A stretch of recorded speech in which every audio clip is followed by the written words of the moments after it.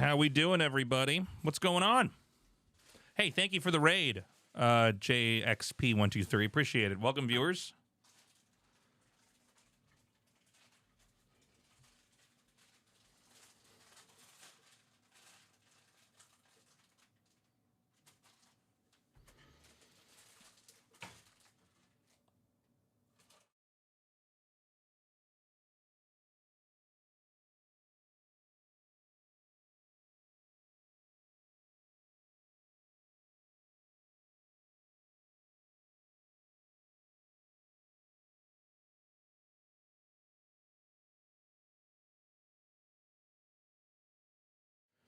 All right, guys. How's everybody doing?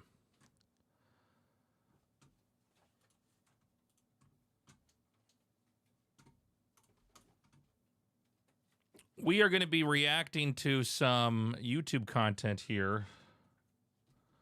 Where is this thing?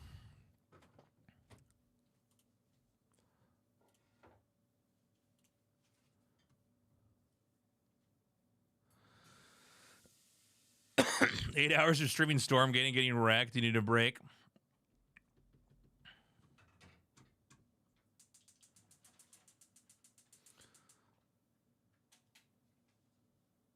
Okay. All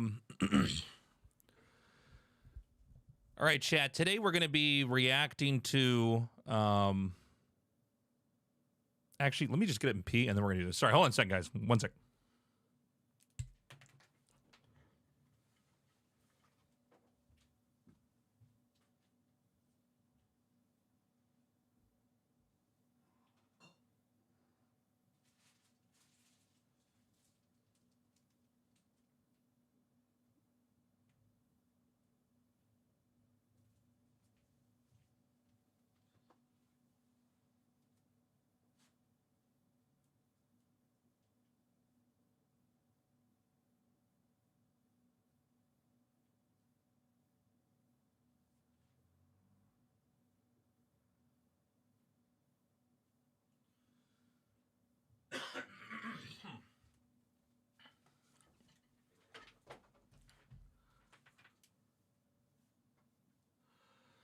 Okay, everybody. We are going to be watching WCG 2009 in Chengdu, China, where Artosis and I were casting. This was a couple years before Starcraft 2 had come out.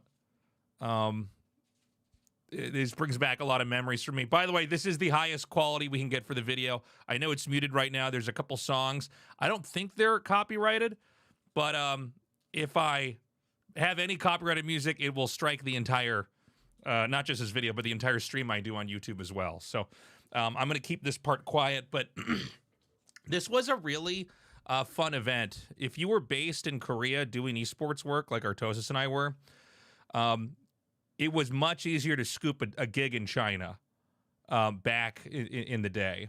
Keep in mind, there was hardly any money in esports. People were barely getting by. A company was much more likely to hire two Americans. They were a short flight away from Seoul than to fly people all the way from the U.S. So we had a little bit of a career strategic advantage in this. So this is White Raw versus Hydra. You can see later in the day we did a Bisu versus PJ match. And this is when Hydra was really in his peak in Brood War.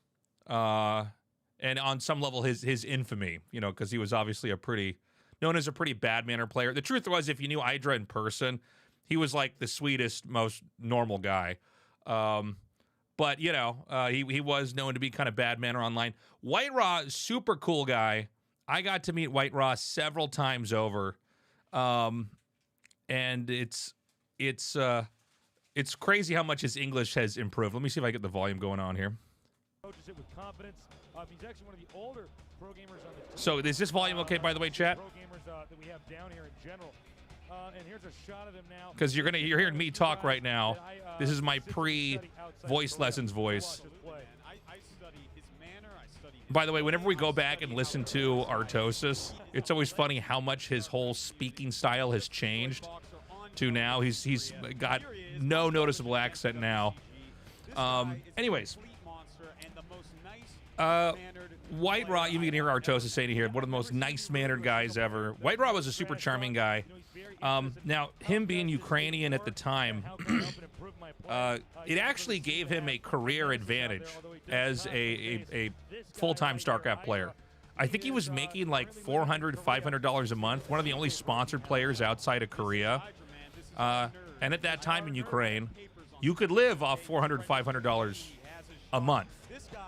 The dollar, you know, was very strong. The Ukrainian economy back then, very weak. So some of these players that were from parts of the world you wouldn't expect, they were able to really devote themselves to the game more so than, like, let's say a couple of Americans, excuse me, who maybe, you know, just the cost of living is higher and the esports money wasn't there yet. So this was a production from, if I remember right at the time, on GameNet. So on GameNet, you're probably familiar with them just from the OSL. They were basically the first network that really put esports on TV in a successful way. A lot of the stuff that we've reviewed on this channel that was maybe pre-OSL, that was still on GameNet that was producing it. Let's take a look though real fast at our map. I remember us being really excited about the map spinning around, the little graphics that we had to show the stuff off. So the map is Tau Cross. This is a 3-player map. At this point in time, it was, I think, a period where we really had figured out how to make good maps. You could have this in the map pool now, and it would be totally fine. Absolutely. And you know what? Another thing to keep in mind. This was also a period in time where you had the original early wave of foreigners, which, you know, obviously that happened way back in the day. We're talking about, like, Slayer, XDS Gur, Maynard. I mean, really old names, right? And then there was the whole other wave where there were foreigners in pro houses. We're talking about, like, Asem, Rekrol, Elki, all those guys. And then there was kind of a Dark Ages period, so to speak, where there really wasn't much foreign presence. And then there was the wave where it was Artosis and me and Idra in Korea. So you had, like, some people there to play and other people there more to work in the esports industry. By the way, thank you for the sub, Crow. I appreciate it. I saw you earlier. My alerts are paused here.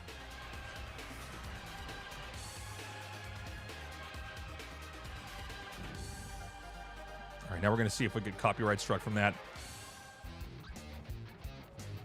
And you can see the audience is massive. I'm going to mute this just one more time just in case those guitars are playing actual music, but we're going to be in the game in an actual couple seconds here. But, yeah, to what I was saying earlier, these guys, like Artosis, me, and Idra, we were in Korea at the time. We had moments where White Raw had come and visited. Noni had been, I think he came to Korea maybe a year after this and was there for a little while. Rhett was in Korea. So that was the third wave of foreigners coming into the country. And then most of us were basically there waiting for StarCraft 2 to, you know, hopefully be a hit and see if that would enhance our careers any further here. I think now we're about to actually go. What was the name of the Polish guy? He was so good. Well, there was a couple. You're probably thinking of Draco. And then, all right. Versus Terran, Ukraine against the United States. That's me. Epic matchup. I gotta tell you, I'm so excited. All right, so we're in the actual game now. At this point in time, you could see that foreigners had, I think, I wouldn't say caught up strategically because the Koreans were definitely still better, but they were, I think, doing more advanced builds compared to the early days where foreigners were pretty bad. It did seem like they didn't know the exact number of workers they needed or anything like that. If you go back and look at a lot of the replays, it seems like there were only a couple foreigners who knew how to really balance out workers. I think now with streaming, this is all more common knowledge. This information is all shared pretty well. But back then, there was a lot of secrets. There were even secrets inside of Korea when it came to the pro teams. Like some teams knew certain things better than others. Sorry, guys, I'm a little bit congested today. So we don't have it on camera now, but at the bottom right, this was another cool feature that On GameNet had. We could see the number of minerals that each player had, the gas. Again, we take the stuff for granted, but with Remastered, you know, they really made the game a lot more speccable. before you know, on GameNet was actually going into the game and kind of building their own code to make programs like the one we see down here with a timer. A lot of this you just had to try to catch from the naked eye. Really good. Plus, the last game, a cheesy game to Yabo, which, you know. So if you listen to my commentary coming up here, oh, here we are. That's Artosis and me. And of course, here's a shot of us. There's a much leaner Tastosis there. Look at these shirts. Some of these shirts are great. I'm pimping the handsome nerd shirts. Nothing's changed. I still have my merch on right now as we're doing this video. But what builds are going to be used here? So I mentioned I think it's going to be like a 10-15 gate coming up, which it turns out it's not. I was way too cheesy. I believe it was Brad okay yesterday. Yep. Just the 10-15 into a shuttle and, you know, elevatoring in the Dragoons. But yeah, looking at this map, this was a point in time where I think map making had really started to hit its pinnacle, and I think map making has stayed very good ever since then. But it is kind of crazy that it took about a decade. This would have been, so this is 2009, right? So the game would have been out for 10 years? Is that right? And what that means is that you're going to get Dragoons so fast, you're going to cut probes, you're going to get early range. So yeah, it did take a while for us to really kind of figure it out. 12 years, thank you. Math is hard. Appreciate that, Moto. It's quite smart of him. And Idra was actually going over his game plans with me before. So Idra had been in Korea for about a year now. Basically, if and there was one gateway, I got to tell you, man, the pro team life was pretty tough. Okay. It was not glamorous. I know a lot of people talk about wanting to go back to the old days. And like, we need to get players back in team houses. It's like, it's not going to happen, man. Especially the way that we have everything set up now where you can stream and make a living and own your own place. And at some point in time, I don't think it was at this moment yet, but at some point in time, Idra moved out and got an apartment on his own. It was basically getting ready for StarCraft 2 to come out and for him to make a career out of that. We saw a similar thing happen with the like wave 2 of pro gamers that came to Korea, where they were all in pro team houses and eventually moved out. And those guys all moved into poker. The format for this tournament was one where you had to, I mean, I should say the format for the whole show. StarCraft would have maybe 1 to 2 games on in a day. Everything was like a shared stage. So you definitely had to, like, you're gonna, a lot of the shots of all the people in the audience, these are the other players who are there. Everybody would get together and get ready to watch their one game. Always an exciting moment for us when we were like, oh my God, like, StarCraft's actually being, you know, held on stage and it's not just Koreans playing. This is so cool. It's worth it sometimes just for the peace of mind to send that extra SUV out. Got to get better quality VODs. Yo, 18GG, if you can find anything that is like of this or around that area, if you have access to those tools, or anybody who's going to watch us on YouTube, I am happy if you can find a database or someplace that has the higher quality videos. But a lot of this stuff is just hard to find. So this was a map that did not have a ramp here, and so Dragoon Pressure was a real threat. It was in the era where people were fast expanding, but you could see you got to do that a little bit more cautiously here if you can get hit by Dragoon Pressure like this. He didn't see any Nexus there, so he has that much. He might have seen that probe though next to those Dragoons. So going to China, China's kind of a funny thing when it comes to esports. There's so much potential in China because there are so many people, so the viewership's insane. There's so much money there, but it's also a very unpredictable country. In fact, since the pandemic, I don't know if I mean, I haven't personally been invited to anything in China for a while. A lot of companies are a little bit uneasy. You know, is the government going to change this law about gaming and suddenly we can't have that game or esport played there? You know, the lockdowns in China were obviously very, very severe. But going back to China back then was kind of exciting because you thought, okay, maybe there's like going to be a lot of gaming events we could do here, a lot of potential. And so we'll see what the future holds for China in esports. In this game, it was actually, it might look funny compared to a modern StarCraft 1 game, but this was fairly normal. The double expand and then a robo afterwards. And so this is a build you can't really get away with now.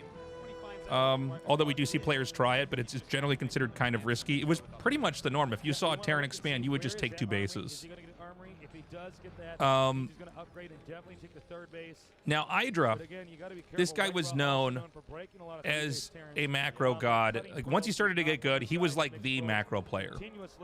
The U.S., I would probably say, was like top 3 countries, generally speaking, in StarCraft. I think that's not too surprising when you consider the fact that the just the size of the U.S., right? There's so many people. It's an American game, too. PC gaming was very big back then. But Hydra really was kind of one step ahead of every other American when it came to macro. There were a few other players. My brother was also an extremely good macro player, Day 9. But I don't think anybody quite could be compared to Hydra. One thing about Hydra, too, was that he was always, he was always macroing. He was never doing like any kind of like weird 2-base timing attack. He was never going to cheese you. He was never going to bunker rush you. And that comes with its own problems. And I think some of you guys who are more familiar with StarCraft 2 will remember that, right? People were trying to cheese Hydra. They were trying to trick him. People were still doing that to him back in the early pre-StarCraft 2 days. He was a macro player, I guess you could say, to a fault. And so a lot of people would try, oh yeah, the old hallucination trick, yes. And so that was an issue. It was cool to see White Raw in this game going for a macro play. White Raw, I think, I would say, is maybe a more well-rounded player. That doesn't mean better, by the way. That just means, like, you really didn't know what he was going to do. In this game, I believe we see him do the... This is what I always thought the special tactics was. I know that's kind of like a meme now. But what White Raw would do very often was he would get the 3 bases up, he'd cut probes. We just saw there were not probes making back there. And he would get a lot of zealots. And as the Terran would take a 3rd, he would try to topple them. So there's still no workers being made. The idea is you get a ton of gateways, you go for zealot speed, and you basically try to do a bust. Now, a lot of the way that Terrans played back then, it actually, I'm not even trying to be funny here, it looks like a lot of how people see Artosis play now, where they'll like take a late 3rd base. It's like a hyper-conservative way to play the game. There were periods where, and there's certain types of games where you can take a pretty fast 3rd and get away with it. Usually it's in games where they go for like a double Nexus, like right away. Like Nexus first, I mean. But this game we're going to see Hydra, if I remember right. And I haven't actually like watched this whole video, so I'm kind of experiencing this with you guys. I think White Rod tries to bust his 3rd. One thing too about China back then when we did these events is like you could always get a huge audience at a Chinese event. Always. Sometimes you would do esports events in Europe and like there really would not be that many people showing up. It was always cool to get any audience, but with China you could pretty much be guaranteed like it would completely fill up. In fact, I just remember how many people were watching. I think it was PJ. He was one of the Chinese players at this event. Really nice guy. And he was playing Stork. This was not on stage. And the number of people that were around the PC and standing on stuff to see PJ play and how hard they cheered when PJ won a game. I think Stork ultimately beat him 2-1, but it was pretty hype. So here we have a Vulture run by. But a little bit before I moved to Korea, so this is 2009. I moved there in 2008. So this is one of my first events where I was working overseas, and Artosis and I were starting to do gigs together. But this was really where macro play became a thing. If you look at the early days of StarCraft, you'll see a lot of stuff like look at what Slayer's Boxer did, and it was like a bunker rush, or it was a I don't know, a tank drop, a vulture drop, you know, stuff like that. Like, look at this great Reaver play. And that started to, it was always part of the game. It started to be more in the background. It came down to these big macro plays. So this is the rush I was talking about, the White Raw special tactics. And the idea is he can pull these zealots so far back into the tank line that there's no way for the Terran to take a third base. By the way, I don't think this is viable nowadays. Or if you were going to do this, you'd do this after you maxed out, so you'd probably be on like 4 bases or 5 bases. And tanks are the most pivotal unit in Terran versus Protoss. You take out their tanks, they're going to be really behind. And he did. So you can see the CCs floating. The third base, by the way, I feel like this camera shot's not really doing it justice. Where you see the Dragoons, it's to the right of that. So you can see he does another wave of Zealots coming out here.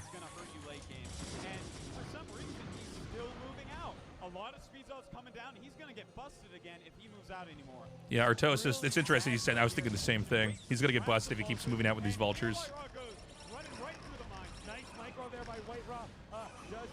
It's, you know, I think neither of us are going to point this out here now, but looking at this game right now, this is too much of a win-more move, is what I would say. He doesn't have a third base here. You don't have to try to bust him.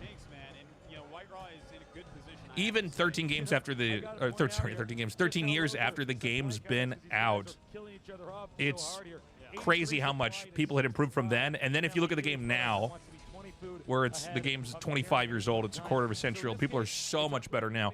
It does make me curious, like when we get to 30 years, 35 years, are the games going to look so much different from now, or have we really kind of figured it out?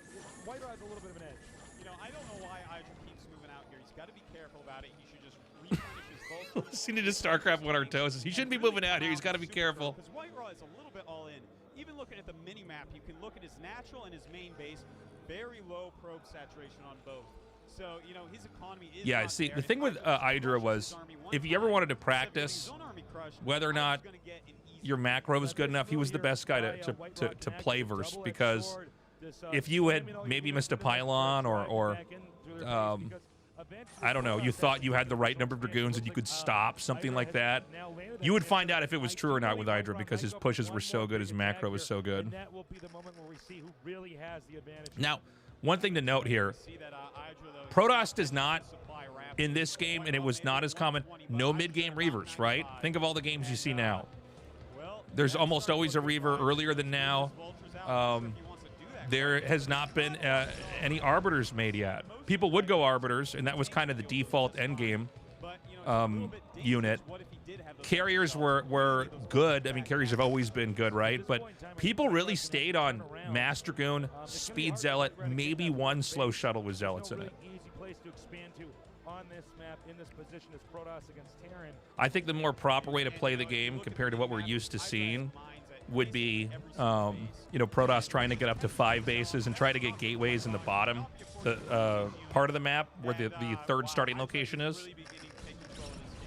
White Raw is going to have about one more attack left in him, because Hydra is just going to macro up huge at this point. Okay. I remember being so delighted when I casted this, just being able to see the player's supplies in the bottom left, or the bottom right, excuse me. And remember, White Raw cut probes earlier on, so we'd have a stronger attack. So losing these workers now can really hurt. Yeah, so we just saw the 2 forges. We got a shot of the Templar archives. He is double upgrading, which is kind of weird. I wasn't expecting to see that going on a. So I guess he is. Yeah, Artosis says the double forge is weird. He wasn't expecting that. That is a little bit weird. You could see the late game was a lot more of a fuzzy place. And in this game, sorry, not White Raw. Actually, sorry, White Raw goes for Templars with Storms, which was actually very ahead of its time. People weren't really doing that as much. This is not a Storm drop. This is a Zealot drop up here. Can he actually get the CC here? I don't remember this part.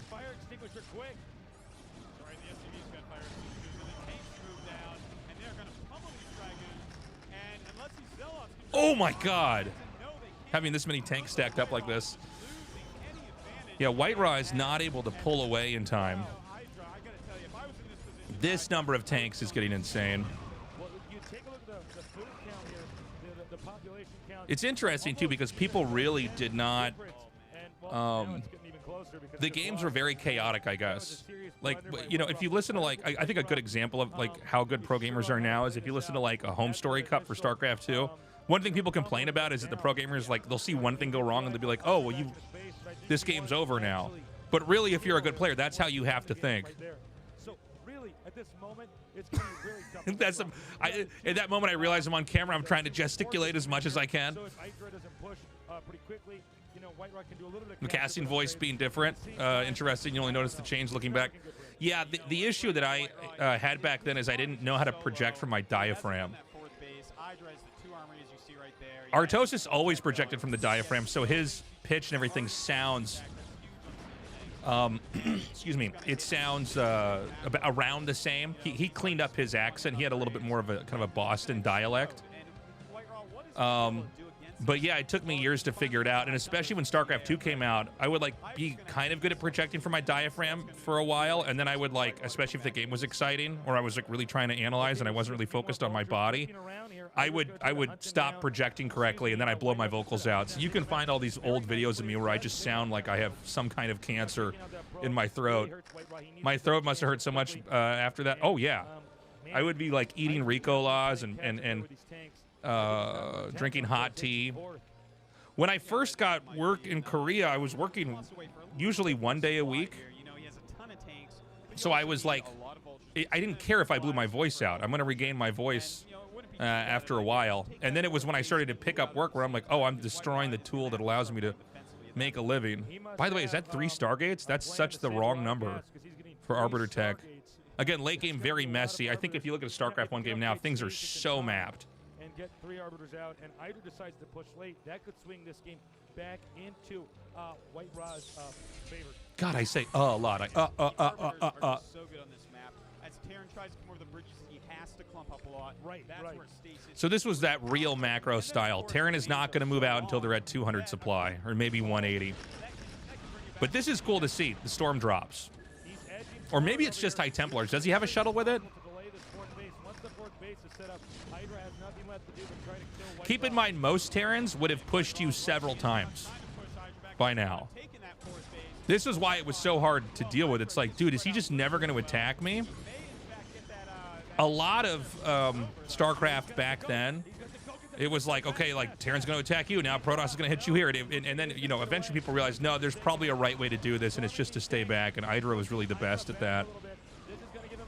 And then, of course, you see players like Flash where, like, they play a perfect game and never really get touched, maybe lose 1 to 2 tanks and then push out and win. Yeah. A lot of units. His 4th base not up yet, as we see, and you've got to stay 1 to 2 bases up on Terran, especially when Terran is so that's 3 Stargate Arbiter. Okay, we do see the probe transfer. These probes have to make it over there safely. Here's another push in. Notice there's no Zealots with this attack. Never want to attack without Zealots here. Oh, he's actually... Oh, he is going to try to drop Templars here.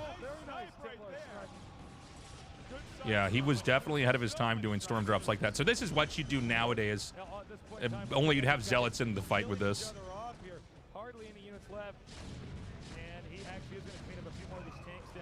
And keep in mind, in the background of all this, everybody knows StarCraft 2 is coming. And all the players are really hoping, is StarCraft 2 going to take off? Is this going to be like a real opportunity for everybody?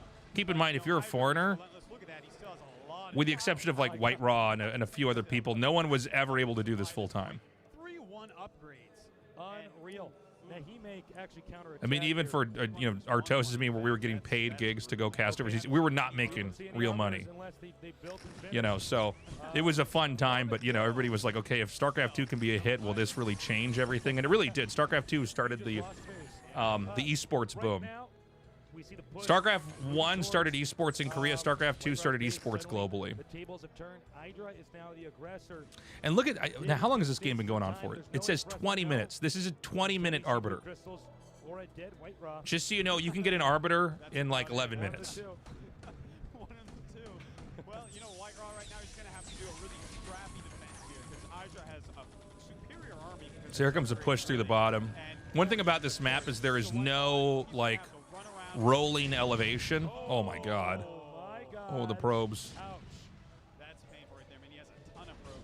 So, you know, a lot of times Terrans would try to like take control of the high ground or do this or that. The way to play this map was to power up and muscle through it with just a better upgraded army. Wasn't Quake a thing before then? Quake had tournaments for sure, but I mean, they did not compare to what StarCraft did in Korea. I mean, you had the first, you know, leagues where it was like a couple times a week there were matches on. They were all televised. Quake, maybe there was some stuff on cable. I don't know, but nothing that was like comparable. Quake also, I have a lot of respect for it. It was never my game. I actually liked Counter-Strike 1.6 more, but it's undeniable that like as great of a game as it is, it has not had the kind of lasting impression that RTS has had. We're going to have to see a GG from White Rock coming up pretty quickly here. Yeah, because he didn't really kick out this expansion. White Rock's going to send more units down this way. I don't know if it's a good idea. This is actually a great game for the time too. Does Hydra have, though? Not that many. He is getting low on The problem that White Raw is facing here is that he just doesn't have enough bases. Terran just don't need that many bases. Remember, White Rod's down on a base, so this is pretty much one of his last chances. Oh, hold on. Maybe does White Raw? I actually don't remember who wins this game, by the way. That's important. He needs to preserve every unit he can. I'm assuming it's Hydra because he was so beastly back then, but Just the upgrades on yeah, Hydra. White Raw, I think at this game, at this point in time, it feels like he's had maybe 4 or 5 attacks where he should have either not attacked at all or pulled away. That base that we saw warp it in, by the way, you could set up tanks from your main and hit the mineral line, which obviously White Rod knows that, but it is, it's tough. He needs to go somewhere. This base right here, just to the right of that is the Terran's main.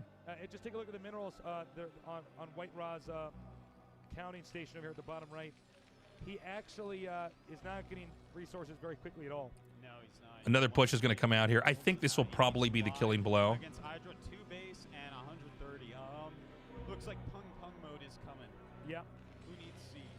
That's Our right. toes is called a pung mode. That's what the Koreans would call it if you used siege tanks and didn't have them in siege mode. We were very interested in any kind of Korean slang about the game back then. I just did Begging that. for help there. What do I do here, Tasus? I don't What we need is canned laughter, actually. That's what we need. Now we've got the vultures coming up here to kill these probes. Yeah, this game's going to end in a second here. Okay, you see more vultures now. Did we use the word Gosu? Yeah, it would not surprise me. By the way, see that shot, the zoom in? I'm actually going to go back 1 second. I don't think this is used as much, but this was a very on-game net move. The shot of the player as the action's happening, and then you zoom in. Ideally, if you do the shot right, the camera's zooming into the player's face right as it cuts to him. You're trying to go right into like where the player's eyes are. There's a lot of little things that I think people don't think about when they're watching stuff like this that is really well-produced television, especially for something that's live.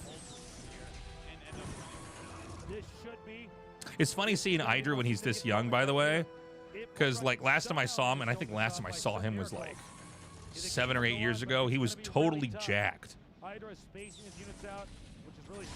And in this moment, he's such a kind of like, I don't know, small, nerdy-looking guy. But here he's like a complete, last time I saw him, I was like, oh my god, looks like this guy lives in the gym. Big stasis coming down. Hold on, maybe does Hydra lose this? If he has one more stasis, he can clean up. God, I feel like Protoss must have. Yeah, look at this, 75 supply. There's almost nothing here. It's one of those moments where you realize you froze too many tanks into stasis, and once it unfreezes, you're going to lose everything. The horrible attack of the Arbiter, try to take out some tanks. Well, those things will die by tomorrow. Sometime tomorrow. Okay, he's going to X41. Yeah, I think this game should end in a second here. Unstasis.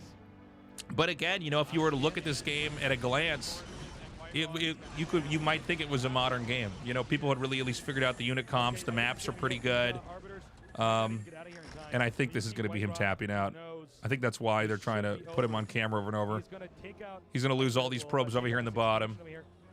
White Rock, of course, still does at the top right, but remember, a lot of probes to kill there. You can see there's about 1 probe for each mineral patch. That's certainly not enough. Circling it up, man. But you got to hand it to White Raw. He's at 44 supply right now. Hydra's at 151 supply. And so, post this, Hydra stays in Korea, and he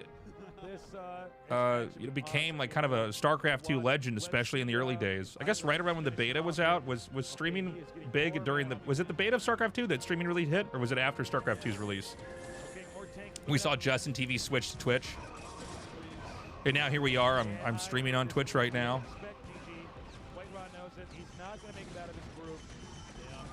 There it is, GG. I gotta mute this just so we don't get copyright struck. But yeah, little piece of history. High quality StarCraft.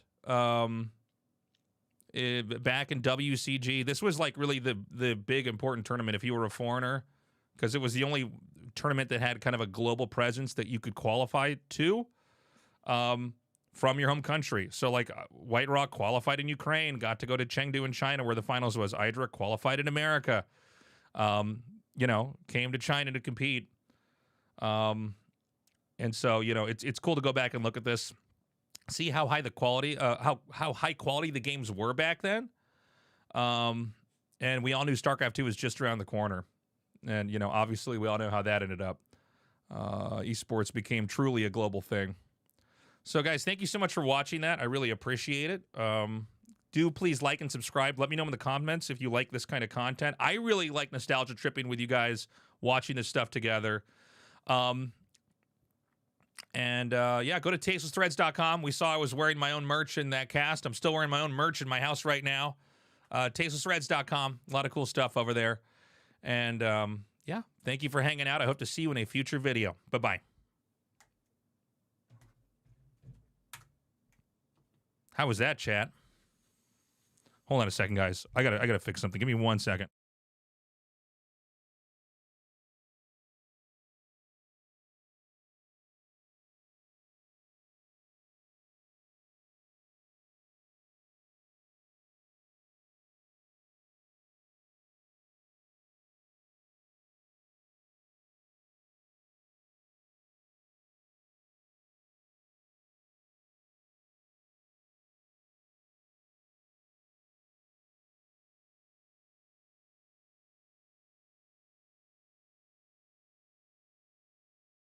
Sorry, my mic was off. Sorry about that, guys. It was getting so hot in my room. I had to run and like open a window real quick here.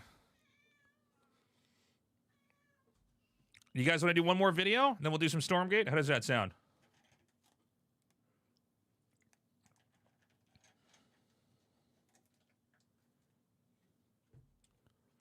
One more?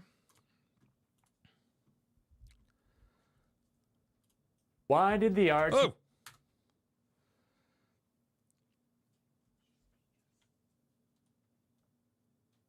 Where's my button? Here we go.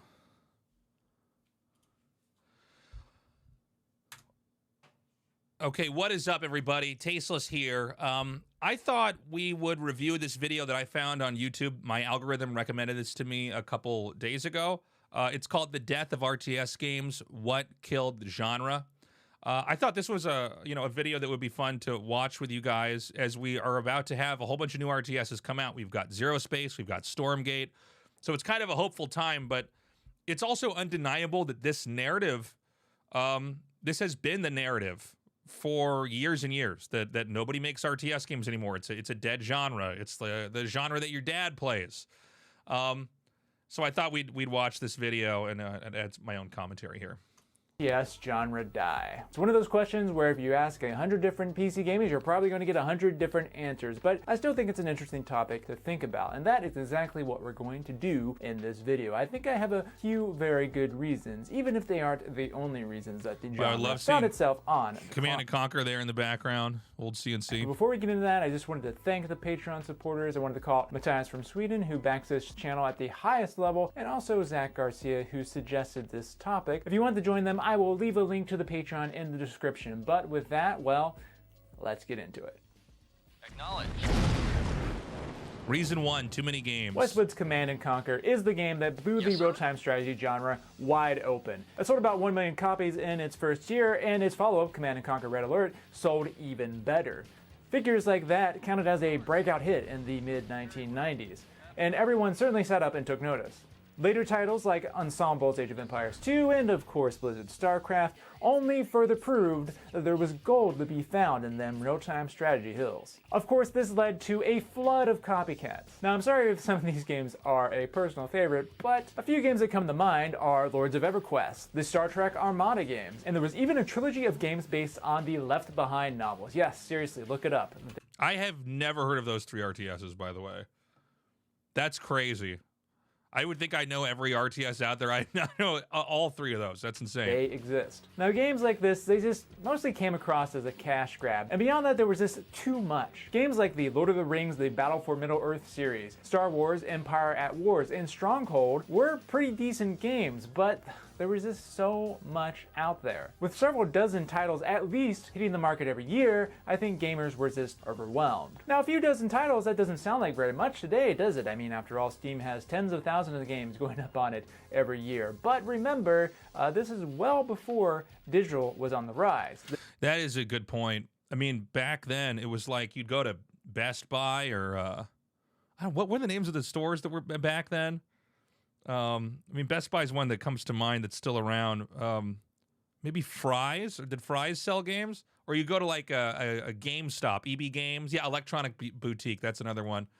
But there were not that many PC games.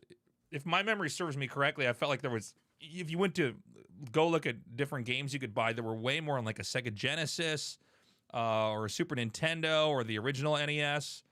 And when you go look at PC games, I felt like there were, maybe dozens in a given store. So, and really there were not that many genres. There were like 2 genres mainly. It was RTS and point-and-click adventure. And then there was the emergence of shooting games. But even back then, Doom and Duke Nukem, that was like a huge deal. That was like, I can't believe they figured out how to make a game like this. But it was like a lot of King's Quest, Monkey's Island, Command and Conquer, Warcraft 2. I also think he's correct that a lot of these other RTS games that are made were kind of a cash grab, excuse me.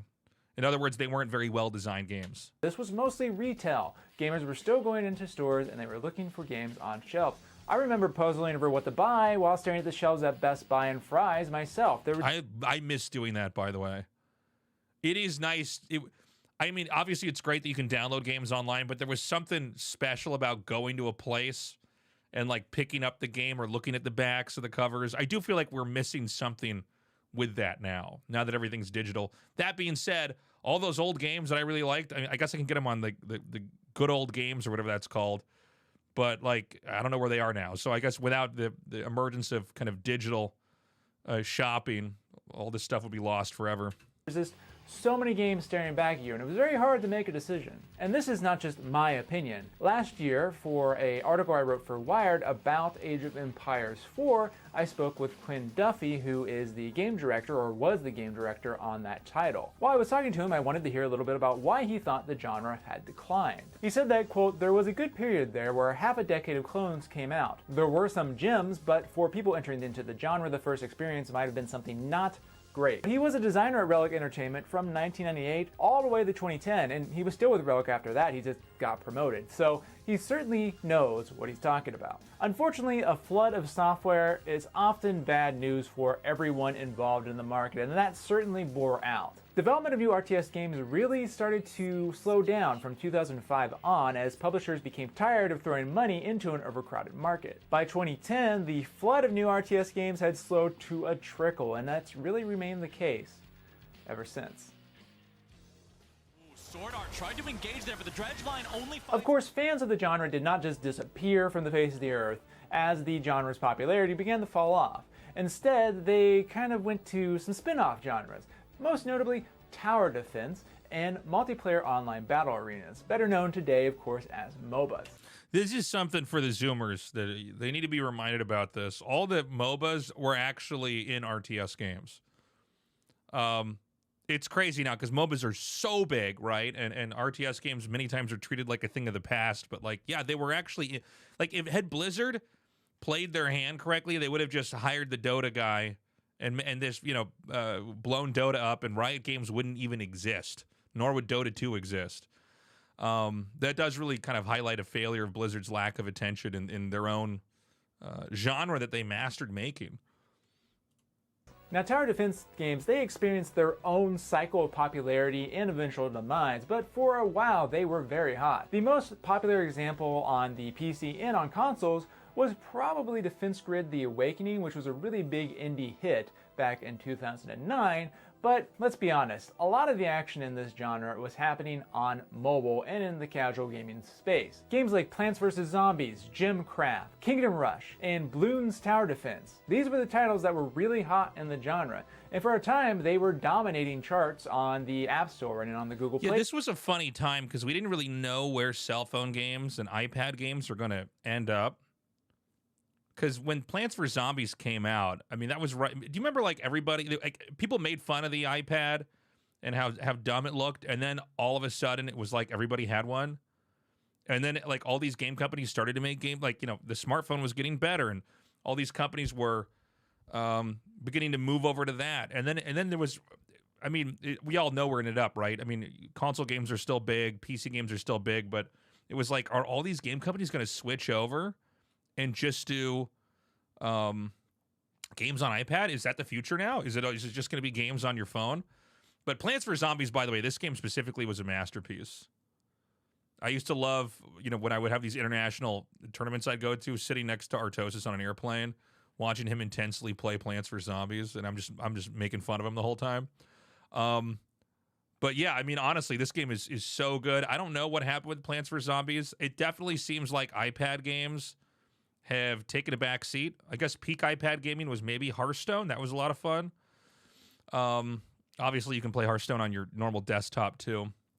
But yeah, a lot of these ideas were already happening inside RTS. I used to play tower defense games in Starcraft 1.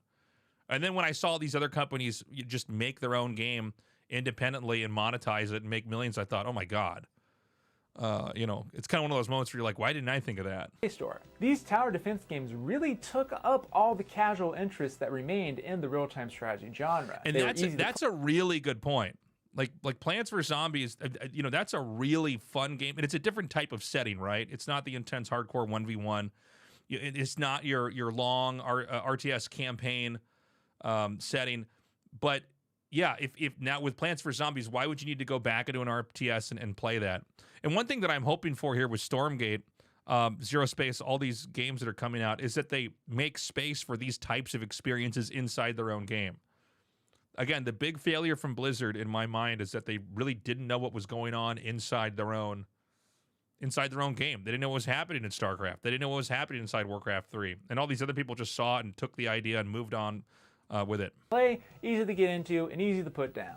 On the opposite end of the spectrum, you have the MOBAs. The genre got its start back in StarCraft with custom maps, and then really evolved in Warcraft 3 with Defense of the Ancients. 2009 was a big year because that's when League of Legends came out, and then in 2013, well, Dota 2 came out on Steam. There were a few other contemporary efforts that most people don't remember today. Demigod was one of those, along with Avalon Heroes. And even Warhammer Online apparently tried to spin itself off as a MOBA, although I didn't play that one, I gotta be honest. Of course, in any case, MOBAs ended up proving really great for esports because they're extremely focused on micromanagement and player skills. So they siphoned off all the serious players. Now, this isn't to say I don't know if that's a fair argument that it's siphoned off the serious players. I think what happened with MOBAs is they had an easy team game, and it's much easier to get people in competitive online stuff in team settings.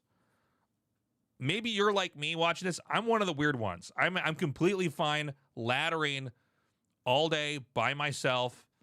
I don't need a teammate to blame or to carry me or for me to carry them.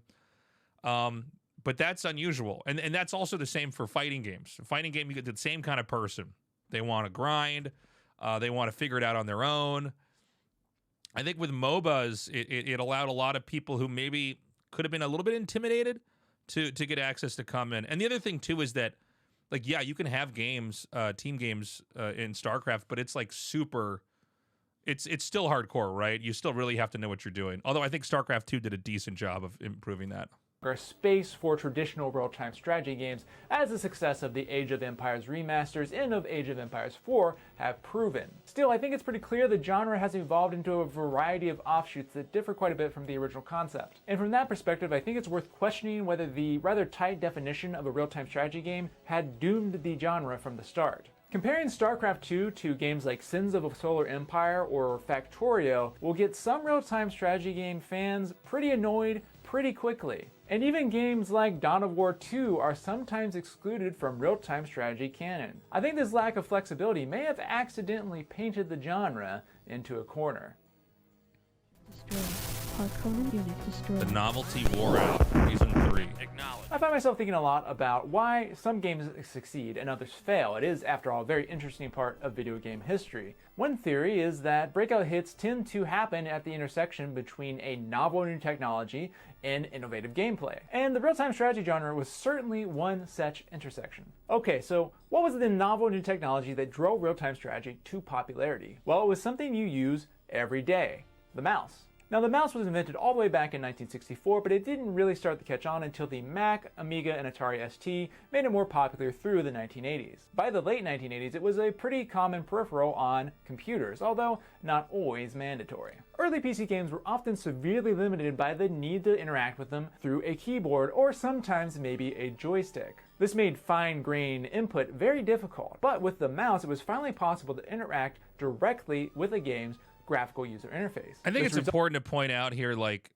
he's correct on that too. Like, there was nothing quite as intense. You were playing with a mouse and a keyboard at the same time. There were shooting games, but you know, whenever you see anybody even play a shooting game back then or now, it's the mouse.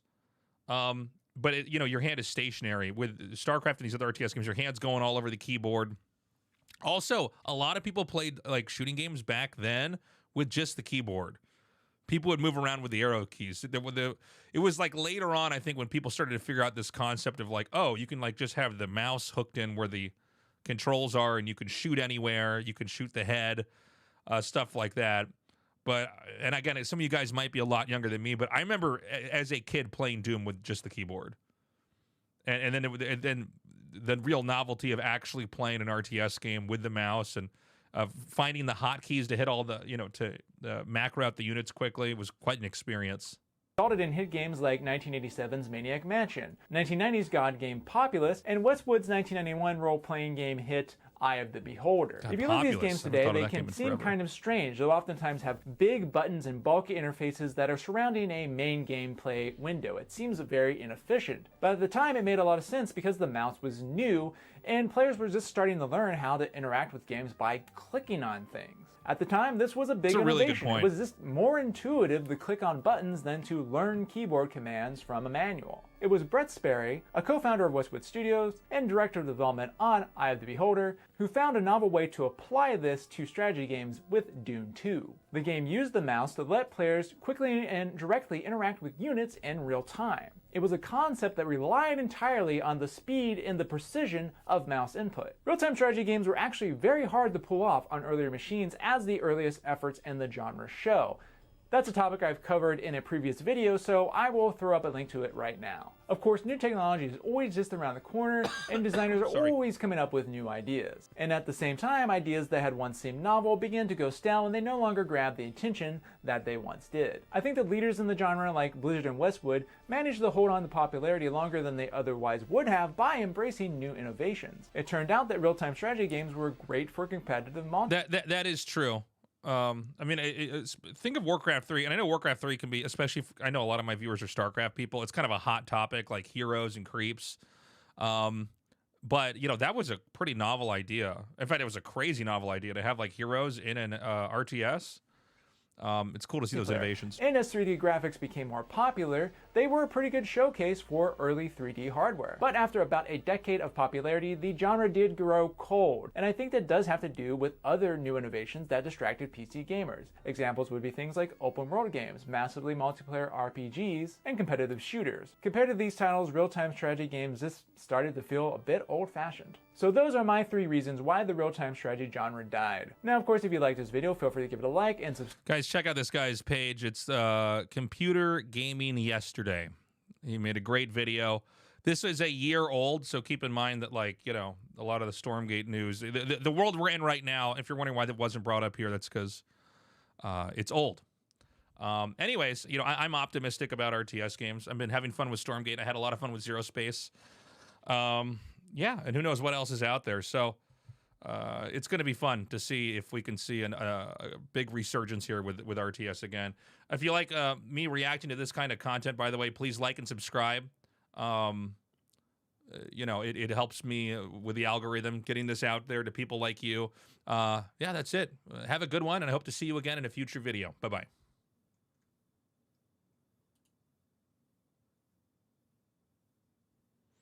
Have I played Age of Empires 2? Yeah, I mean, it's a good game.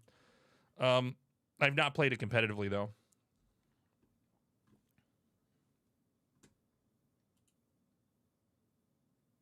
How long am I staying on? I'm going to be on for a while. Let me get Stormgate loaded up here. Oh, let's unpause alerts here, too. I want to fucking barf. Thank you again for the raid earlier. You fucking kidding me? Oh, this is so stupid.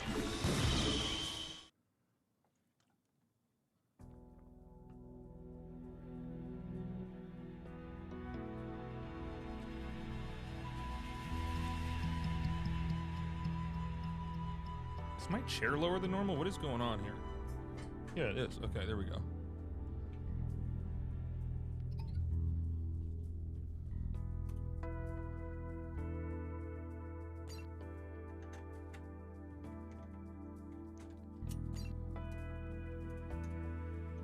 I think we actually lost some MMR here.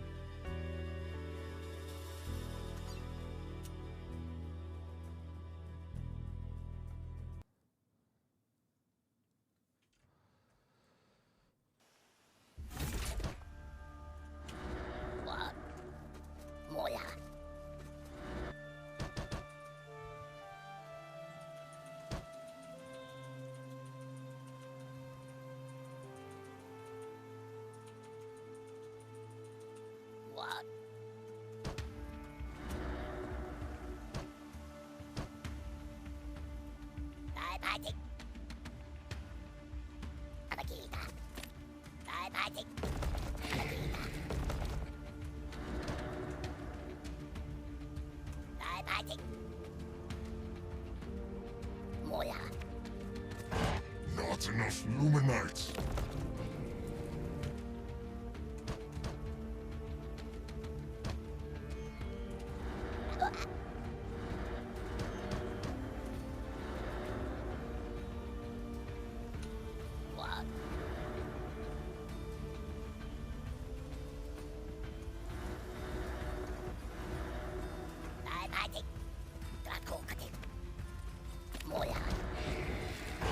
Need more Luminites.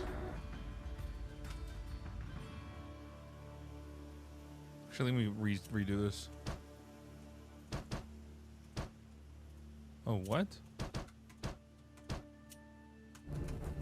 Oh, you can't shift click that. Oh, that's so weird.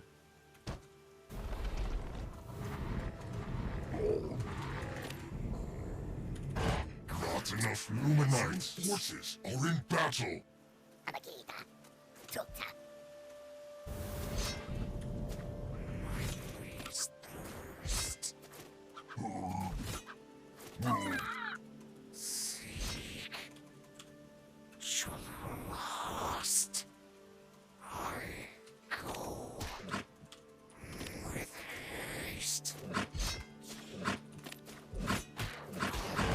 Not enough Luminites. Is it stuck here? Oh my god.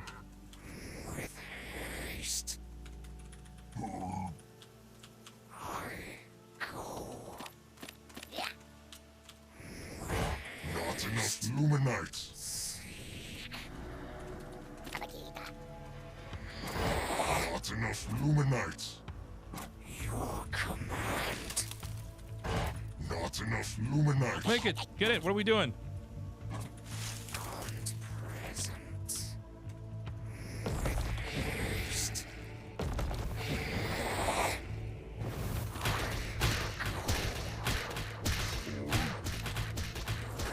I don't know if this is the right play, but this feels right to just kill this thing off first. Because the only thing that can stop me is brutes. Alright, there we go. Alright, now we just win.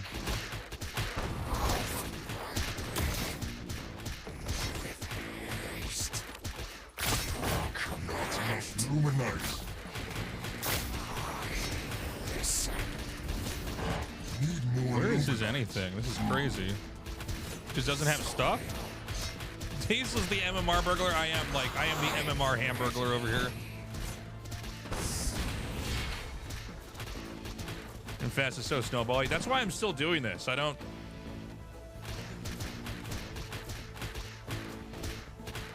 You blame me for your losses of Vanguard? You shouldn't be dying to Infernal early with Vanguard, I don't think.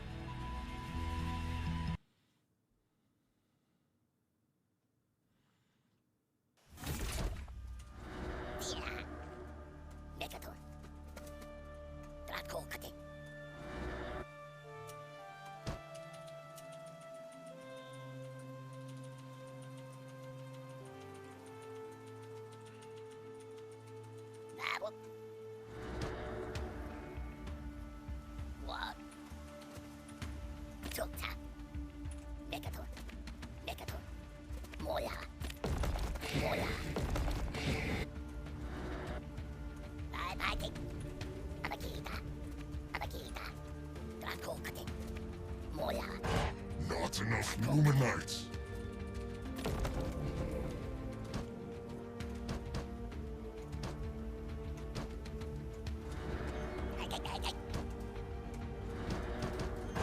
Need more Luminites.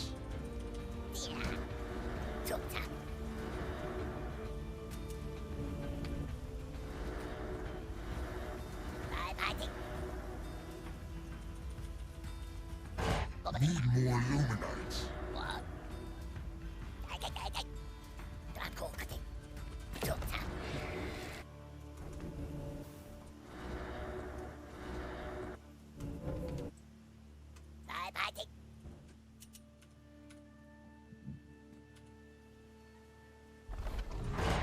Not enough Luminites.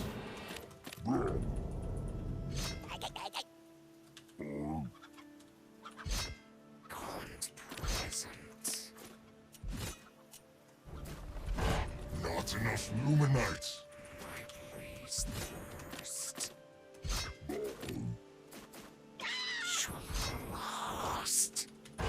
Not enough Luminites. Listen. I'm ready. Not enough Luminites. Our forces are in battle. Need more Luminites. Out of my way. Okay. Not enough Luminites. Okay, he got that one already. So he's probably out on the map. Need more Luminites. Shit. I'm ready. Need more Luminites.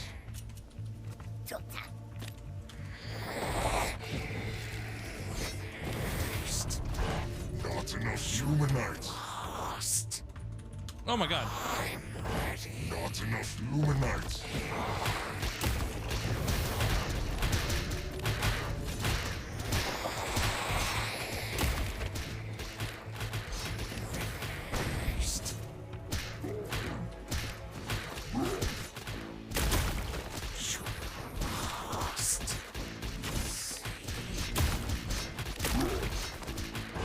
Not enough Luminites.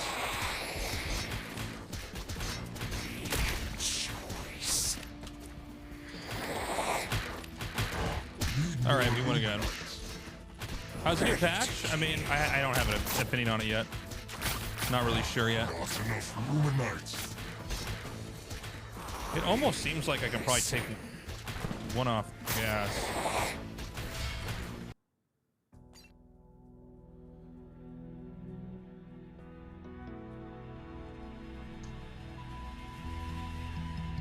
I'll be right back, guys. I'm gonna microwave some food.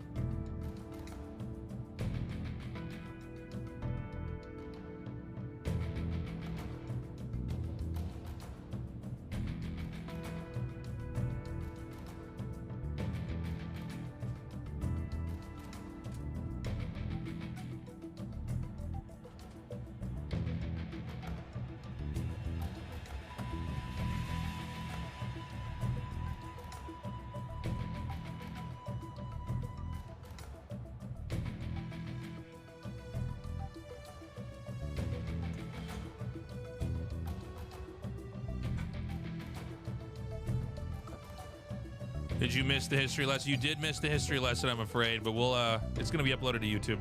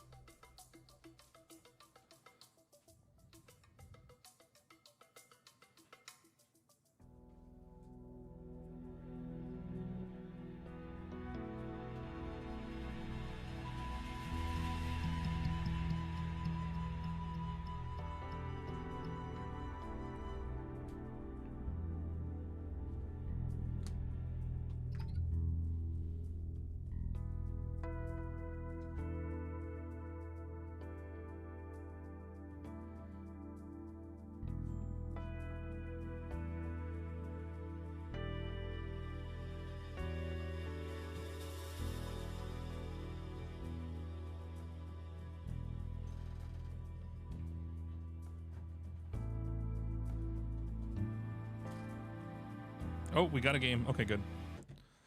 Boop.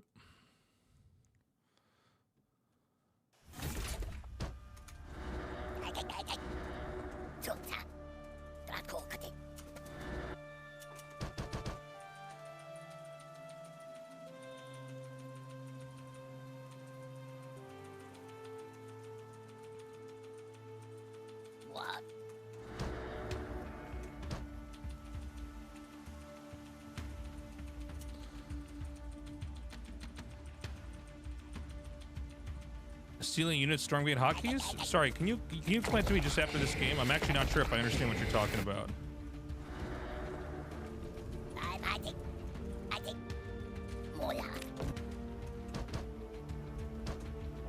I gotta stop leaving my phone on my desk where my mouse is.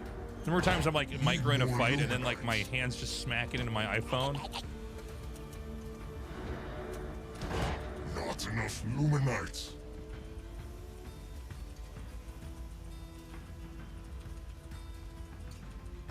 Not enough Luminites.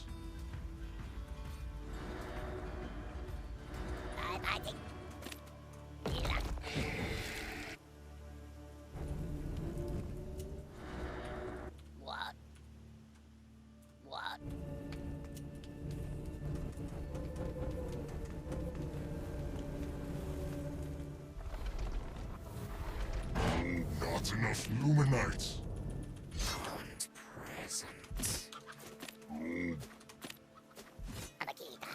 Our forces are in battle. Choice.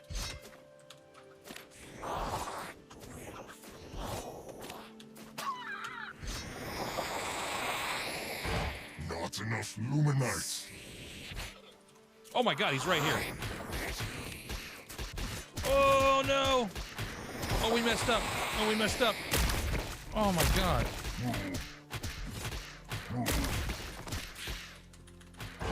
Need more Luminites.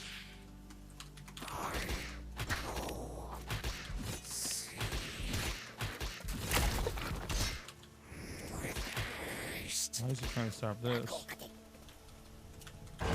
Not enough Luminites.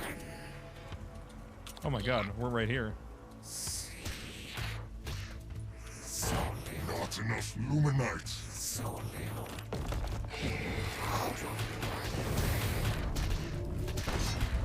Oh, that actually dies faster than I realized.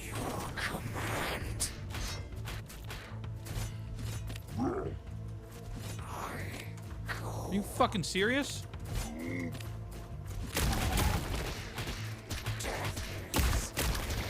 Oh my god, this is a fucking disaster. Not enough Luminites.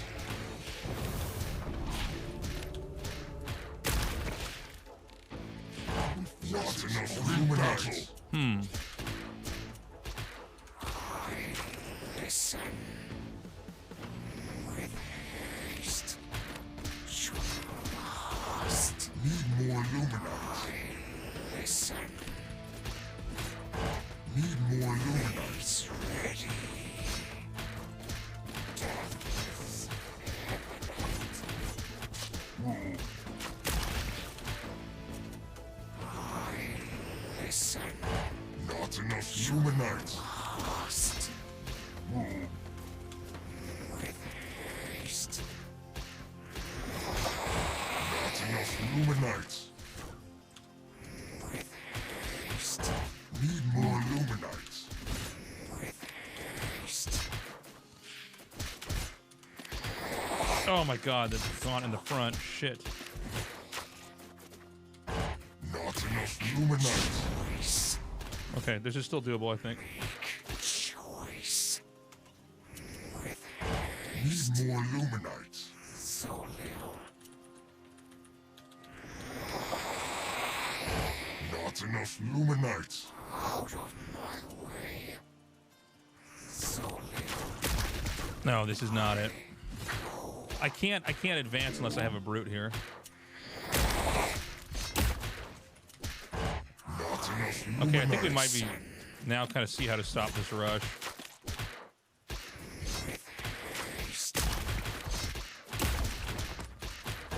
Not enough Luminites.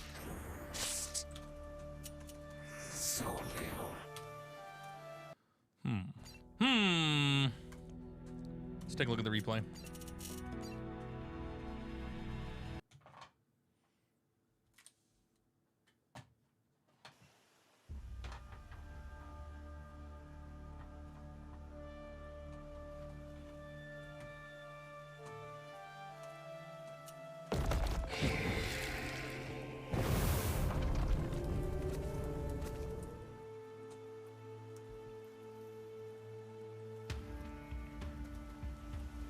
What's up, Drip King? How you doing, buddy?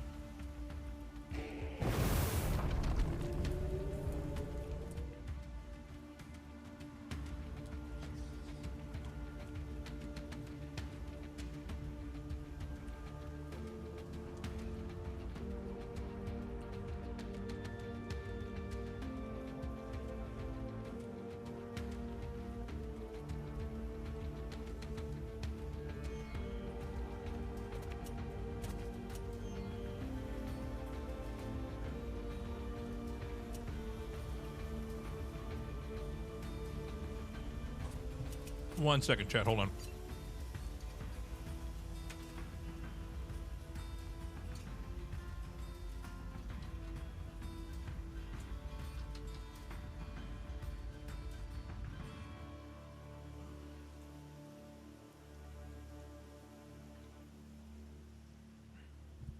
Okay. Are they going to add more units? Yes. You fucking scumbag! Yes, they are. Thank you, Sponge. What's up, buddy? Sponge just subscribed. Hey, tasteless, what's good? What's good? Not much. Trying to figure out if we can do abandon this all in or not.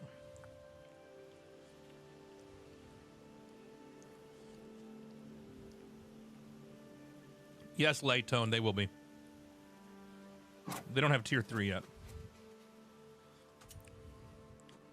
When does he get a meat farm?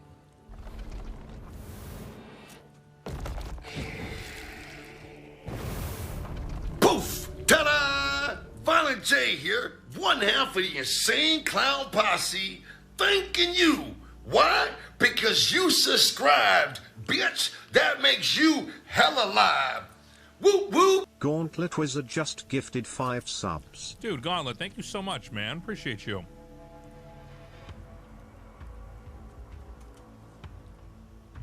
Thank you, man. Always being so supportive of me. Now, let's say that I see him down here. What do we want to do here?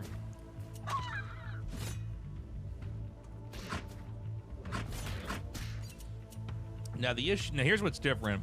There's only 3 guys at the speed camp now, so he gets to kill all of them. So this whole rush isn't really as good. Because were there like 6 goats or something, or 5 goats here before?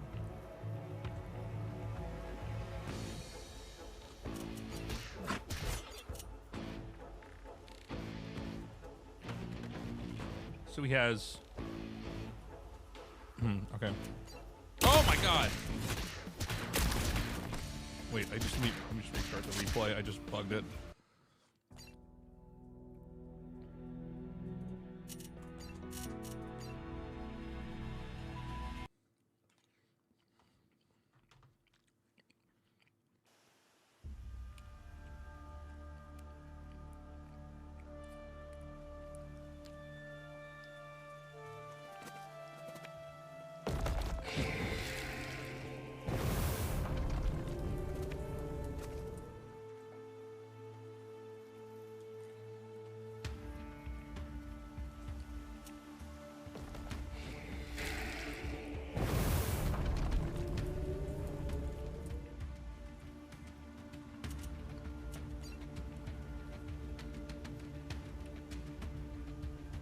I want to see, did he get...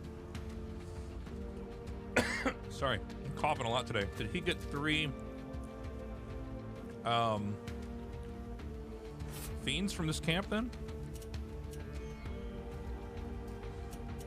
Taste, my question was essentially, as a new RTS player trying to learn in Stormgate, Alt essentially steals units while Control makes the control groups. Any reason we can't just ignore Alt altogether and just use Control? Both Artosis and me don't use Alt. We like actually didn't even know about Alt until like a couple years ago. So when someone explains to us, we were like, what? No, that doesn't... I didn't know Alt did anything. And there's other people that play RTS games religiously that don't know about Alt either.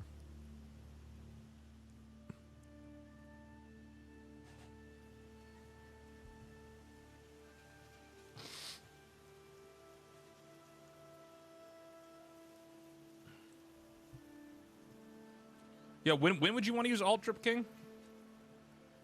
I just use Control and Shift. Wait, what is Alt? Give me an instance where I'd want to use Alt. Yeah, see, half the people in here don't know about Alt.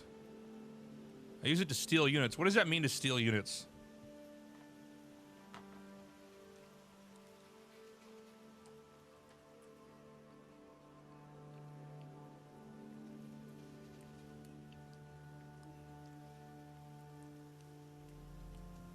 See, half the people don't know about Alt.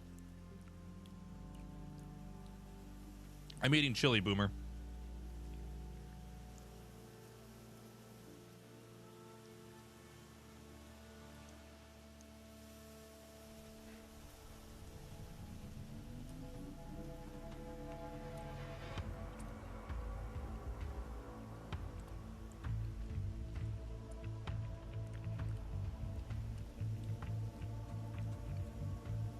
You see what I'm saying, man? Most of the people in the chat don't know what Alt does.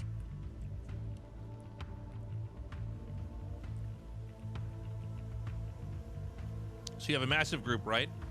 All on one control group. Then you get dropped, and you needed to take 10 roaches out of your main group of 30 to defend the drop while keeping 20 aggressive on the map. So use Alt of your already established group to steal 10 out of those and defend the attack in another spot.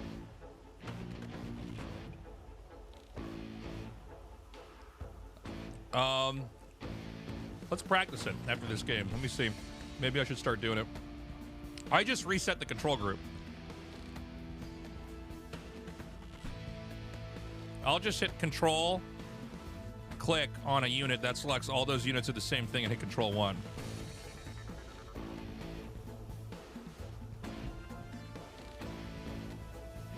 And yes, I did put a dollop of sour cream on this. I want to fucking barf. Oh my god. Baka, thank you.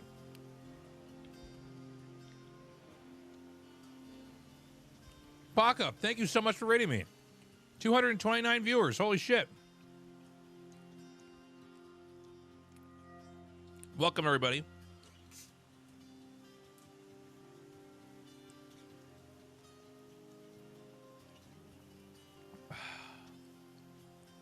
We are in Diamond 3 right now. I'm trying to get out. I'm just eating some food. Yeah, do you have any good replays for me to cast, Baka?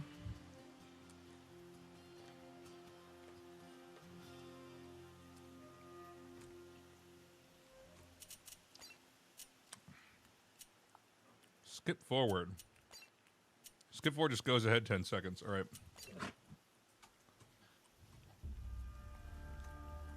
So there are 3 goats. So that would be 3 fiends. 1 fiend. He actually lost the fiend too. No, he didn't. He has all 3 fiends. If I see him here, his 3 fiends, 1 gaunt and 1 brute versus my 2 gaunts, 1 fiend. Yeah, this seems to be a problem with the rush.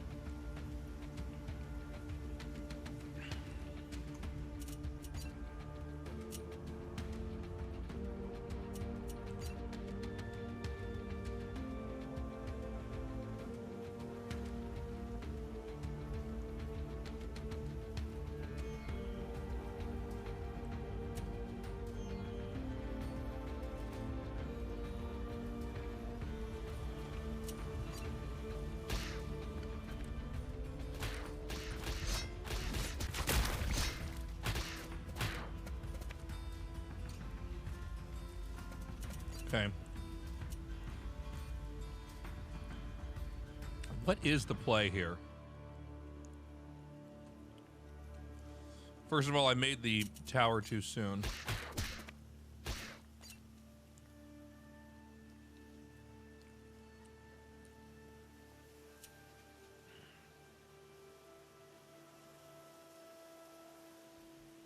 Skip the vision camp.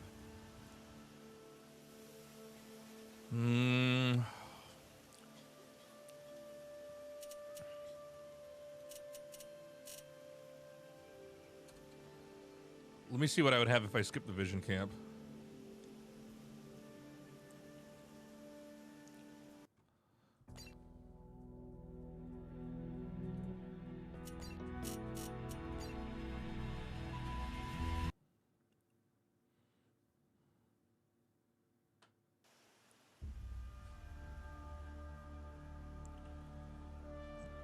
So let's say that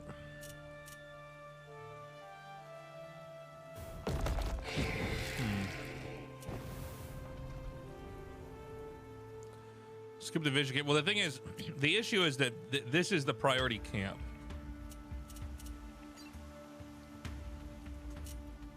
So the question is, what do I have out? His gaunt is out earlier than mine.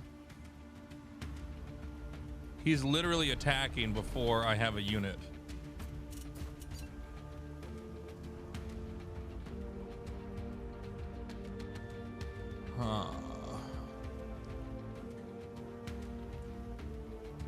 I don't know, man.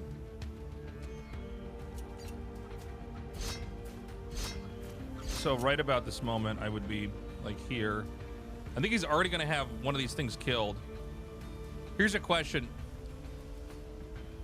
When he has Infest on a goat, when do I, if my gaunt hits his, that goat, that same goat, does it erase his Infest, or do we have to wait for the Infest to die? Does anybody know?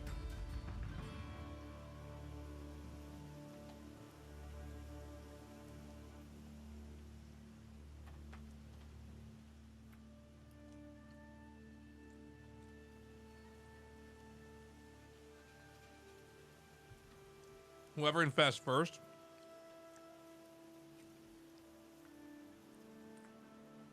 Okay.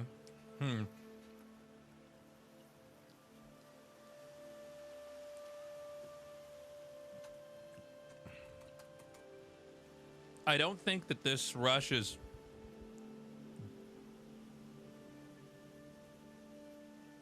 Yeah, I don't know if we can do this rush on this map anymore. I don't know. I think we should just do what he does.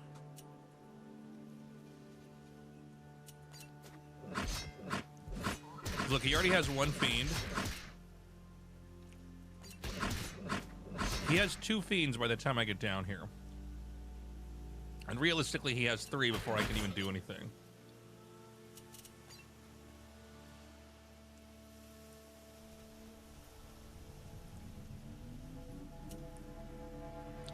Take my side of the creep camp. You mean go here? But do you mean still do the rush, or because we can just make our stuff back at home, and we would both be doing mirrored stuff on the map.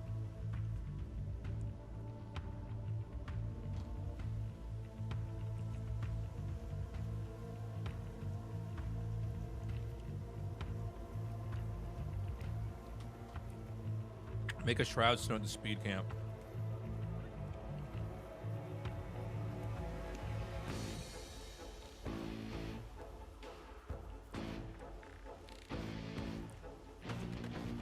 Huh, that's interesting. Okay, let's try that. I think you guys are right. So we can send one more imp. Just build a shroud stone. If we put it here, he can't really get to this at all. Yeah, I get that, Fez. I think we're just trying to explore the possibilities of these rushes.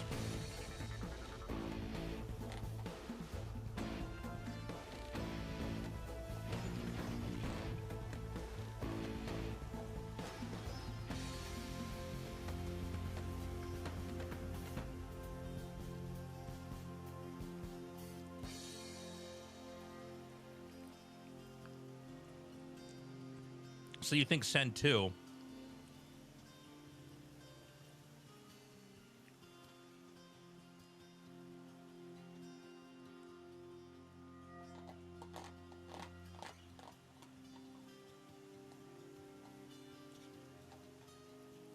Maybe send 3 at the start?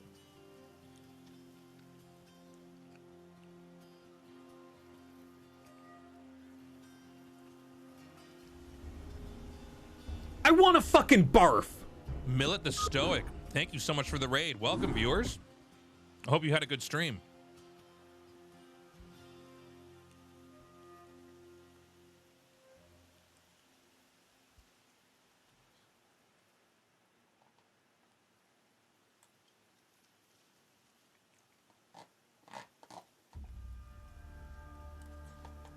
Be right back.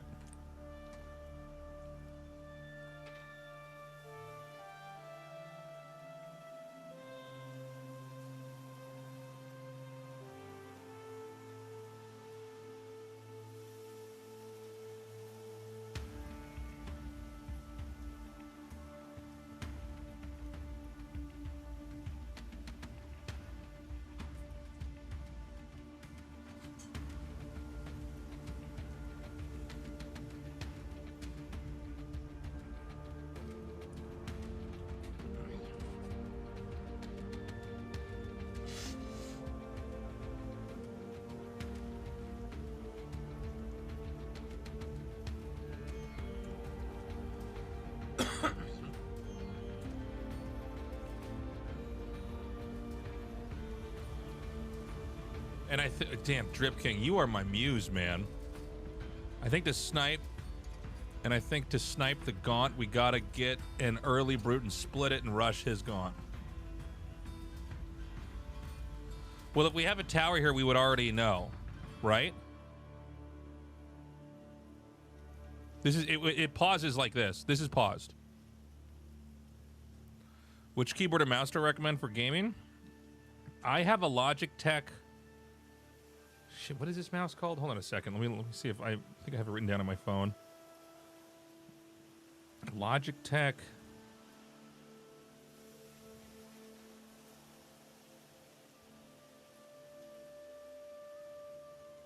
Hold on a sec. I'm gonna check.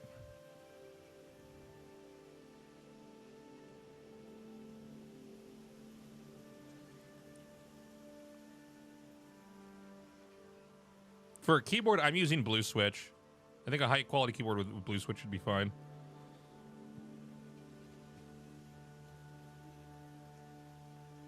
Shit, I can't remember the guy's name that recommended this to me. Hold on a second.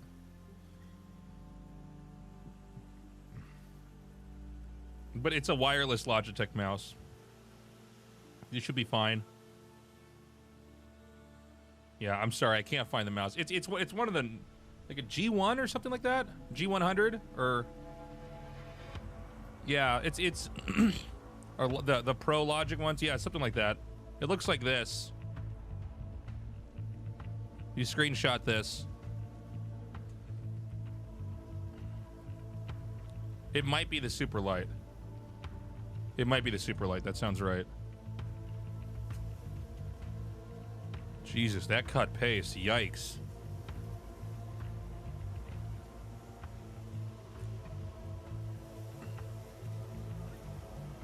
Okay, so what we're gonna do is we're gonna it's like the ugliest link ever, Drip King. Hey, appreciate you calling. I see you on YouTube, man. All right, so we're gonna try setting 3 out. We're not gonna back away from the rush. We're gonna double down.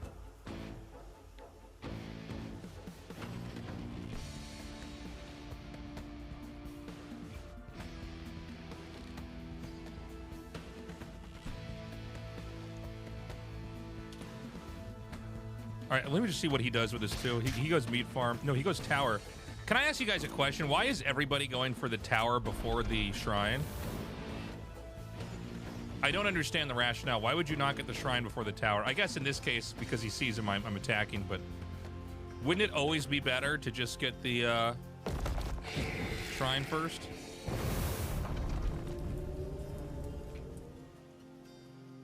If they fiend rush me randomly, as in like they just make a brute and split it, like 4 fiends? Interesting, okay. I guess I haven't actually experienced that yet. Because I'm just doing this GZL in every game. I'm like, that's funny. I haven't encountered that yet on the ladder. Meanwhile, Tasis is just building a shrine in their base and rushing every time.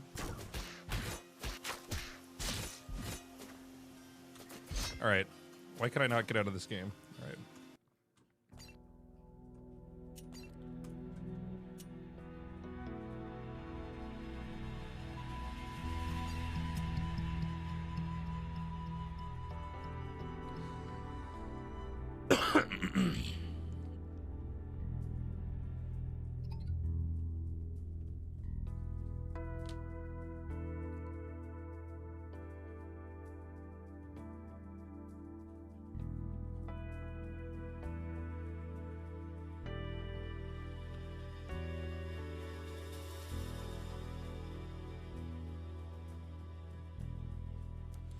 Stormgate still has an early game strength problem from the Infernals. You talking about Infernal versus Vanguard? I think Infernal versus Infernal, yeah. I mean, it just seems like it's... Part of me doing this rush is I'm trying to figure out if this is like StarCraft 1 ZVZ. Where it's like maybe you can't expand.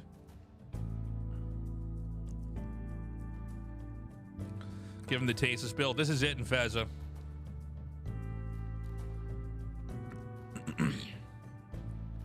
I don't know if we're at the point of naming builds yet. This would not be Mudman, though.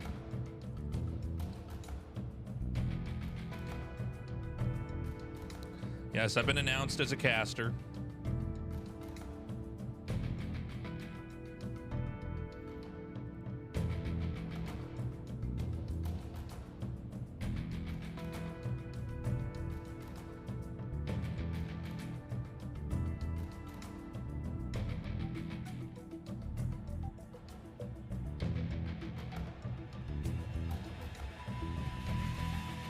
Look forward to the Hamburglar build. This may be the Hamburglar. This actually may be what this build is called. All right, game found.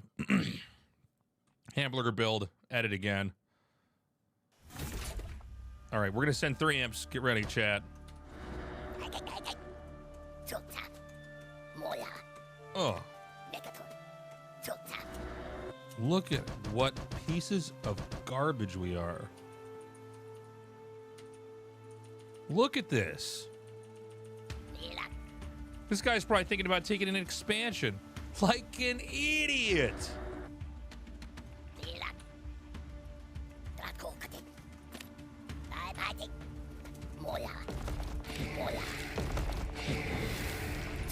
What are the conditions to build this thing?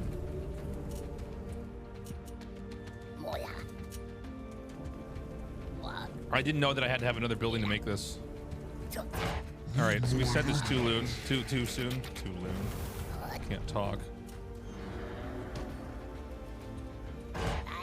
enough Luminites. Not enough Luminites.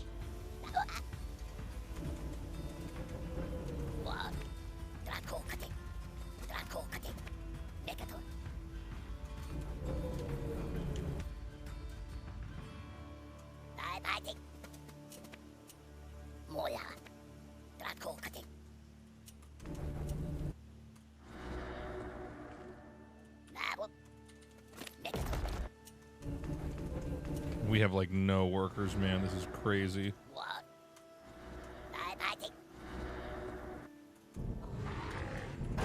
Not enough Luminites.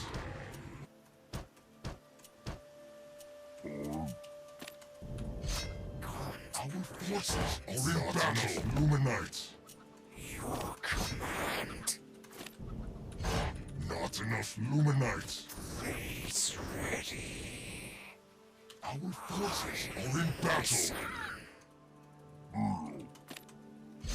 Out of my way. Not enough Luminites. Go.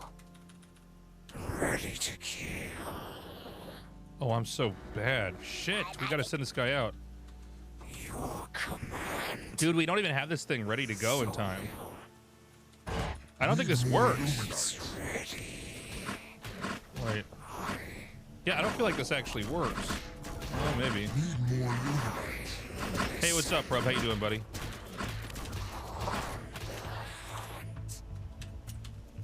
Not enough Luminites.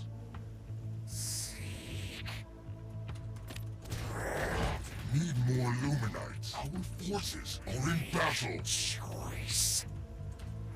With haste. Need more Luminites.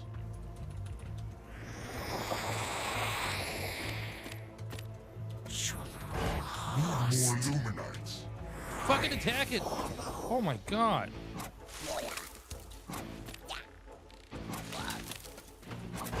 Not enough Luminites.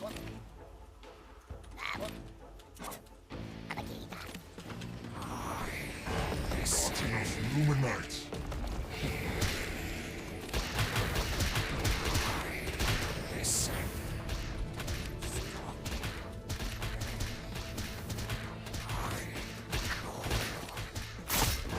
Not enough Luminites. Oh, we're gonna win anyways.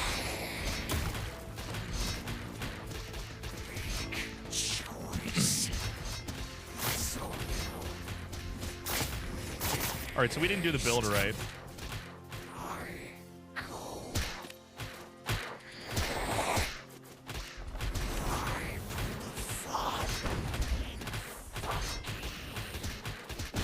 This poor kid.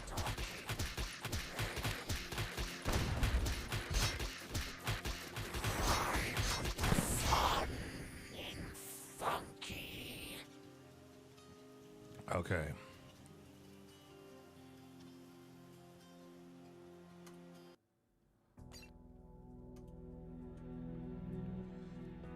Poor kid. Just wants to learn the game.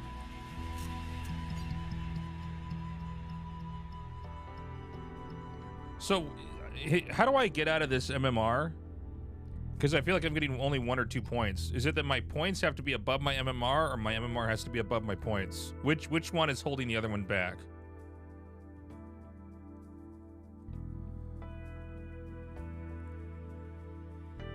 Yeah, Probe, do you have any good games? MMR holds back. Points is maximum achieved MMR. Then how come my MMR is... Oh, I thought it's... Okay, got it. So it's... Wait, what? Points is maximum MMR achieved? I guess my issue is I'm only getting like 2 points per game. But it's like every game I'm getting like no points. Aren't I supposed to like face off against somebody and kill them? You get like 1 point per game? I really don't like that I'm not getting points. The bigger the gap, the more the point. Points are getting towards your maximum are. The closer you are, the slower it goes. Huh.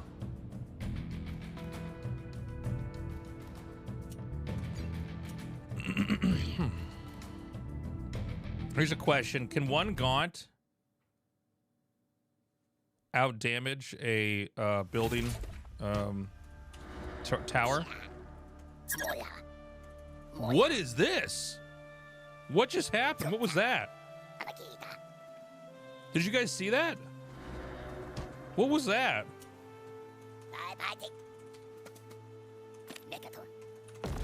Need more Luminites.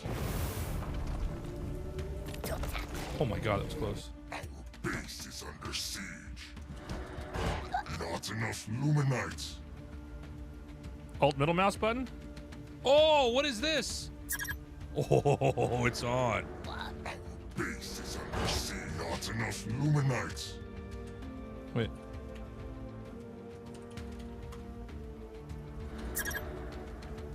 Oh, he's laughing at me? It's not gonna be funny when you're dead, dude. Base is under siege. By the way, I didn't have time to read the chat, but Probe, if you have a good game that we could cast for the channel, I would appreciate it. I think me and the boys in the chat would appreciate that.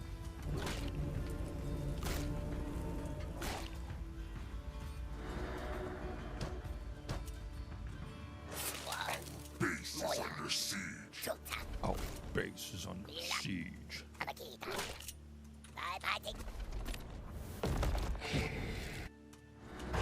Not enough Luminites.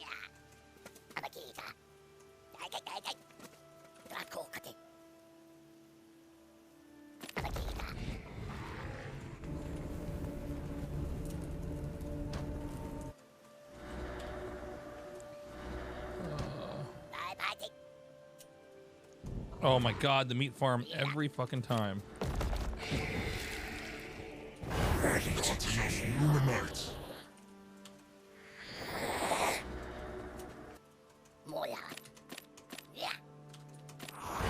Need more Luminites.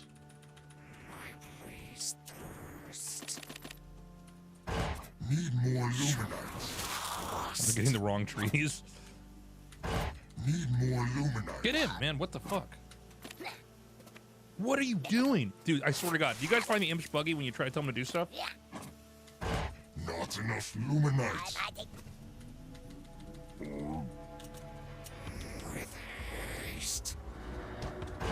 Not enough Luminites. Not enough Luminites. It's ready. Not enough Luminites. I'm ready. With haste. Not enough Luminites. Our forces are in battle. And so little.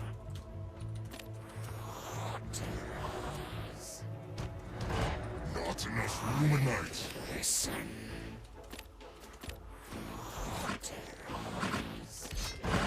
Oh my god. Luminites.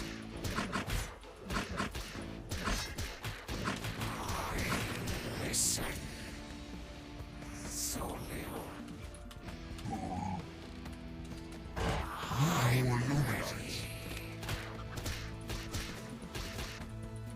Our forces are in battle. Oh, hello.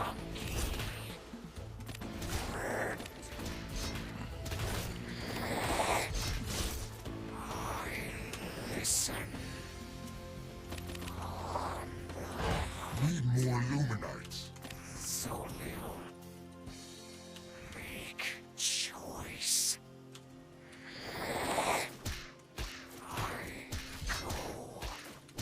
Dude, this brute cannot get over. It's insane. I'm ready. So little. Dude, this is crazy. This blocking. Listen. You're lost. Out of my way. Out of my way.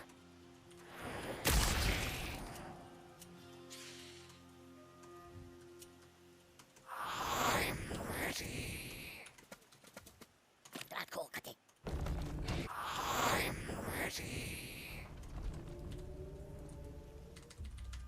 Oh my god, I can't do Not anything. enough Luminites. Keep roaming. Choice. Oh no, I forgot the Forces are in battle. shit. Your command. I follow. Our forces are in battle. So little. I can't click on anything.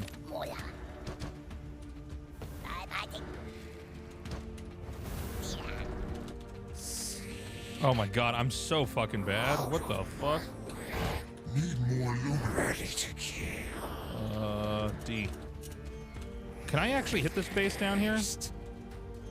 Make choice. Need more Luminites. Your command. Death is imminent. So little.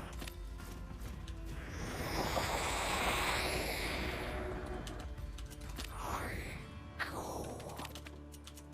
out of my way. I go. I follow.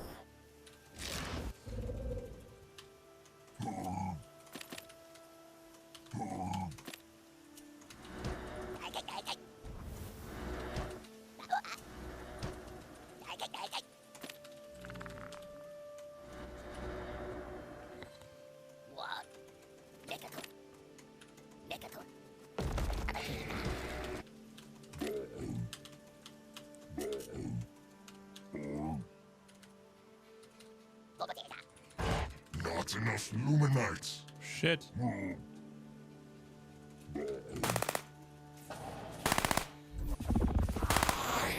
ready. Our forces are in battle. Listen.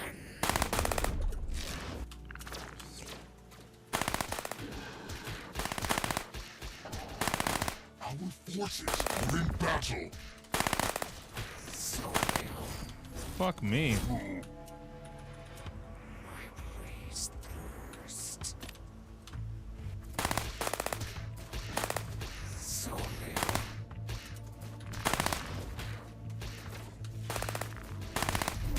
Oh, I don't even need to do that. Fuck.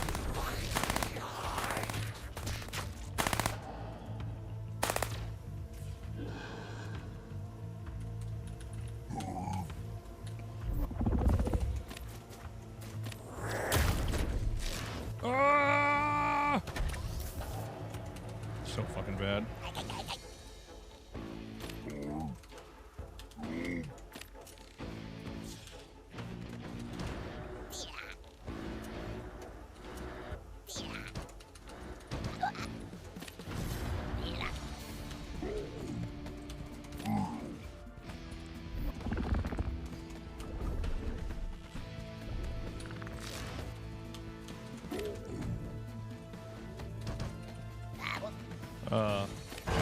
More energy required.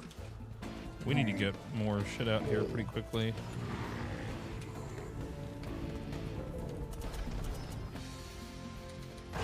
Need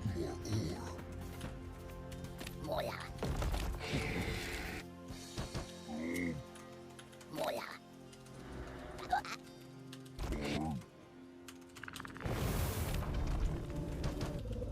Our forces are in battle.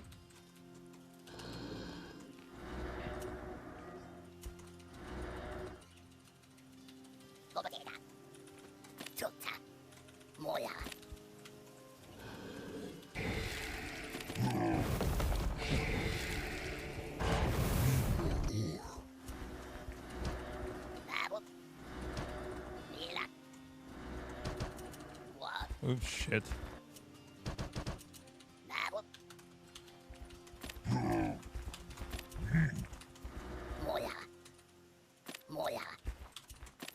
I kind of stopped creeping. Need more ore. Our forces are in battle. Oh shit.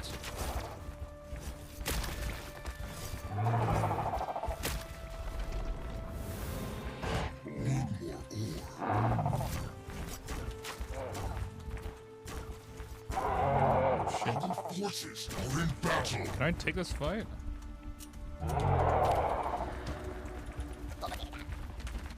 No! Fuck!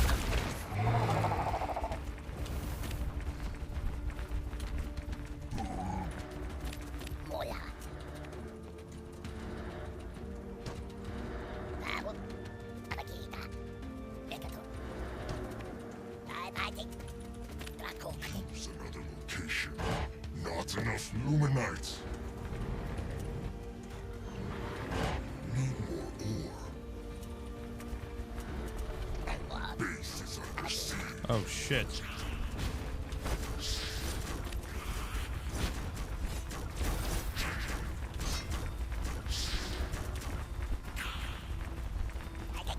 Our forces are in battle.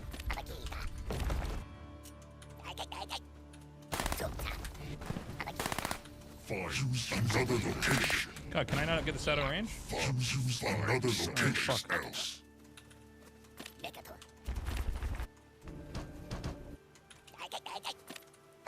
base is under siege.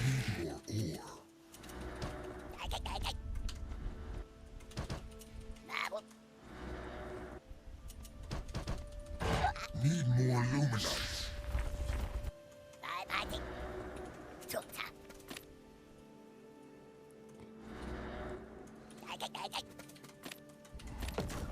Oh my god, I didn't use this thing at all. Shit.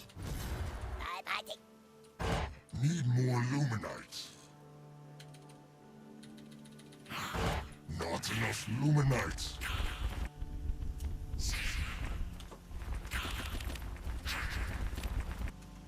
He never took this, right? Okay.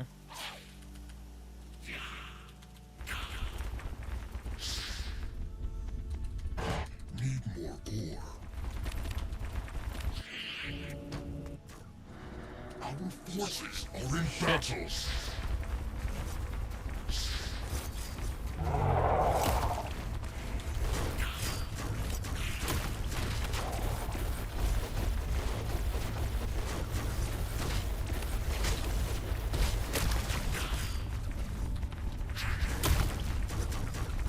How do I harpoon this shit?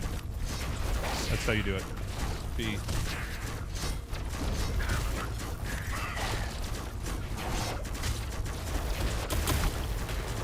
I'm like so not natural when I try to control this army.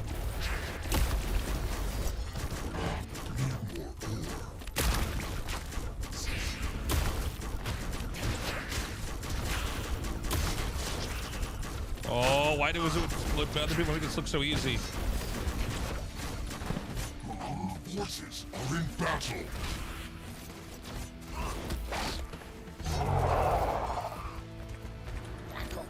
I'm so fucking bad. Holy shit.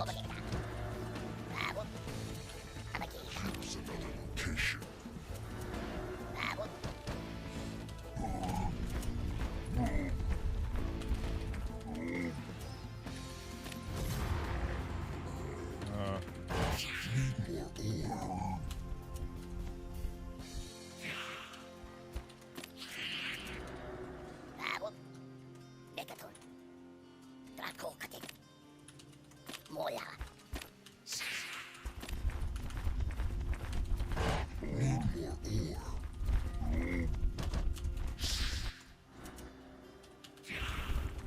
Feels like it's really hard to kind of just like move around the map and creep.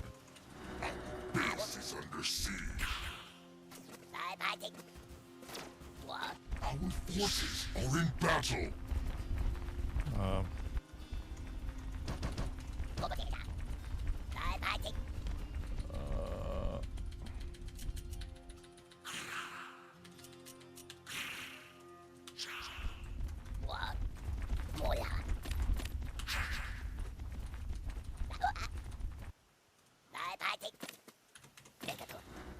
forces are shit. in battle.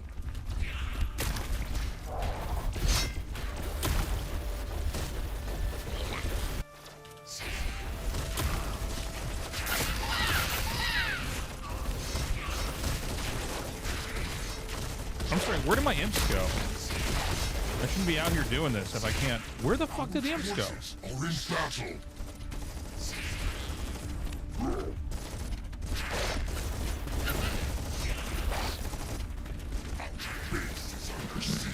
Jesus Christ.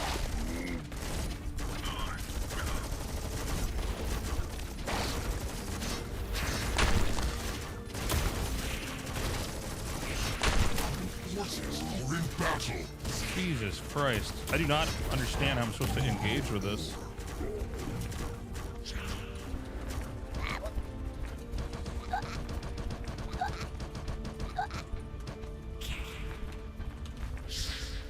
Our forces are in battle.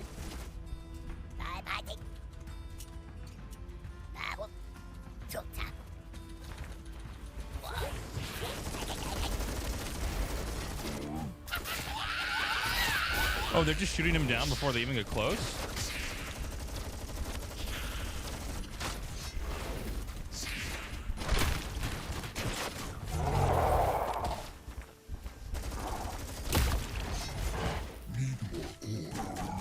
Shit.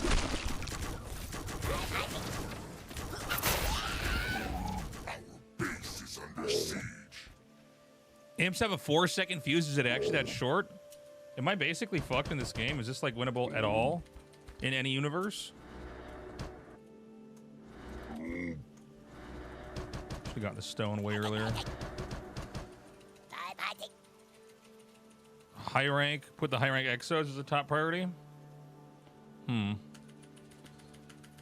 Well, I don't know what to do now. I mean, we don't have the majority of our stuff anymore. We barely have an army, really. I don't understand. I end up with so many minerals, or so many... Forces are in battle. Whatever it's called. Oh, this is annoying. Need more ore.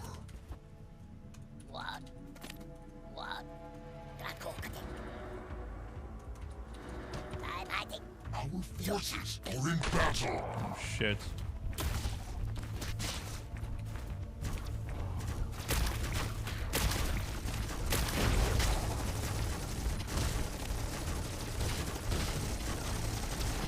Forces are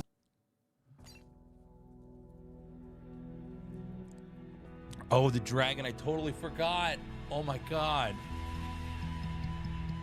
Oh, my God. I, like, literally forgot the dragon was in the fucking game. Oh, my God. Of course.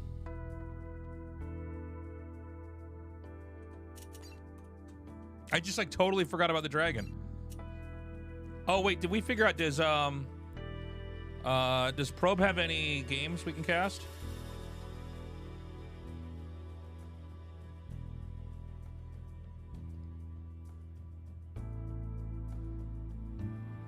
Probe, can you pick out a good one? Hey, what's up, Ziggy? Here, I'll message you. You can add me on Discord. Can you DM me real quick here?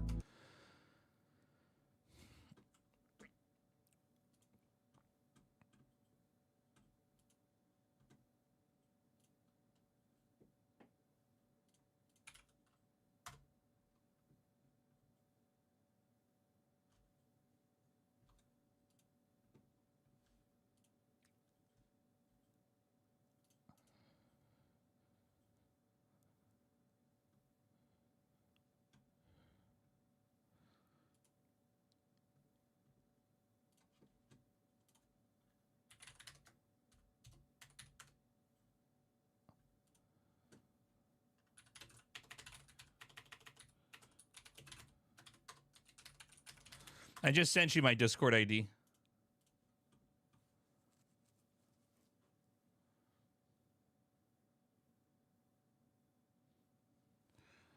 We need to basically, like, really get out there and get the stone early.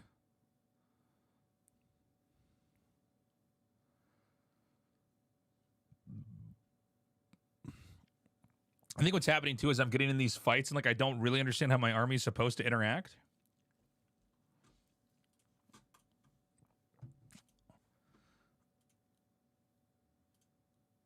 All right, Probe, I've accepted your friend request. Just don't spoil who wins.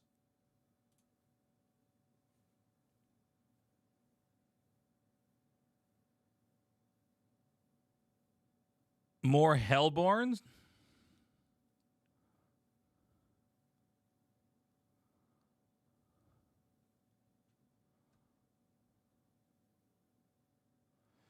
mean, the Hellborns definitely seem better. I thought I'm supposed to have, like,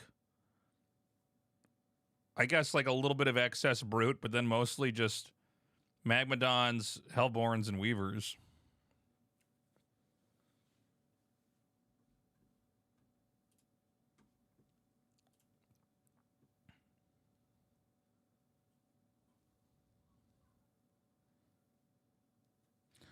Sick.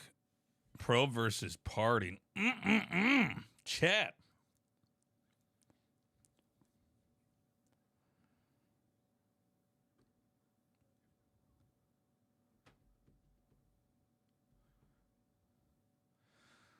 Light, what are you doing, man? You're like, we're all having fun in here being like a misanthrope. Okay. What is the name of what's the name of the folder where the replays are? I can never remember this.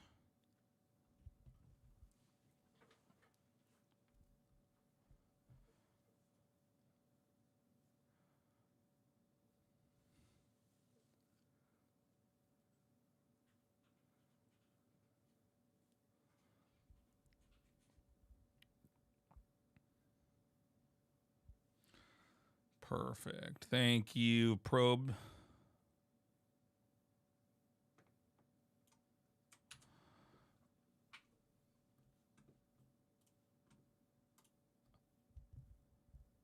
Yo, what's up, Calaris? How you doing, buddy? All right.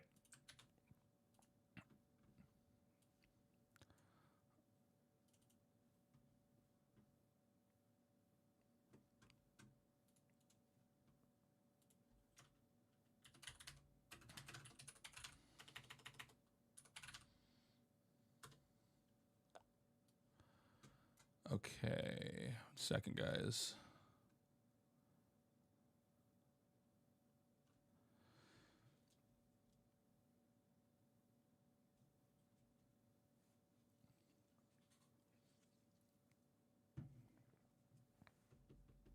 All right, guys, should we do another game or should we cast this now? What do you guys think? I think we should cast.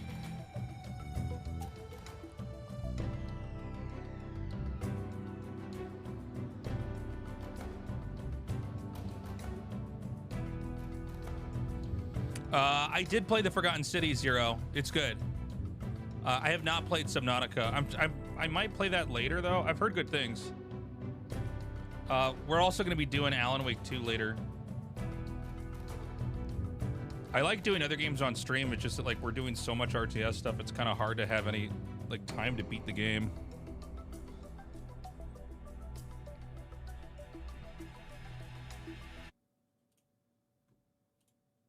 Yeah, I've heard Subnautica is really good. My brother was really trying to get me to play that.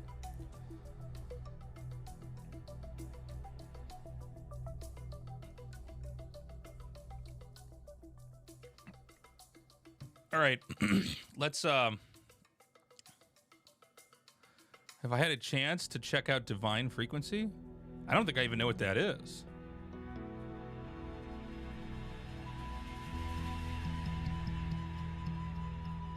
All right, let me get the, we're gonna pause alerts, chat. We're going to the Stormgate casting scene.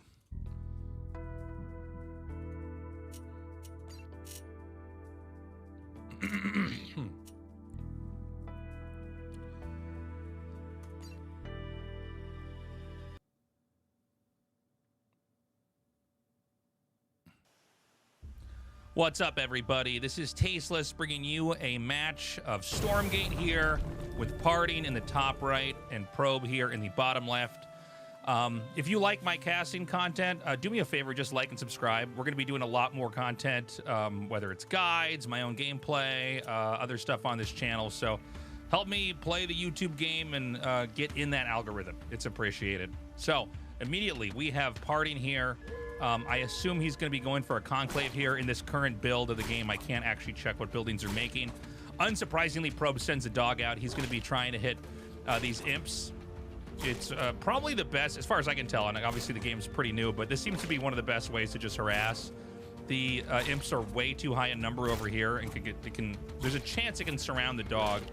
So trying to get a kill on that first imp is pretty good. Surprisingly, Parting actually holds this really nicely. He did a really good job and basically drove that out. It's going to be fast expand here for Probe. So recently there was a patch that came out that forced players to actually have this boost on the bobs before they go across the map and start to build that command post. And so that's what we're seeing here. It is a conclave build here. Got to be careful with the dog out because the conclave or the gaunt can be a little bit weak against the dog.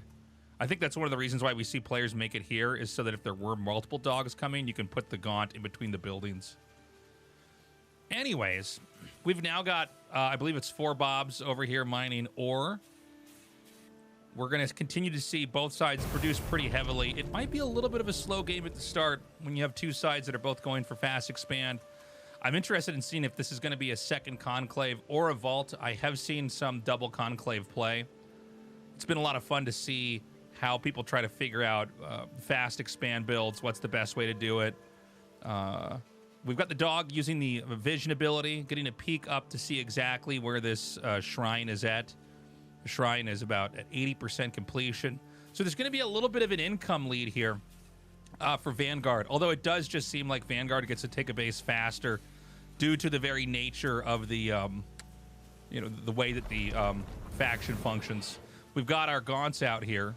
Another thing I noticed just now is that Parting held off on gaunts until he knew he had to absolutely make them. So basically, he got as many more imps out as possible before getting those gaunts. The vault is done. And so we're going to see, yeah, I assume it's going to be a brute coming out here. I guess it has to be a brute, actually. You can't get anything else yet. He's making a beeline with the gaunts. Now, I'm really interested in creeping patterns here, especially from the Infernals. This is a speed camp that has been reduced in numbers. There used to be additional goats here. There are not anymore. And Parting is going to use these gaunts to kite these creeps. This little pink thing here, if you hit this flower, it makes a slow field. So it seems like that's one little technique you can use to basically reduce the strength of the creeps. On this side of the map, we see some creeping happening over here. So really Parting likes to hit several locations at once. There has not been any creeping yet here for Probe, but that's in part because he did a fast expand build. He doesn't have anything to creep with. Now he's going to come down here and hit this resource camp. Beautifully done. Parting really quickly gobbling up all these additional creep locations on the map. The dog is going to continue to scout. Got to be careful. The Fiend did get a speed, I don't want to say upgrade. It just is faster now, I guess is the word I'm trying to look for. Oh my God, that's such a quick Doombringer. Dude. What is he going to do? This is like the fastest drop ever. Oh, I'm totally changing how I understand this matchup right now. This is crazy. Whoa, and he just comes right in like that. Quickest Doombringer ever. Keep in mind, a couple gaunts. All you need to do is get a little bit of a chain reaction there on those bobs. And what's funny is he gets a lot of the units to go into that Doombringer due to the fiends he's skilled on the map. Now, it's a very quick Hornet here for Probe. He's going to do a lot of damage to this. This has to bring the Doombringer to the ground. With the shield, I think the Hornet actually wins his fight. This is a nasty interaction here. And now he's going to use the recall. Nicely done. For a second, I didn't know what was happening. I'm like, oh, did he just stop the unit? Back over here. Production continuing off of one barracks. And I actually can't remember what the name of this building that makes the flying units is. Sorry, guys. Starport or whatever. Back at home, infrastructure is going to be kicking in. We've got that third base headed right over here at 12 o'clock. He's been really fast about just kind of creeping everywhere. I think these are the last creeps on the map, really. I guess this one's up here as well. And it's going to be a fast third base. It does seem like currently, in the way that we understand, these two, Vanguard versus Infernal, this matchup, it does seem like both sides can pretty rapidly grow. I have seen some games where there's like a Lancer push that Vanguard will try on the Infernal's third base, but we're just not going to have that here because the Hornets were made. So this base is going to fall. Parting now focusing on trying to get more resources here. We've got 2 more conclaves here, so gaunts are going to be in heavy production. with just the bare minimum number of brutes. Just a little bit of a meat shield there to get in the way. Although I guess as I look at these armies now, there are no brutes in the mix. In fact, I think he actually split those all off and sent the fiends on the map to scout. So I apologize, guys. It is actually no brutes in this game right now. The Hornets have been moving around. We did see them try to hit the imps that were over here. And we may even see like an elevator push come across the map, where you can basically use these gaunts to escort the Doombringer and then maybe try to hit a position like this. I'm not so sure. But we are seeing the Doombringer in with the army snaking across the map. Now, again, the Hornets are extremely powerful. Very easy to micro. It looks like this may be a poke into this area here. There's no base over here. It does seem about 50-50 where players want to expand. And here comes that push now. A couple brutes in the back coming up. Oh, and he's going to use those imps. Oh, it's like a timing bust. That's so sick. So he sends those out, breaks down the defensive structure, and with this position softened up, he's going to try to come in here. The thing is, I think Probe has maybe too many Hornets. Well, I say that, but now he's going to back up. Keep in mind, if these gaunts get in range of these workers over here, they could start to snowball the damage. But I guess from the distance, the truth is the gaunts can just kind of chip away over at this command post. The brutes get overextended, pulled into this fight. He's going to try to go for this structure. Can he actually get the kill over here? I believe he does have, I actually don't know the name of it, but it's like a stim upgrade here for the gaunts. This is looking a lot more manageable here for Probe. Probe is trying to repair. Another kill comes down. Again, the infest on those Hornets is going to really do a lot of damage when those fiends come out. But I'm just seeing these numbers really dry up over here. There's almost more Hornets than there are gaunts here. One thing you can do when you have the Doombringer on the ground like this is you can shuffle and micro in and out what's going to stay inside the Doombringer and then pop back out. A little bit of a micro trick there. Fourth base being taken just here on the far right. So Party has a little bit of an expo lead. Really impressive hold here from Probe. He does deflect that attack. Didn't really lose that many bobs, although I really like the idea of the timing push. When he has those 5 imps get ready to come in there and explode, it ends up wiping out the defensive structure. And, you know, it does seem like occasionally Vanguard is barely defending everything. And is that going to be it? Is that GG? Or did our game just crash?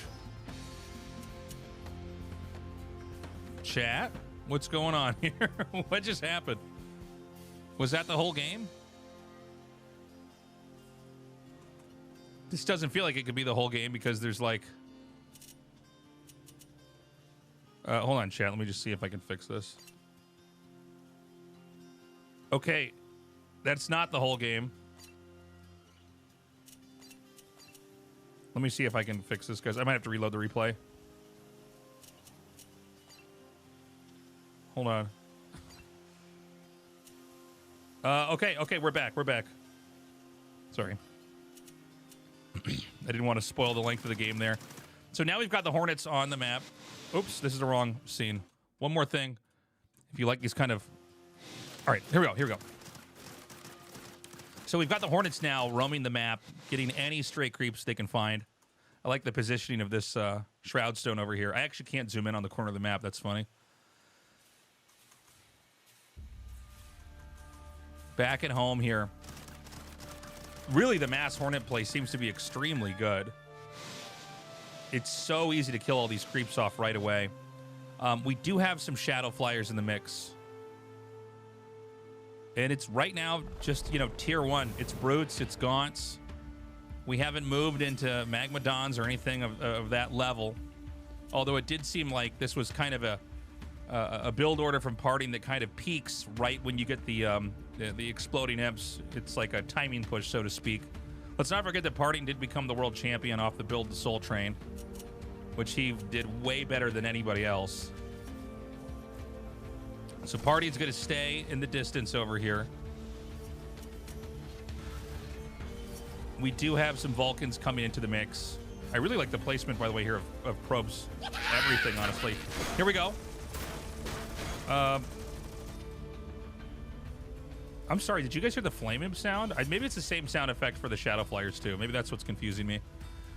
The Hornets are going to come out here. Now, when you have this many Hornets, you can just kill off these towers. Keep in mind that, like, you can't repair as Infernal. So, like, you can just basically shut down a fight. You don't have any kind of sustainability like you have with Vanguard or Terran or anything that can allow you to recover like that. So he just wipes this base out entirely. He's going to go here for this Sky Tech and try to wipe this out. You can see Parting kind of moving around the map, trying to figure out where exactly can he go in order to set up, you know, to get something done. But I think, frankly, everything is just too well defended here from Vanguard. Some Shadow Flyers are going to come out. They are branching off, and it does look like the Hornet count really got reduced. I might have missed the main interaction with that. Another attack is going to come in here. You got to be careful as Infernal. These are not fast units. You can be chased pretty easily. The Doombringer's starting to take some damage. It is shot down immediately. And Parting is going to be losing a lot here as he has to retreat, just suffering loss after loss after loss. Especially these Brutes are so slow. The Gaunts might be high enough in number to fight the Hornets, but I think they have to respect the fact the Vulcans are there and can do damage. Don't forget that the Vulcan can dive. So that's a real problem. I think these Bobs are going to come out and repair. No, maybe he's going to actually just boost out a command post over here. Already, we have Parting coming and setting up shop over here on the map. He's mining up here in the top left. And we're getting into one of these games. We've had a couple of them already on this map where it just seems like all the bases are going to start getting taken. It's going to be a lot of tension here in the middle. All right, we've got another big roaming push coming down. I'm a little bit scared for Parting being out on the map with us, but then when I look at what Vanguard has, maybe he's actually going to be all right. He's got to be careful. He's got to figure out an angle that's going to be doable to get close to these. Oh, and a big flank here from the Hornets. And I think it's still enough Gaunts to actually fight this off. We do have Weavers coming in, by the way. So I think what he wants to do is harpoon the Vulcan, pull it in, smash it, rinse and repeat. He could even actually push up over here as well. Keep in mind the Weaver does see onto the high ground. This base being taken over here to get... oh, hold on. Another push in. Is it an overextension? Probe decides to back off. Wiping these creeps out real quick over here. Keep in mind, when you have these Weavers especially on the map, they're so slow. I don't think there's anything slower than the Weaver in the game right now. So, you know, if you get cornered, you're going to lose all that tech. So when you're out on the map, you have to be 100% confident you can actually take a fight. The Gaunts are going to be able to drive back some of these Hornets, but maybe there's actually too many Hornets. If there's too many Hornets... He hasn't used those Shadow Flyers yet either, by the way. Oh, he's kind of overextended with one of those Gaunts. Doesn't get picked off. And Parting's continue to push down here. We've got another attack coming in. Okay, we're starting to see some of these global abilities get used. He's going to be soaking up a lot of shields over here with that. And we're seeing him push in here. Another nice harpooning. Does get that Vulcan. Pulls that one all the way to the back. Another Vulcan's pulled in over here. The shield is used on the Vulcan. The shield is so busted. My God. Keeps it alive for a little bit longer. There's still a couple of Vulcans back here. It's Vulcan MedTech. Late game comp here from Probe. And this is what I'm talking about. When you start to lose the fight, the Weavers just can't get out. Big connects here with the Shadow Flyers. But it just looks like this position here for Parting is evaporating. And what looked like it could have been a climactic push, it's been totally shut down. Meanwhile, we have Parting expanding over here onto his opponent's side of the map. And, I mean, he's pushing the rally point at this point in time.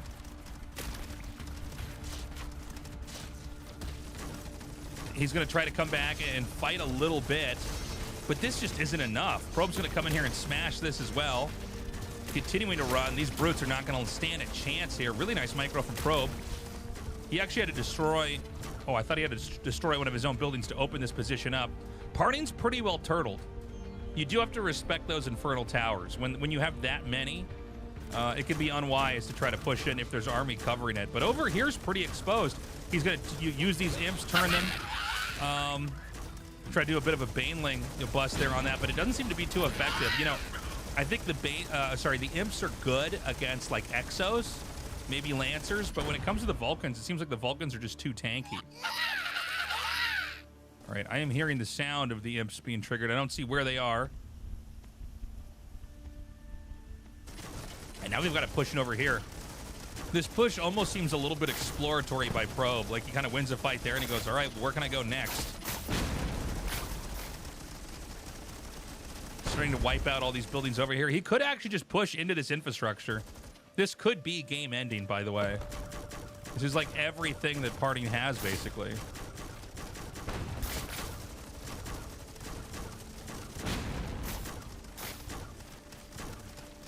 Okay, we see, you know, it's a bit of a problem here trying to traffic your army through this position. Even though this does make for, you know, maybe an okay SimCity, you know, at an earlier part in the game, right now it just seems like an inconvenient spot to try to get, you know, traffic your brutes through and do any damage there. I'm starting to feel like if Parting can't stop this, this game is just going to end. He's going to move in now. We see the buffs down here on all these Vanguard units. Another Vulcan is pulled in. But I just see just too much. There's more Vulcans coming in here with this group, probably rallied right over here. And in a game where, you know, like so many other games, we see the Infernal just lose all the expansions and get pushed. This one, it was kind of like a classic StarCraft 1 or StarCraft 2 TVZ, where they just ended up pushing into a spot where all the infrastructure was and got a kill that way. And there you go. GG. Parting taps out, and that was a lot of fun. Thank you so much for watching that. Again, please be sure to like and subscribe. You can always join me on my Twitch stream where I cast these games live, and go to tastelessthreads.com where you can find my merch. Have a good one.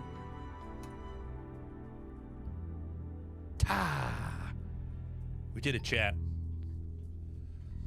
We're unpausing those alerts.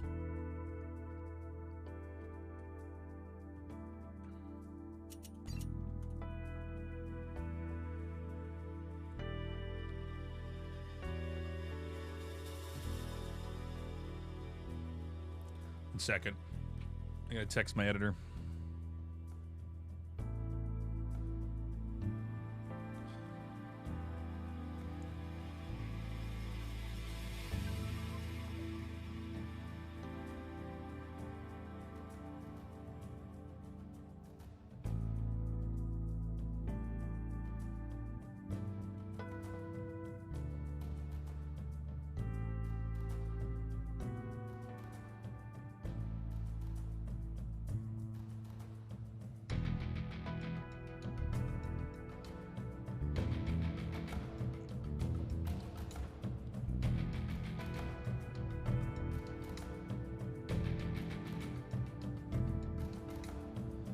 We just recorded some today, Snake.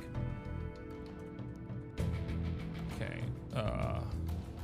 Oh, I forgot. I need to turn on my Twitch channel points. Sorry, chat. Viewer rewards, channel points. All right, guys, go ham. Channel points are back on.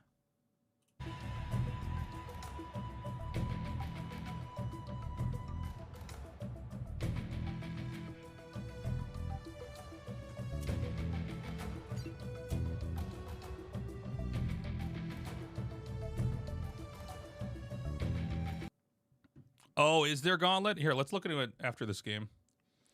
Let's try to sharpen that rush we were doing. All right, so now we do the turret rush with that. I think what we want to do is just send our next two imps after this.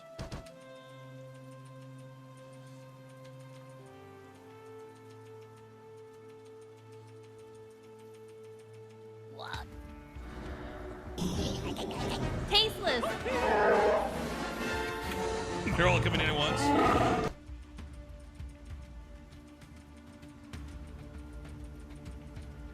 Oh my god. They're so bad. Fuck my life.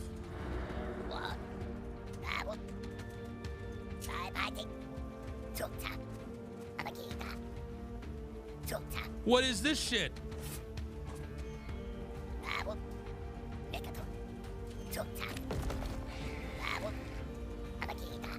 What is he doing? How are we both on the map right now?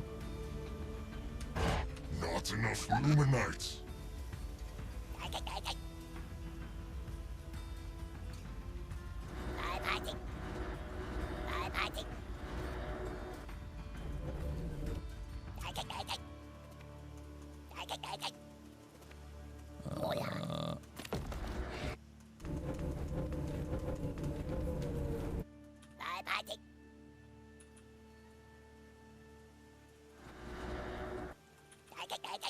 Fucking asshole! God damn it!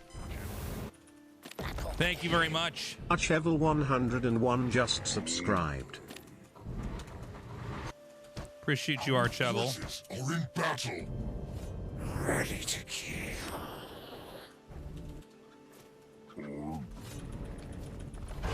Ready to kill. Illuminati.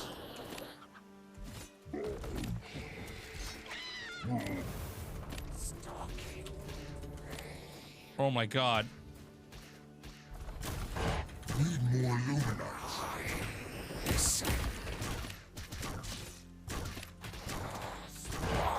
Oh, the micro plays. The micro plays. Are you seeing the micro plays? Are you a micro plays enjoyer? Not enough Illuminati. Listen. Your command. Shit, I forgot to actually tear down the other stuff on the other side of the map. Oh, it was before the thing had worn off. Need more ore. Our forces are in battle. So little. Ah, my face itches. Ready Not to enough kill. Illuminati. Oh, the micro plays. Oh, more of the micro plays. All right, we got this, chat.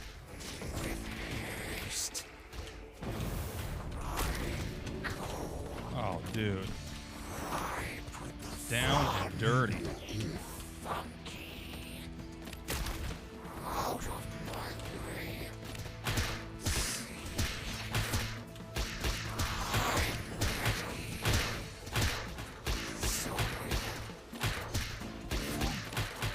Forces are in battle. Listen. You're lost. Need your ore. Lost. You're lost. Need more ore. Listen. Our forces are in battle. Got him. Got him. Dude, your chat is like any 13-year-olds like future philosophy majors.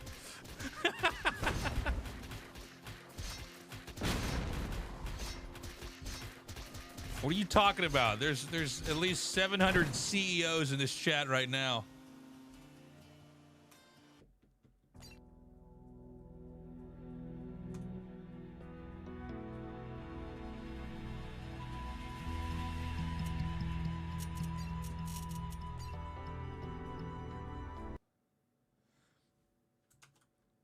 Yo, Light Tone, I will have to ban you if you keep being weird.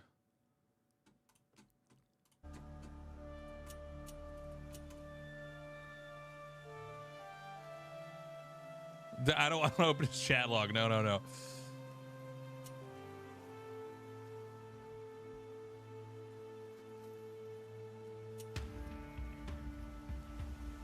Hold on, chat. Hold on.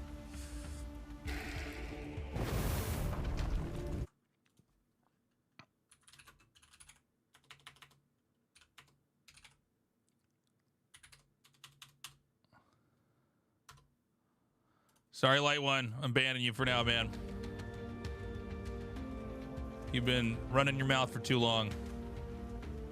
This is not what this stream is for. Yeah, why did he send his work over here? That's a good question.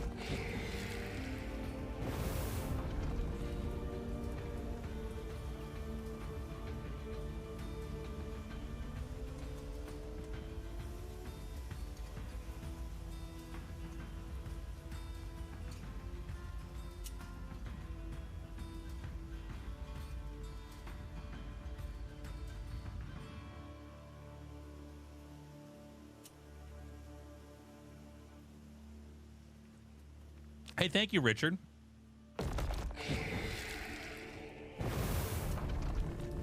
I see you on YouTube, Richard. Appreciate you, man. So he makes the tower here. I wonder why.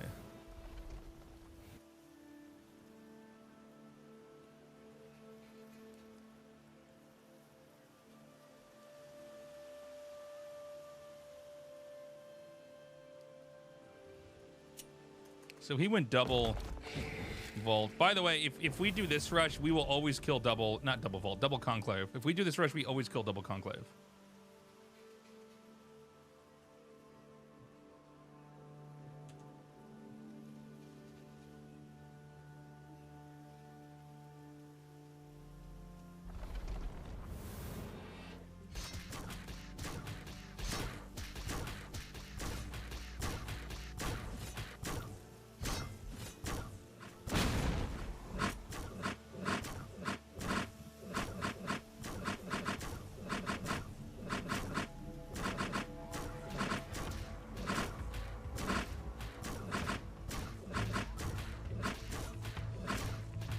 Okay.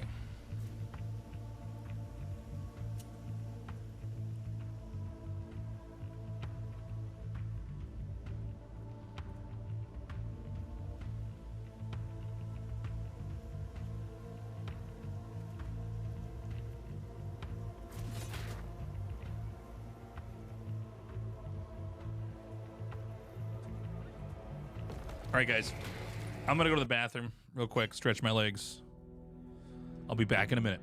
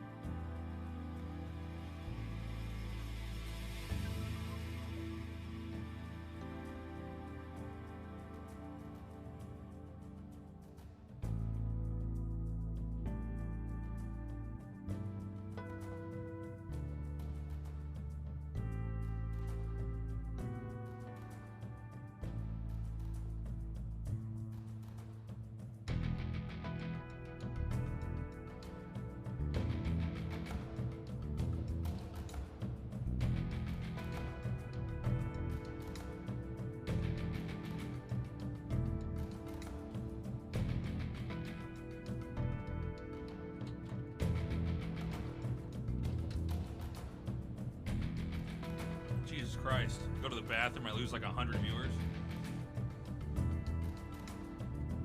Welcome to fucking streaming, man. All right, chat. How many of you are going to leave immediately if we're not playing Stormgate? I wanted to play another chapter of Alan Wake 2. It's a scary game. What's up, Nikki? Dick's out for Stormgate.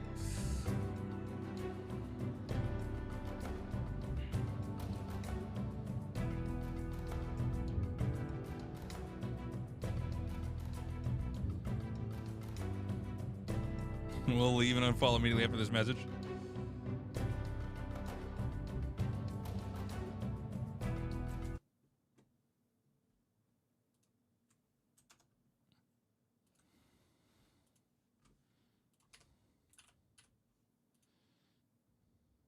Alan Wake is a scary game.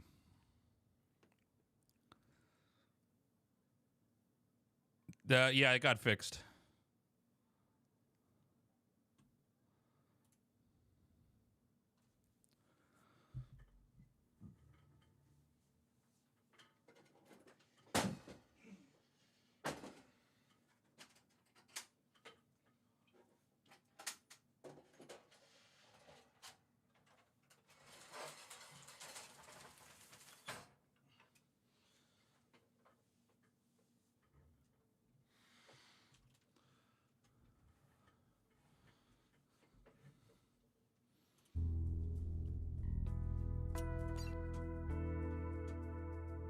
Maybe 9 turrets? Maybe 9 turrets I should have made against this fucking B Protoss. Cooken with Renzo just subscribed. I was just here for Stormgate. Here's a parting gift. Thank you.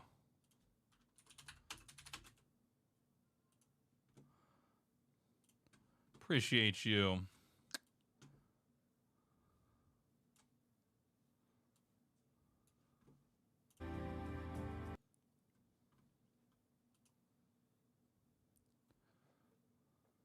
Oh, hold on a second. It needs to update.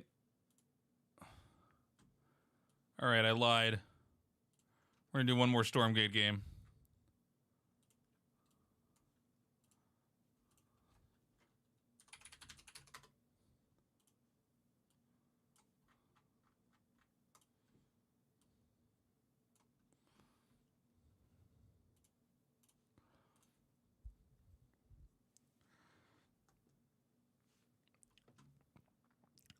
Let me see if I get my green screen right here.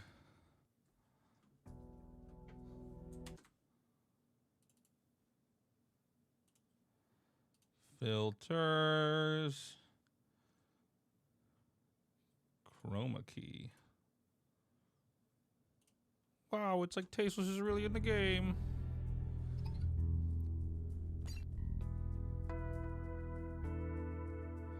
No, we'll be talking about the ASL group soon, though. I'm gonna have some content planned around that.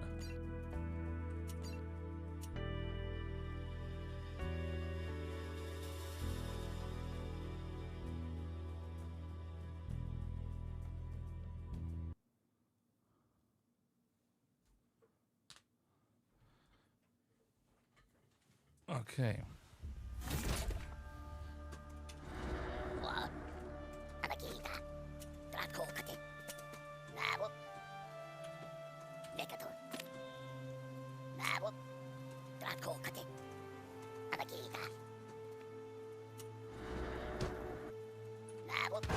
Need more Luminites. What? Oh, God. Oh, this sucks. Now the thing's trapped in here with me? Base is under siege. Fuck.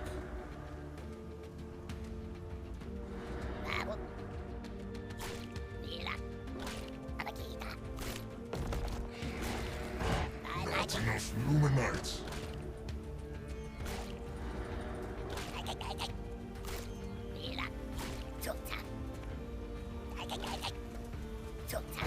Need more Luminites.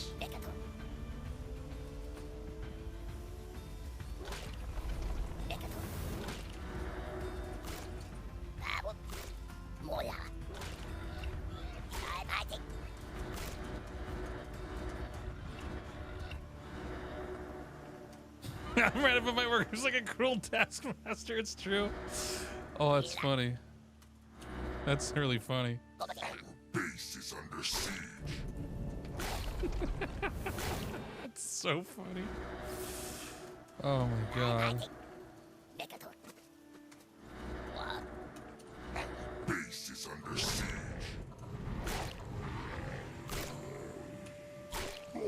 Oh, this is bullshit. Alright, whatever. Need more ore. Our base is under siege.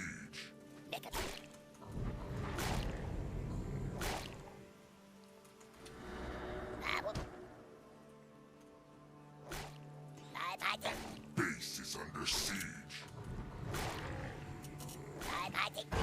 Need more Luminites. Base is under siege. Need more Luminites. Our base is under siege.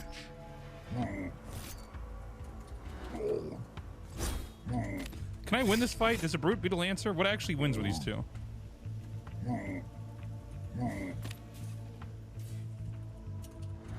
Our forces are in battle. Need more Luminites. Make choice. Can I outrun this? Is he just faster than me?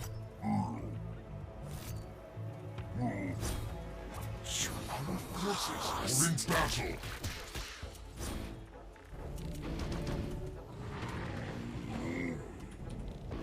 Ready to Need more kill. Luminites.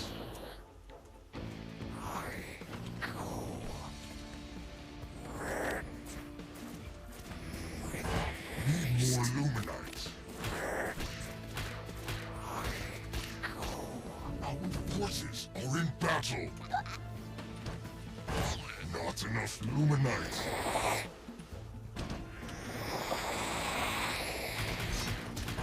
Not enough Luminites.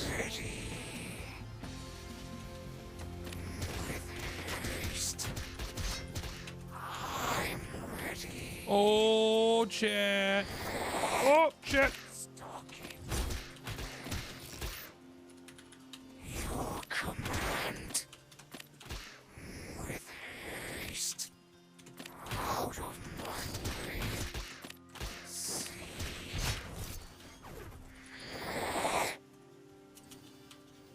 Seek.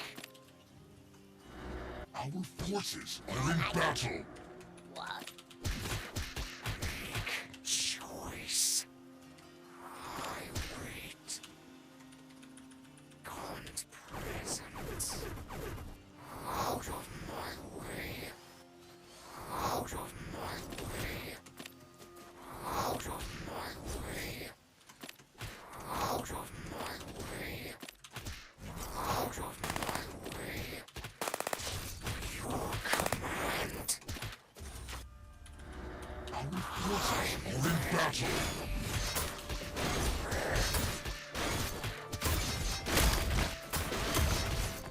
Do I not get to kill this?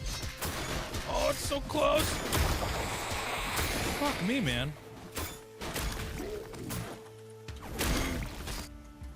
Our forces are in battle.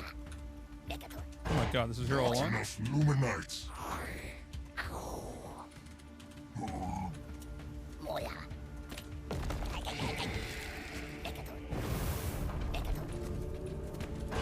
Not enough Luminites. With haste. Need more Luminites.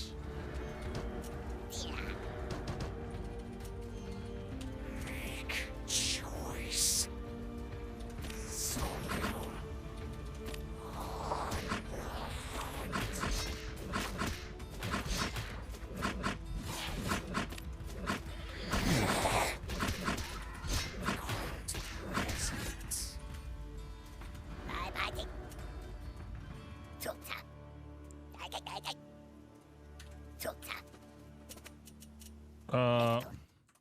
Fuck, hold on. V.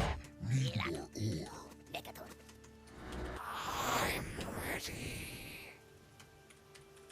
Oh shit. That's Forces are in battle.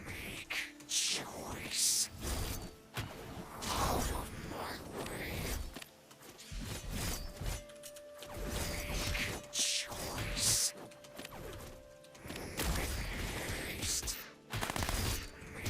oh my god, I'm giving my strategy away. Our forces are in battle. So little. So little. Your command. I'm ready. Out of my way.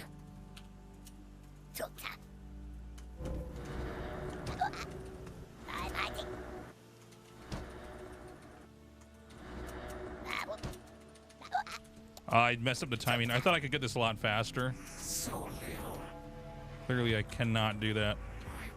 Please thirst. I'm ready.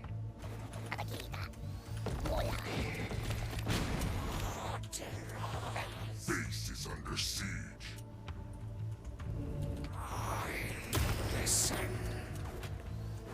Out of my way.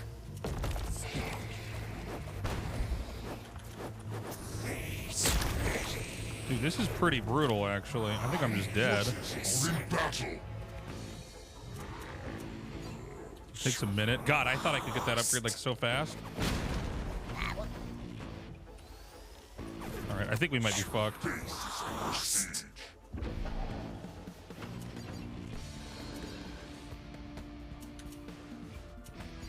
Your command. Base is under siege. All right, that was the worst game of my whole fucking life. Oh my god. Oh my god. Try to copy something I learned from a replay. Totally fuck it up. Totally fuck it up.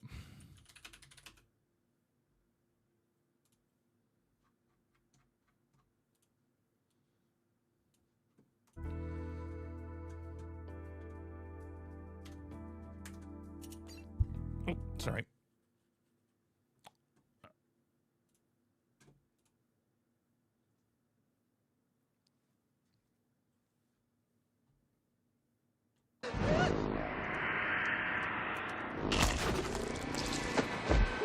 All right, guys, scary game time. Oh, my camera's freaking out. What is going on? Skip these.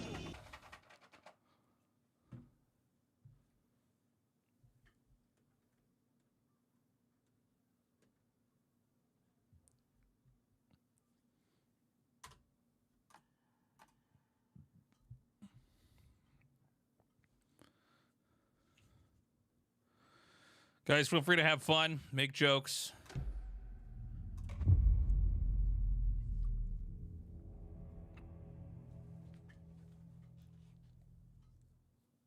Is my stream lagging? Is my video messed up?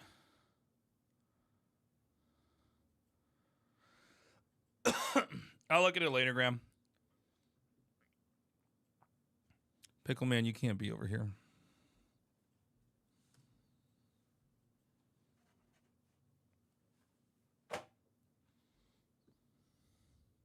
I already beat Resident Evil 4. It was fun. I like this better, though. I'm missing something. Need to look at the case board.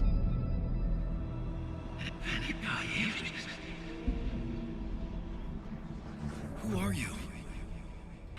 What is this? Who are you? Hear me. I'm Saga Anderson, FBI. Yeah, that's YouTube chat. Cauldron Lake. Yes, I'm at Cauldron Lake. Where are you? Not to escape. In danger. The dark presence. Danger. Thanks. Got it.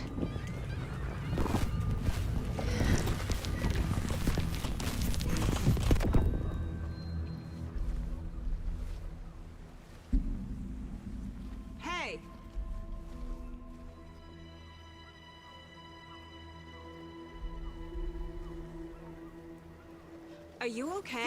No! It's my fault! It got out with my face! Scratch!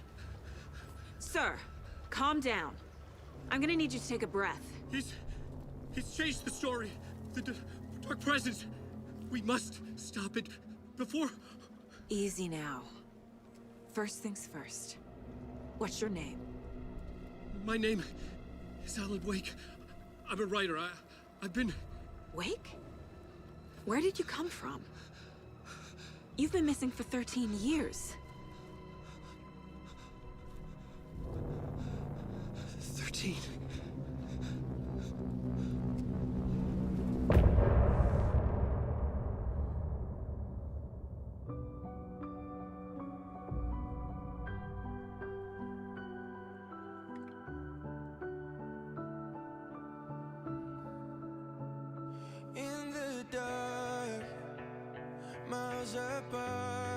So we did it, guys. We won the game. we beat it.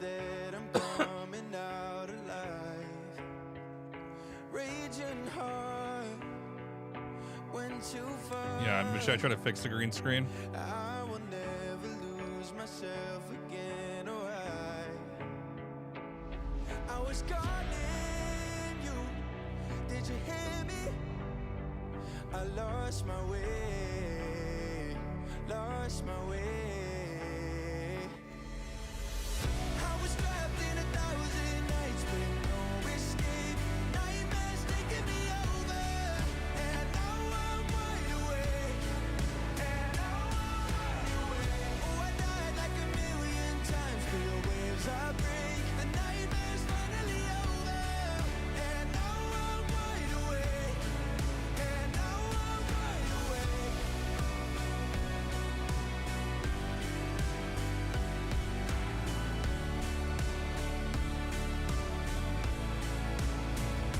Blinding lights, burning eyes. Can I just skip this? Sorry. Anderson, where did you go? All of a sudden, the radio stopped working, and then that flooding just disappeared. Crazy forest. Is this who I think it is? Casey, say hello to Alan Wake. Mr. Wake, this is Special Agent Alex Casey. He'll escort you to our car. Casey, I'll meet you there, right after I take a look around. If the flooding's receded, there might be evidence we missed earlier. Okay. See you there. Alex Casey? How? Am I still... Is this the dark place? No, it can't be. Should look around. I got out. With the flooding gone, could be further clues out there. Yeah, the PI. The flooding disappeared very suddenly. I wonder if there's any connection to the overlap. To Nightingale. It's a bit of a hike to car, Wake. Get your bearings. then we'll head Oh, out. I can go under. I need another minute. Cauldron Lake. I thought I'd never see this place again. Ooh, what's this?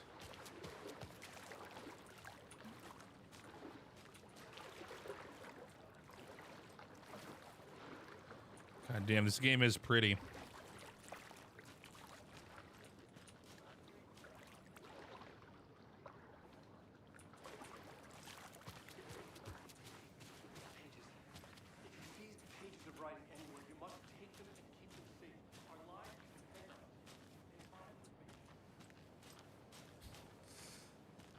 What am I supposed to find here?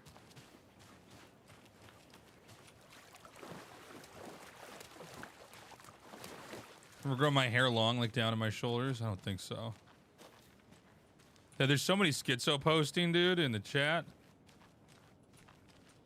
It's insane. When did my chat become a magnet for lunatics?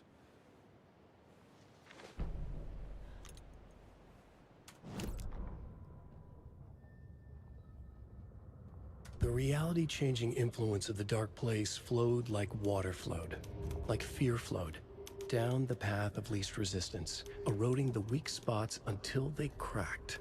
In places where reality was more yielding, where story told and retold imagination sparked and fear ignited again and again, had softened the walls of reality.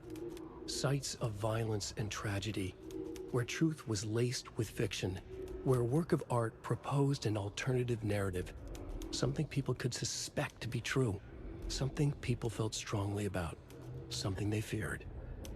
The stronger the connection between the belief and emotional response, the better. The darker, the better. A ghost of a witch ripping a man's heart from his chest. Two brothers murdering the neighbors and hiding their bodies in a well. A young woman haunting the flooded bunker where she drowned. Bedtime stories, folktales, urban legends connected to a specific place. These were the sites where the overlaps came to be.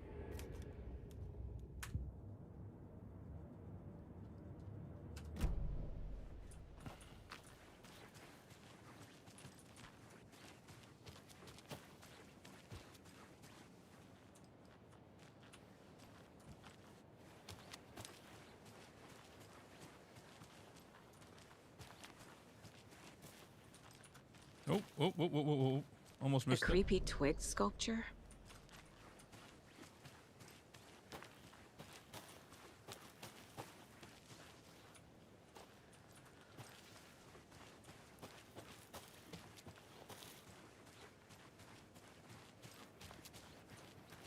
This is a taste democracy.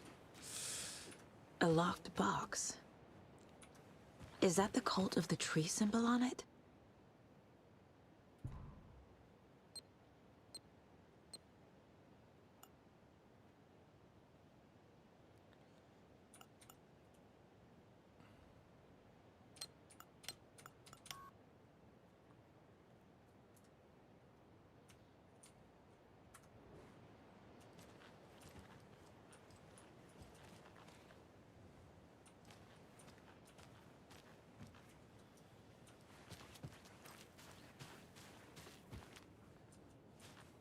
Can I not move around here freely? What is this?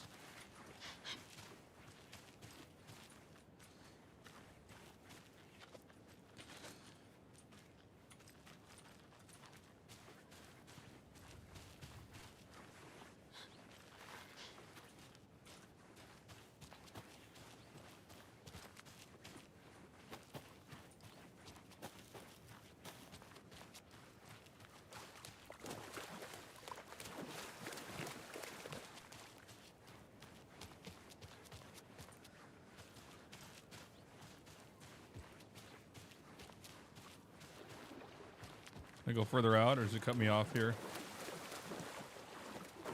No.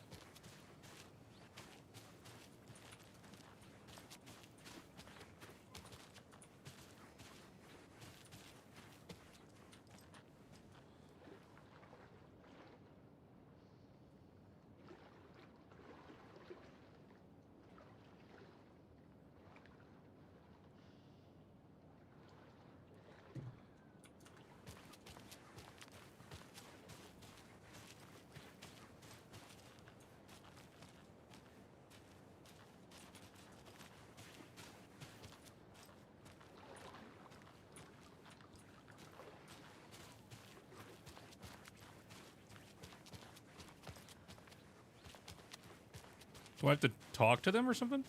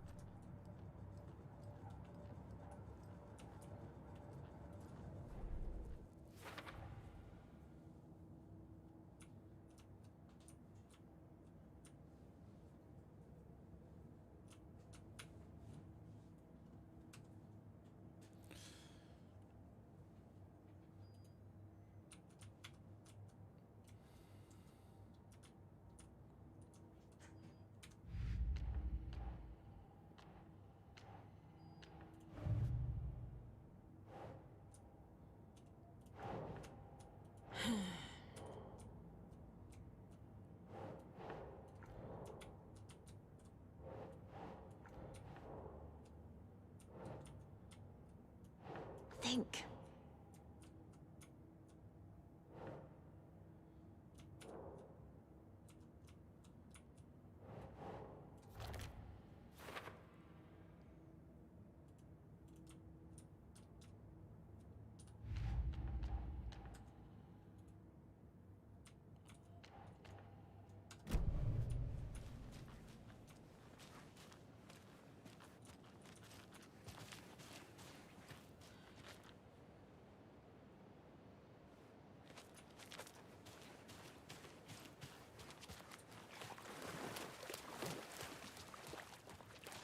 Was there more I was supposed to find over here?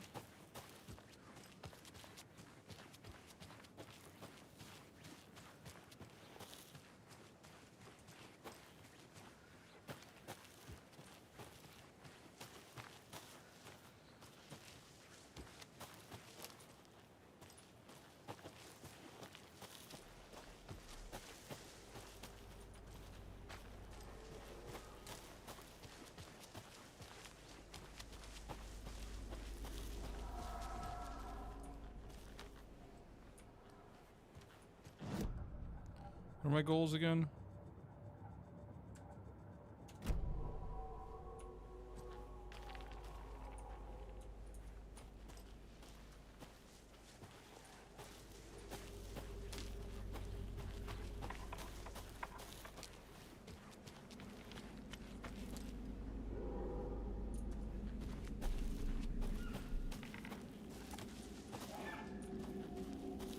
This is where I had that boss fight earlier, right? Oh, shit.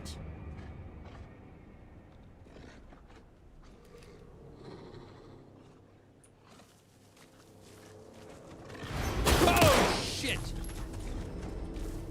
Where the fuck did it go?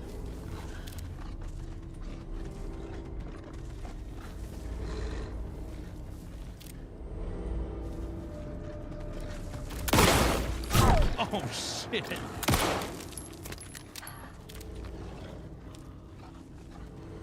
Where is it?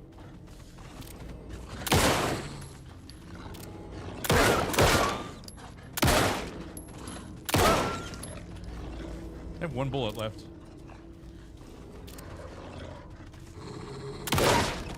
Holy shit. Animals are turning into monsters.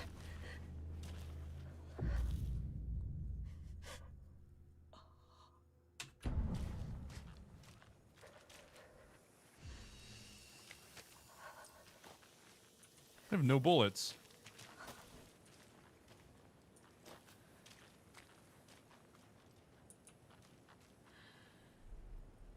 Do I have game capture as my source? Yeah. It just updated though. Is it lagging?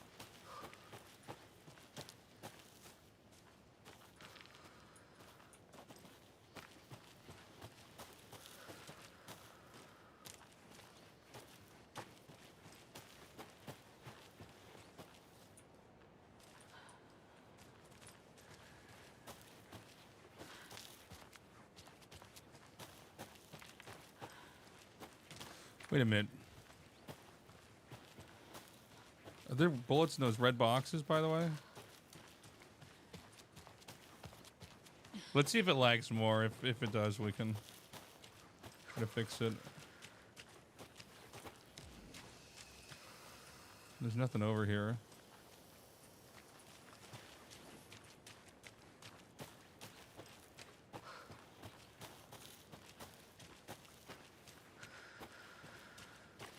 Am I supposed to be back there with those, with the Alan Wake and the FBI agent?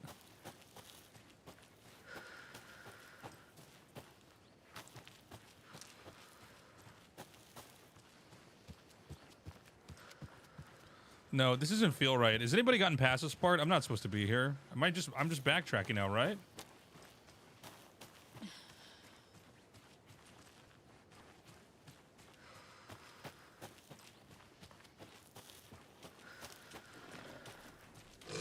I don't have any fucking bullets. No, I can't fight it. I can't do anything. Fuck. Yeah, this can't be right. I should not have to be here.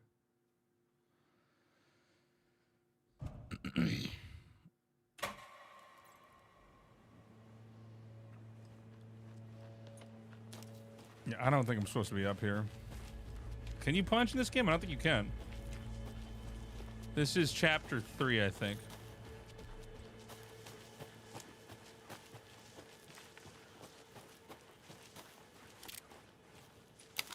All right, let me go back down to this beachfront. It says I have to inspect. Optional quest to inspect the area where it was flooded.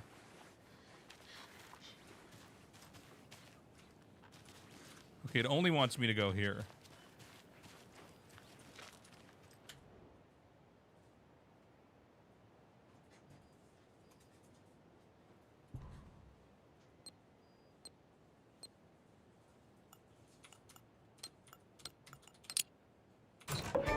Notes and ammo.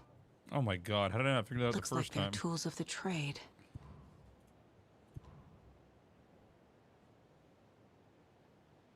Is Andy Dick really dead? The cult doesn't see their victims as people.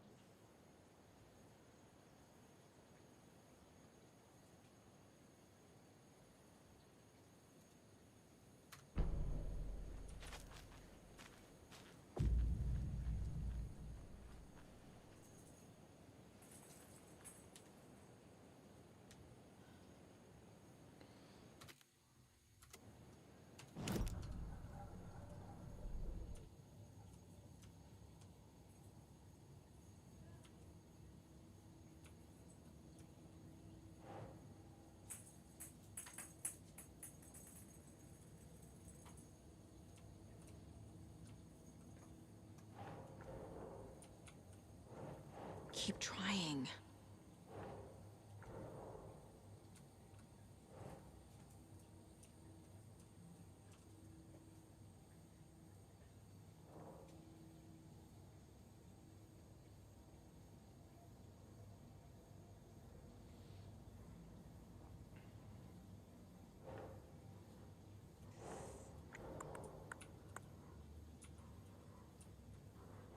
Cult psychology? Yeah.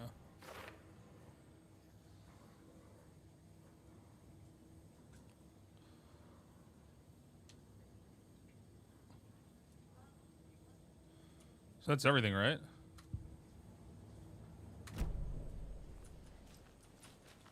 Wait.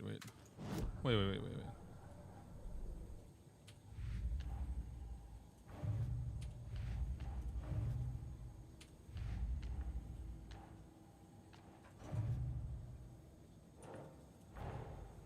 These stashes could contain clues about the cult. Better keep an eye out for more. Yeah, I'll be in Korea, William.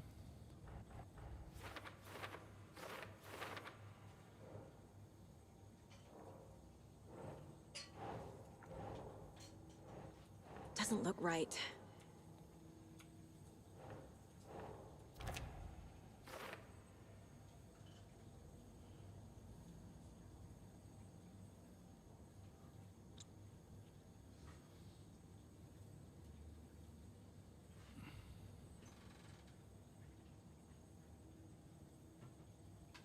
No, William, I think I'll be fine. I should be okay. We're gonna find out when it's actually the day of.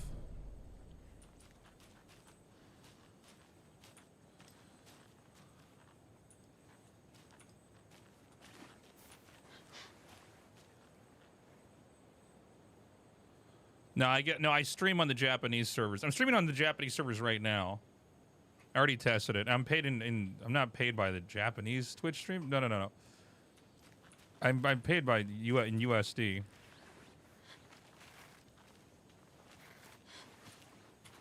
It's an American Twitch account.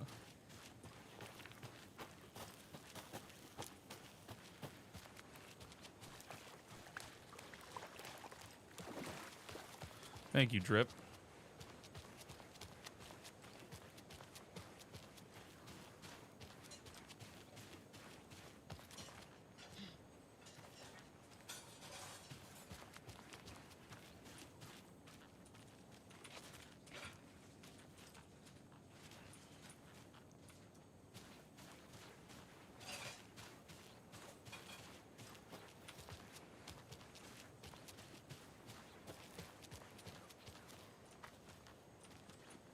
How do I get out of here? This is insane.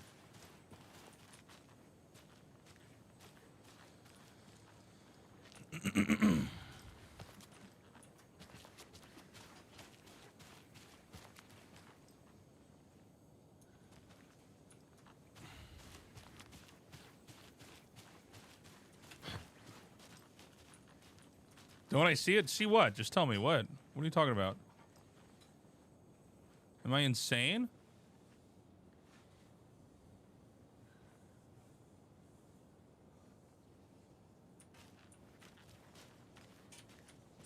What am I not seeing?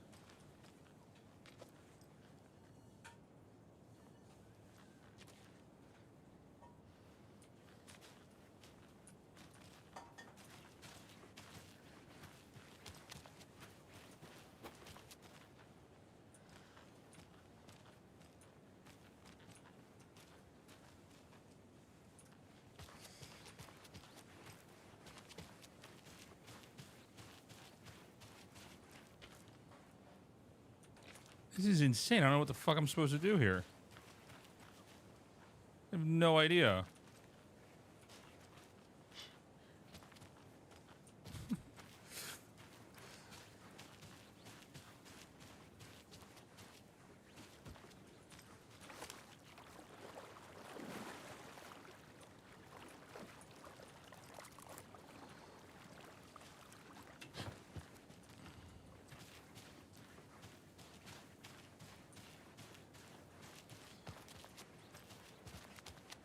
Am I actually supposed to go through this?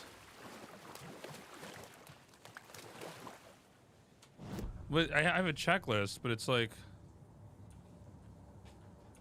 Oh, that's right. I think I'm supposed to do this.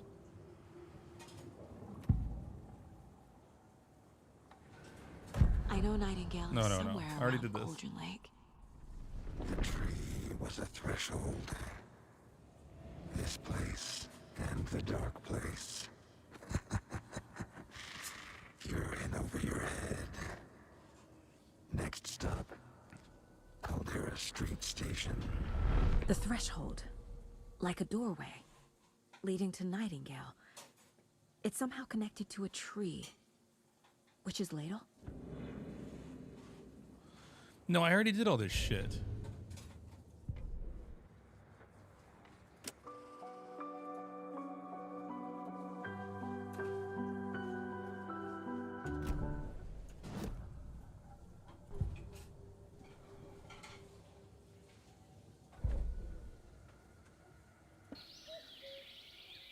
Oh dear, I am a tourist, and it appears that I'm lost in the woods. It only had a tour guide, also. It's bear season. I'll check that in a sec, Weed Bong. Oh no, a bear. Help.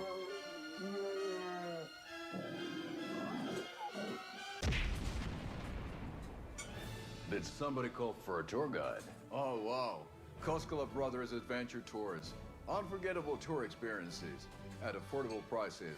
That's right. I'm Ilmo Koskela, voted best coffee roaster / tour guide by Coffee World magazine, and I'm here to give you the tour of a lifetime. But Ilmo, I've heard the government has seized and restricted access to many local nature attractions. That is true, Jaakko. Many local attractions have recently become fenced off by the government, and that's why at Koskela Brothers Adventure Tours, we say, fuck the government. We have bolt cutters. Oh, wow. You think of everything. And we'll take you anywhere. Hiking through the scenic Elderwood National Park. Fishing in the crystal clear waters of Bright Falls Dam. Bird watching at majestic Mirror Peak. The tour of a lifetime is just one phone call away. Book now to get a 9% discount on this limited edition Oh Dear Diner coffee thermos.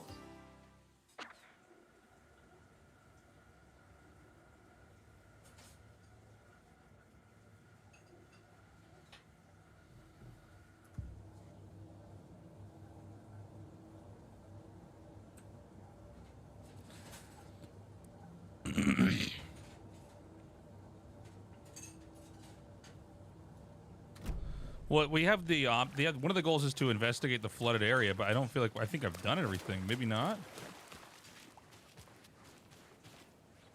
Hey, Casey. What's the far's favorite shape? Please, Anderson, just one case without the A triangle. I don't get it. Yes, you do.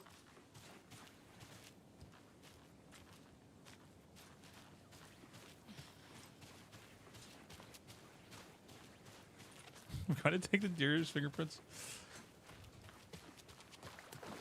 Can someone just check? Am I supposed to be going up into the woods like this or no?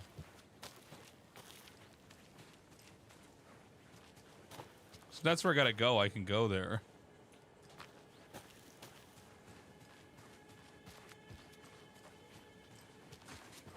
Yeah, no spoilers, but just... Is there more that I need to do here? It seems like there's nothing left over here.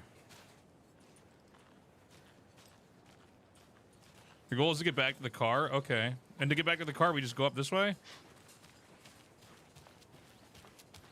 Because it just feels like I should be leaving with these guys. I guess that's what I'm actually confused about.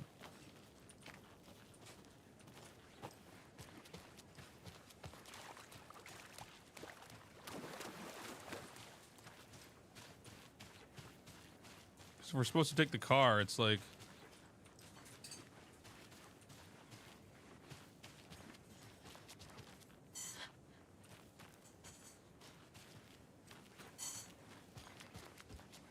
All right, I'm just going to check over one more time.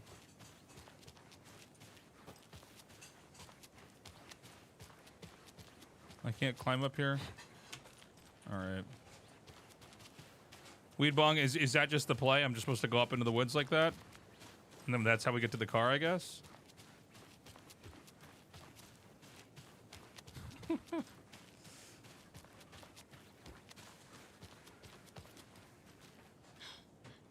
Oh my god, I forgot we had a map. Jesus. Where's the car?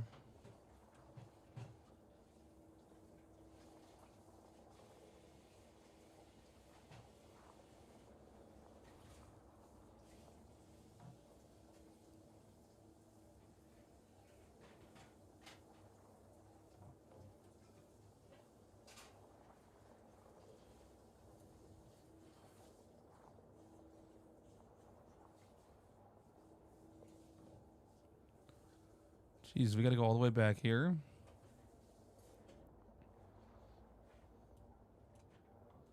Yeah, right over here, I guess. My car. Alright, so I guess we're just going through the woods. I just kind of thought they were gonna come with me.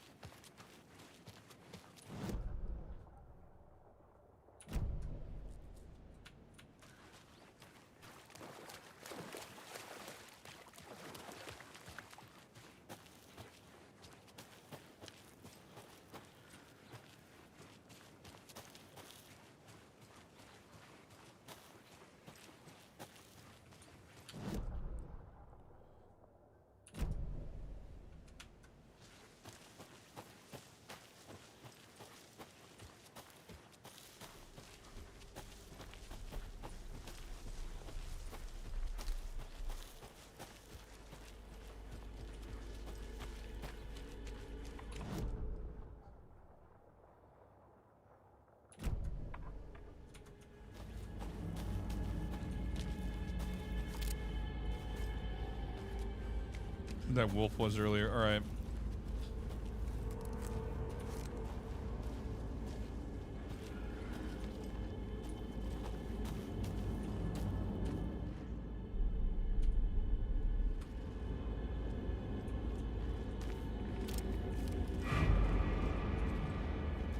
Where is it?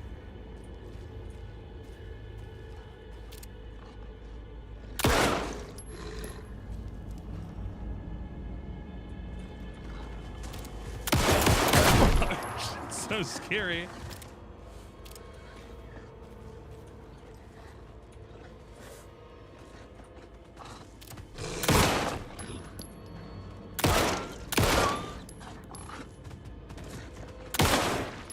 I have one bullet left. Fuck. Oh my god, this is it. Can I just run over here? Can I just run to the light?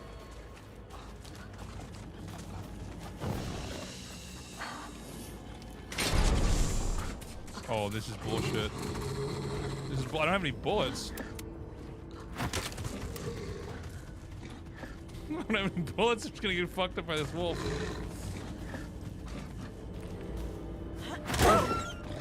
We kill him? I gotta melee down the wolf. The animals are turning into monsters. Oh, I do have my shotgun. You're right. Dude, what is wrong with me, man? I played like some Stormgate earlier, and now I'm like too dumb to beat a fucking normal game.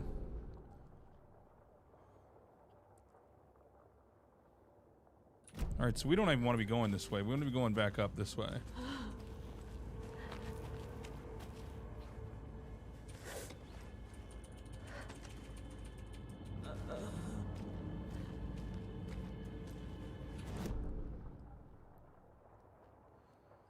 Maybe I actually have to go through here?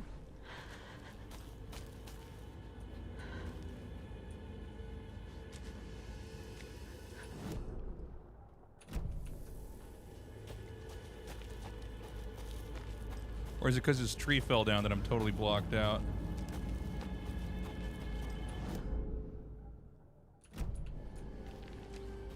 Oh, here we go.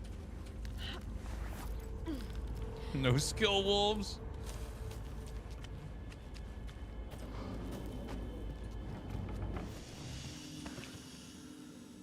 Okay.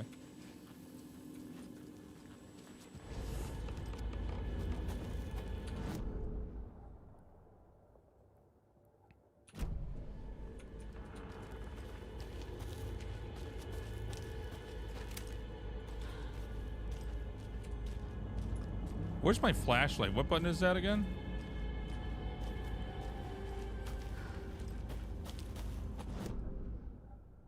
Yeah, I saved.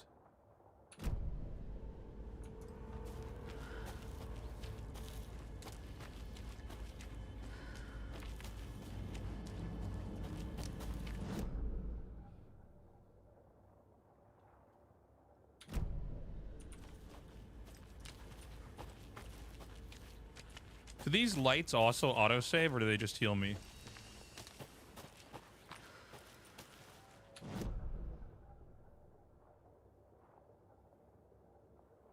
Oh, maybe we want to go the other way around this. Okay.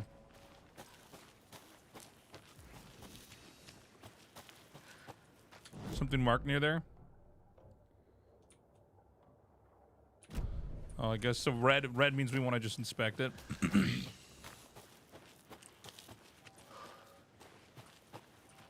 I think the red just means that we're... But that's just the murder site from earlier. We were here earlier.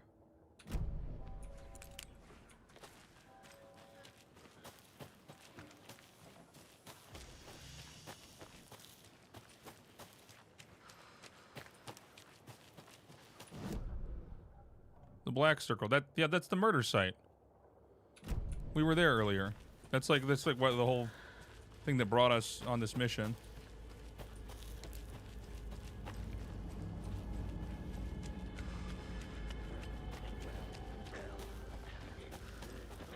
Oh shit.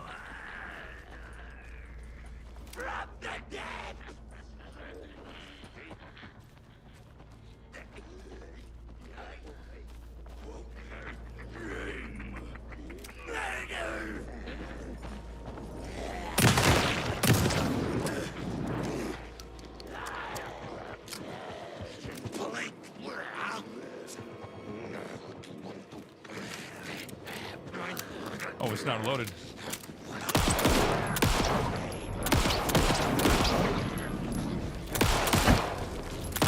Oh shit, dude. Do I have to hit him in the red part? We have no fucking ammunition. The head? We gotta shoot him in the head? Oh shit, alright. Kill me. End it. End it.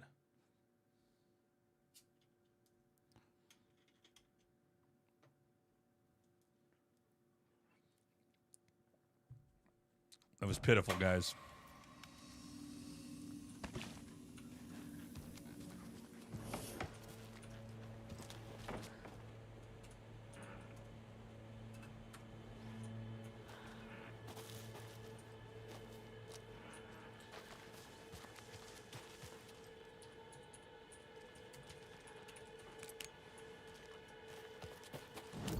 This way, right?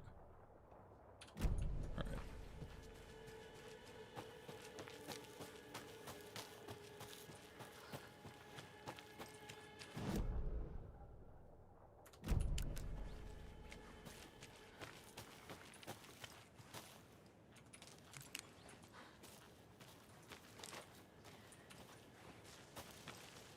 Just right over here.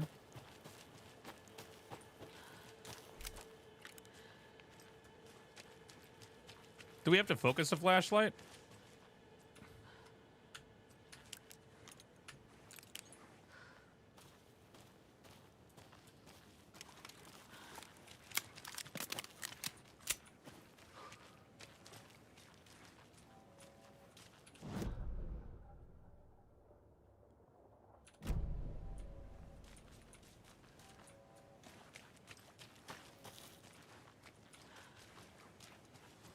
There's nothing less for us to do here, right? Just get back to the car, I guess.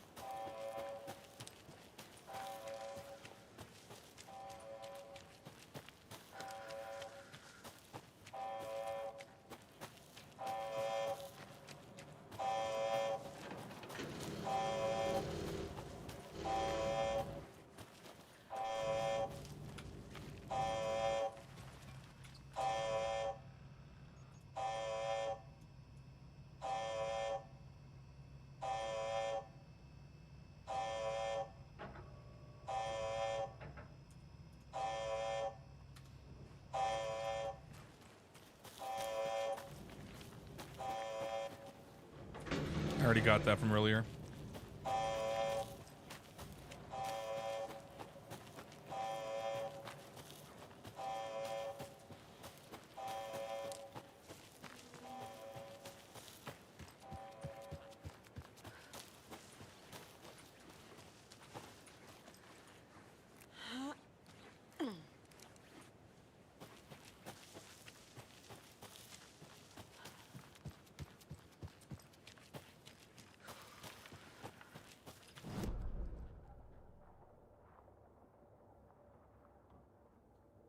Okay.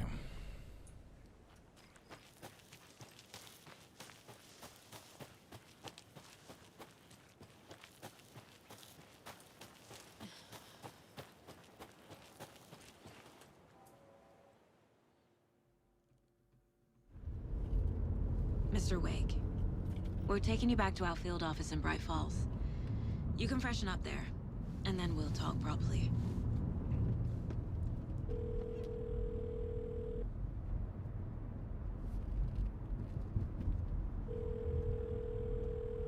Hey, Mom. Before you say anything, I'm totally fine. Don't freak out. Dad shouldn't have even texted you. Logan? No one texted me. What's going on? I'm totally fine. I slipped, that's all. God, it's not the end of the world. Put your father on the phone. Okay. Dad, it's Mom. Don't worry, hon. Logan slipped in the shower and bumped her head. She has a slight concussion, but I'm keeping an eye on her. Lucky I heard her fall. She could have drowned. Jesus, David. Why didn't you call? I tried. It didn't go through. She's fine, really. But what about you? You sound stressed. No, it's, just weird case, that's all. Well, if you need a hint, my years of board game victories tell me Colonel Mustard did it. I'll keep an eye out for him. Love you, Dave. Love you too, honey. Want to say bye to Logan? Just tell her I love her. Bye for now.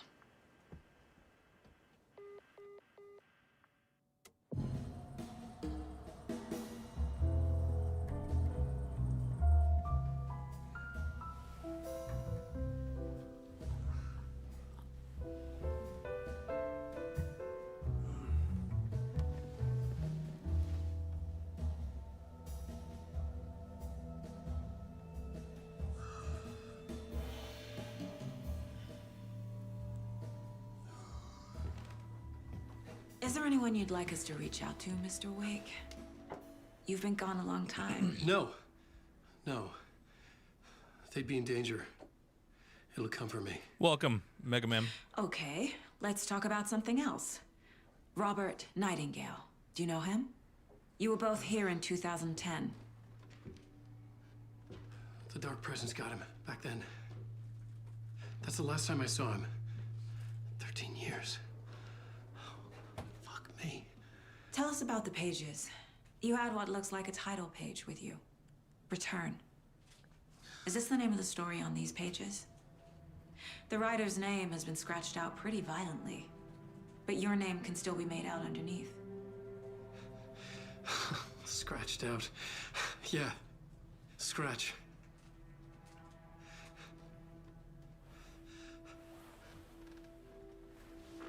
These graphics Did are so you fucking write good. these pages, Mr. Wake? I'm trying to remember. It's a crazy jumble, like a nightmare. It doesn't make sense.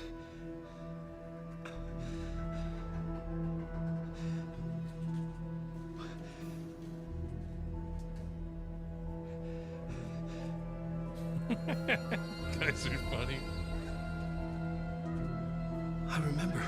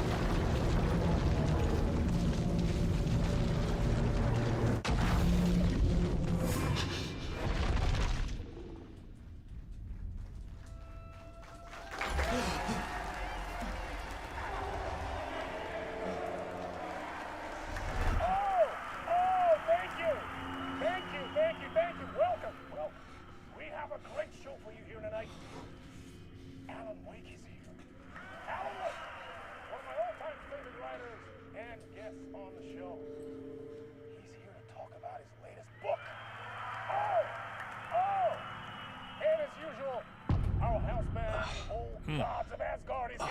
Take it away, you crazy Vikings! I'm a talk show tonight. Waking up in places with no memory of how I'd gotten there. It was out of control. I didn't need another mugshot in the fucking tabloids. Had I already done the show? Was that a recording?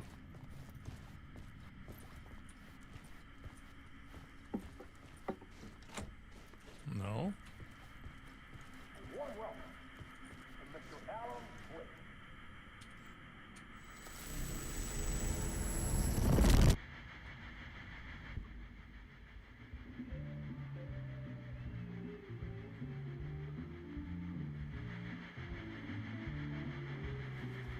Please give a warm welcome to Mr. Alan Wake.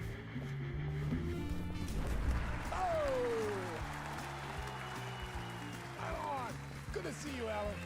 Great to see you. Welcome back to the show. Come on, sit down, sit down, sit down. Woo! Oh, man. It is so good to see you, Alan. This must be an exciting time for you. Tell me, does it ever get old? So does what get old? Publishing a new book. Are you okay there, my friend? You look like you've been cooped up in the writer's room for a few too many years. This is exactly how I feel. You know, I've waited so long to get my hands on the sequel to Departure. You left us on quite the cliffhanger. We've all been dying to know what "it's not a lake, it's an ocean" really means. You and me both. Well, our wait is over. Your new book, Initiation, hits the shelves tomorrow. What? That's exactly what every reader will be asking. This book is mind-bending. It's so cerebral. I mean, how would you describe it? An auto-fictional thought experiment? A horror story? A postmodern detective story? Wait. This isn't right. I haven't written anything. He's so humble. Okay, you got me. Good prank, very funny. But yeah, sad to say, I've not written this. I'd remember if I'd written a book, right? Or maybe it was written by your evil double. Well played, man. That is spot on. Playing the role here. Pretending the world of the book overlaps our own. That's very meta indeed. You see, Initiation tells the story of a fictional writer named Alan Wake, who is trapped in a nightmare, desperately trying to find the manuscript of a novel he has forgotten he has written. The book is set in New York, but it might not be New York at all. He is tormented by his dark doppelganger and guided by visions of a fictional detective he has written. That's We right. work every Alex meeting. Casey is in this book as well. I guess we'll just keep doing this the whole show. The joke's on me. But isn't that what you sign up for with autofiction? No, but seriously, I found the structure of the reality you build in the book fascinating. It reminded me of The Matrix. I mean, the writer is physically in his writer's room, trapped there, and he projects himself out to this dark dream of New York through the story he is writing. Like astral projection. Did I get that right? Yeah, that's exactly right. Go on. I should be taking notes here. This is great stuff. Notes to that other Alan Wake in that room writing this as we speak? Are we all in your story, Alan? Wow. No, I wish you every success with your new book, Alan.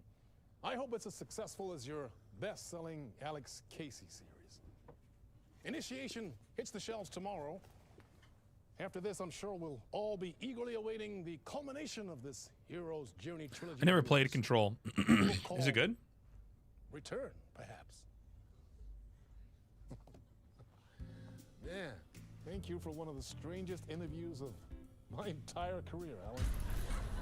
All this talk of meta-narratives. I'm expecting to disappear once this seed ends.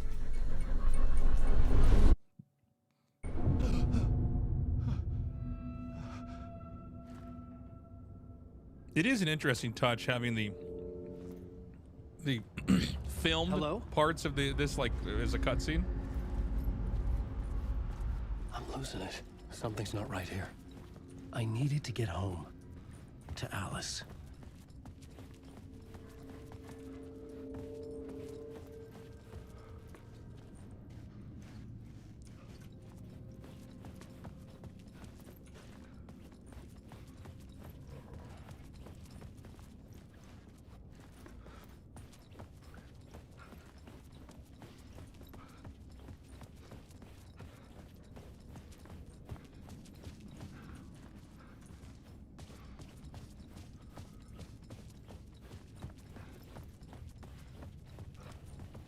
What the hell was that interview?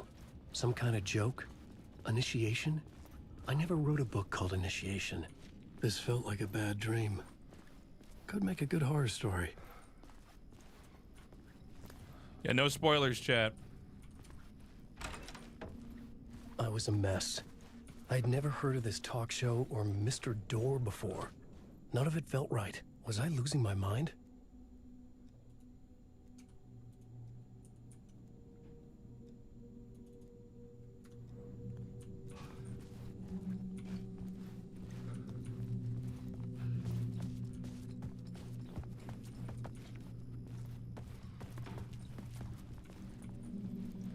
Old Gods of Asgard. That name sounded familiar.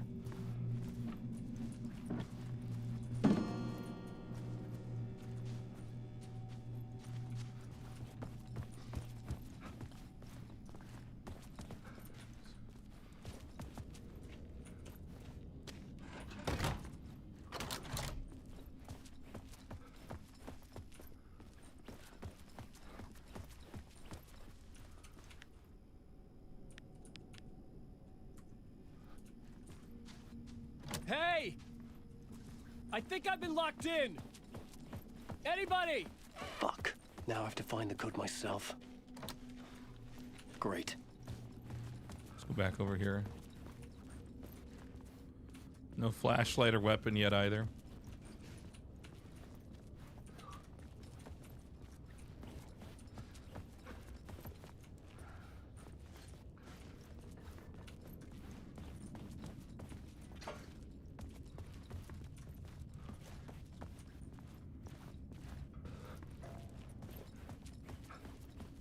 Maybe he was in one of those rooms I was in.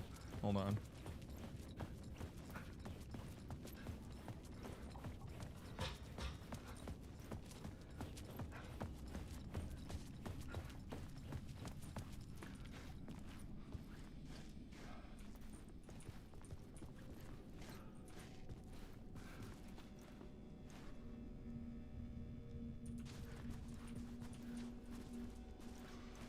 $665, I guess. Is this it?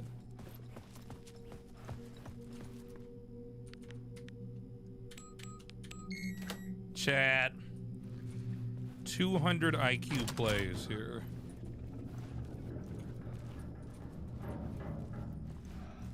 There was something here. A broken transmission I couldn't quite make out. What was that? A message? Impossible to say.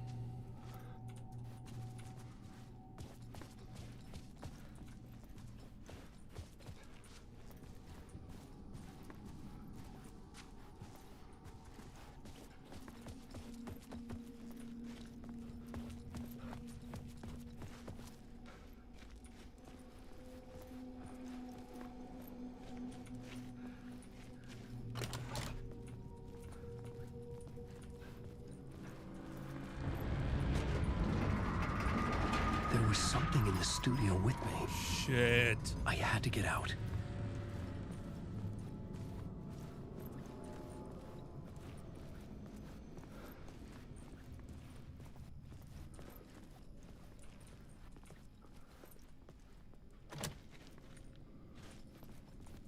What? Where else can I go?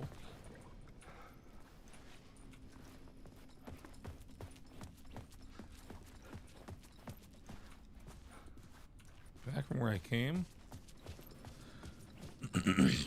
Looking at these circular rooms, it makes me wonder if there's like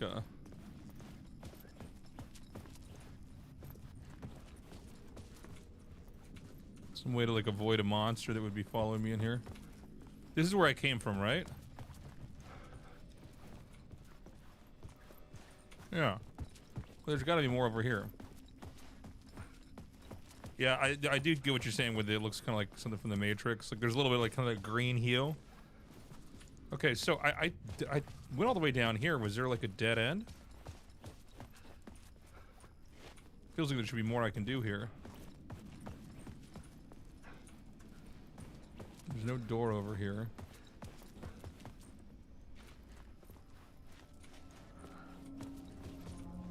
Some red room. Let me check again. Oh, I see. I can go around this way. Sorry. Duh. Dude, I'm extra bimbo today, man. I'm like just getting lost in like a linear game.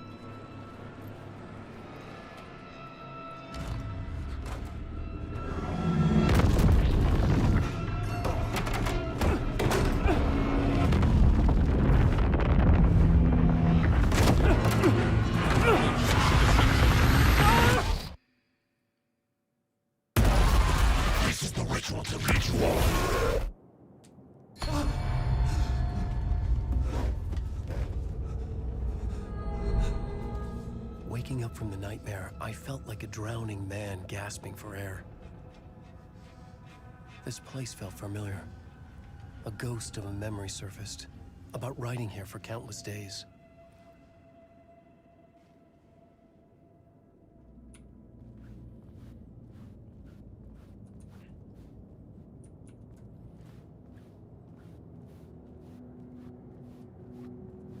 It's the Balance Council.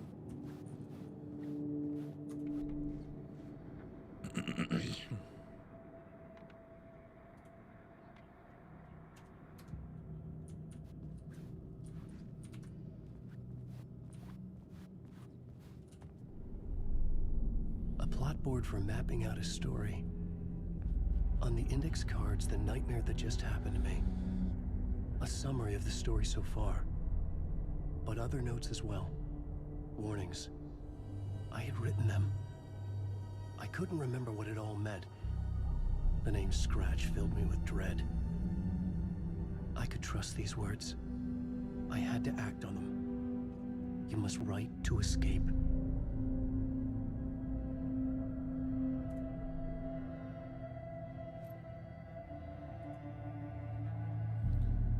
The talk show I thought I had... Sorry. The talk show I had thought I was home in New York, but none of it felt right. I was trapped in the dark place, a nightmare beyond our world. Am I supposed to be moving these? The writer's room was my safe haven. My writing affected what was outside. I was trying to write the story to escape this place. The story was called Initiation. I'm sorry, am I supposed to be moving this?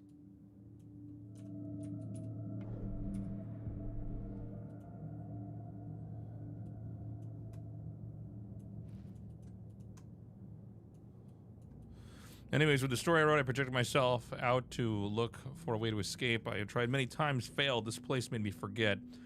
Everything Door had said felt true. Was that part of my writing or coming from somewhere else? Get back to writing. Okay. How do I do that?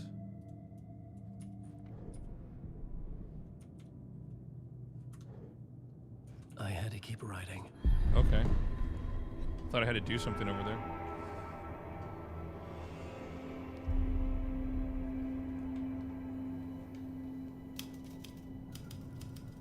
I didn't remember much. Yeah, but it was but simple. I knew my thoughts and ideas could manifest as reality in this dark place. I'd use my writing to project myself out of this room, like a deep sea diver to go deeper and explore the depths of this prison for a way out. This room was my boat. Writing was my lifeline. I would start again at the talk show. This is really well done, man.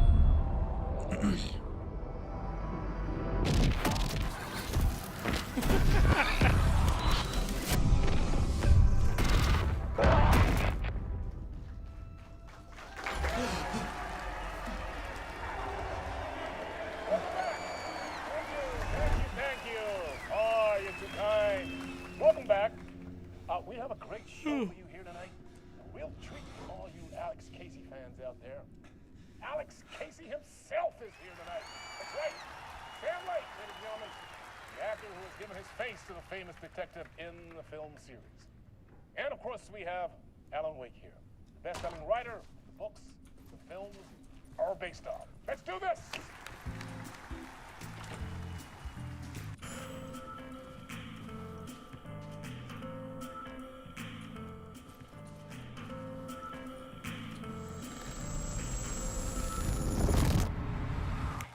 Welcome back to the show. So, Alan, as the creator of the character, how do you feel about this? Sorry, what? I know it can be an awkward question with the man sitting right next to you, but I mean, how do you feel about him in the role of Casey? Does he look the part to you? He looks exactly like I always imagined Casey to be. It's uncanny. Thank you. That means so much to me. I'm a huge fan of your books. So, what's the problem, Alan? Because on more than one occasion, you voiced your reservations about the adaptations. It's not that. They're their own thing. They've gone with choices that are different from mine. I feel protective about my stories, and these adaptations...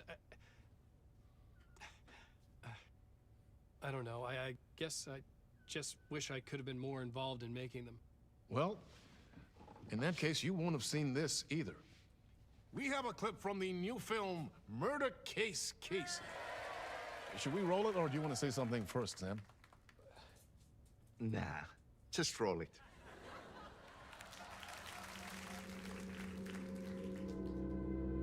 This city was an old scar that refused to heal. The rain made it fester. It needed the sun, but there was only the night. I was tired. Insomnia covered me like a plastic film. I was watching the world through a rain-slick window, my own reflection haunting the view. I was trying to track down a missing writer. My only clue was a table lamp, shaped like an angel. The only thing to shed light on this sordid mystery.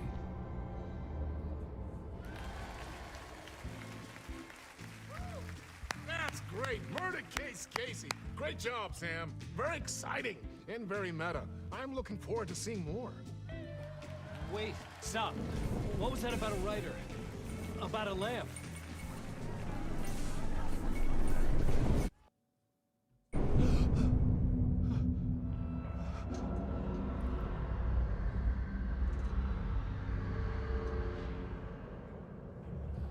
Okay, we're back.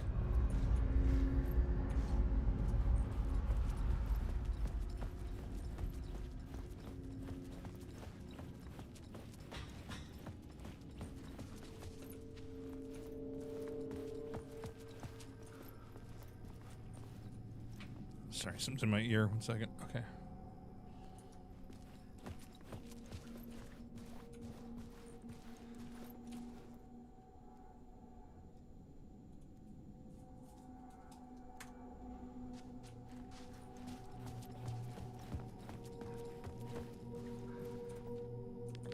What was it again?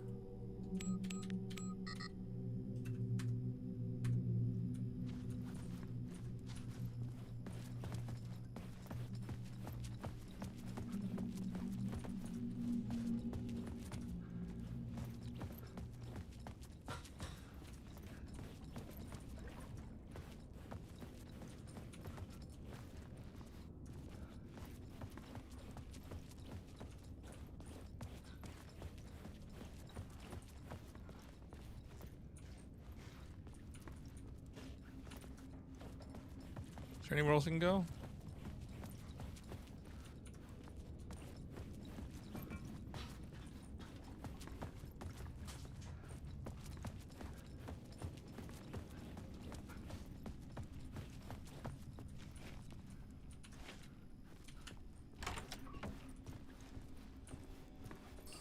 Six.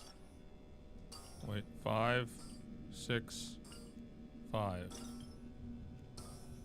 565? 201 IQ play here?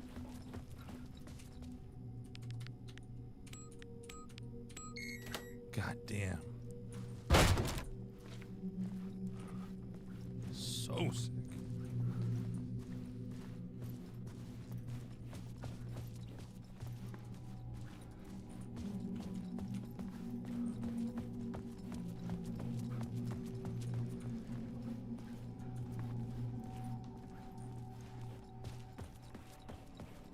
Still no weapon yet.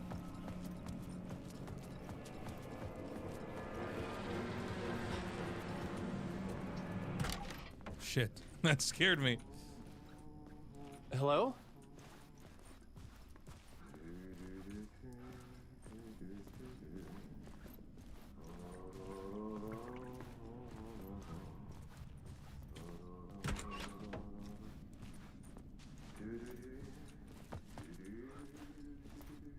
Can't see ourselves in the mirror?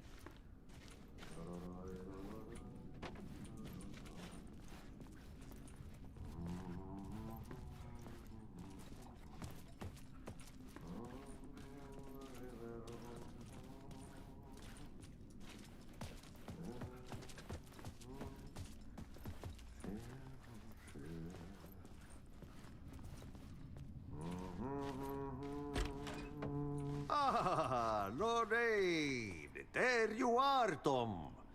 Oh, not so much evil that not a bit of good as well. Not one without the other. Good to see you. Hey, I can't seem to find my way out of here. Can you point me to the exit? No totta helvetissä. Of course, Tom. The work will instruct its maker. I was gonna get something from the basement for you, but you can get it yourself now. The more cooks, the worse the soup. What do you want me to get from the basement? And my name's Alan, not Tom. Ja, mutta katsopako a man, but a man with a tool makes two, Tom. Eikö niin? And a man with a tool can build his own exit. It's in a shoebox. In the basement where you left it. Safe as in the Lord's purse. Here's the key.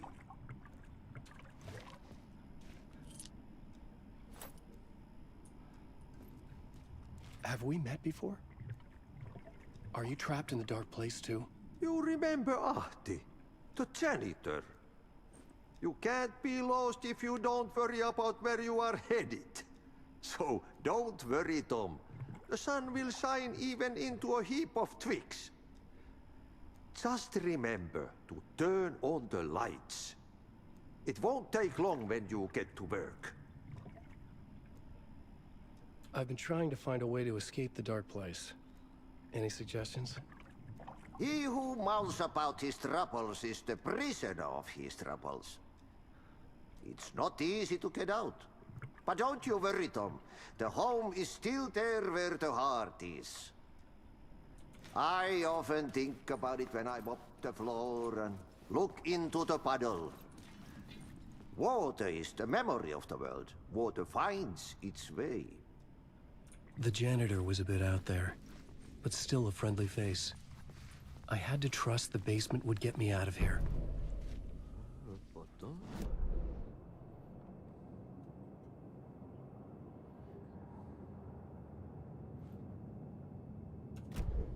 Okay. Janitor's light one from chat earlier.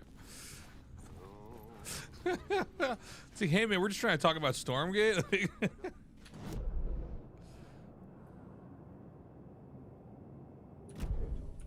This is locked, or can I open it from this side? Okay, so we've actually got this all connected now.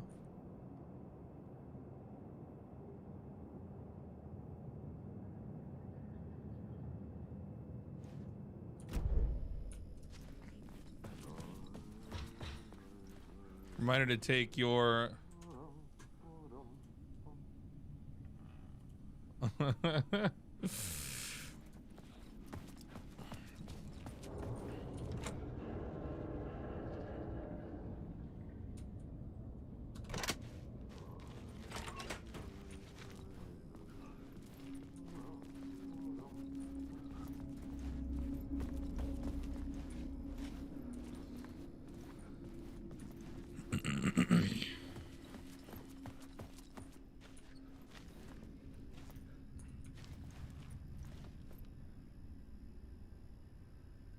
I haven't posted any opinions of it yet. It was a great match though.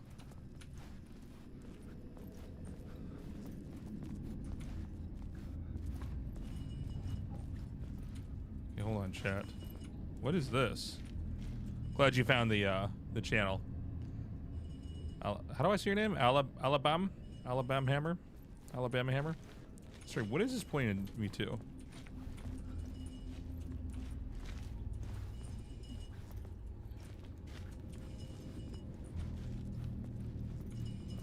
Oh, I see. So that'd be like a save state or something.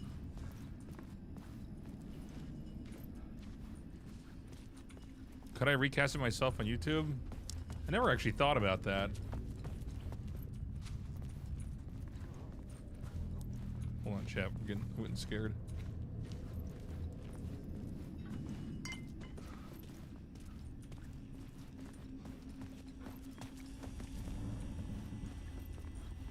An old lamp in a shoebox.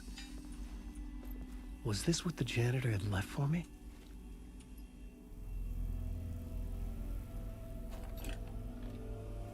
The lamp felt significant. A tool for bringing light to the darkness.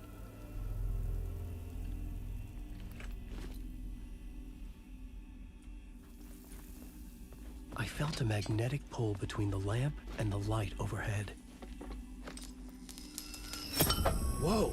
When the light jumped into my lamp, the whole room changed. Like something in a dream. Opening a way forward, the lamp was humming.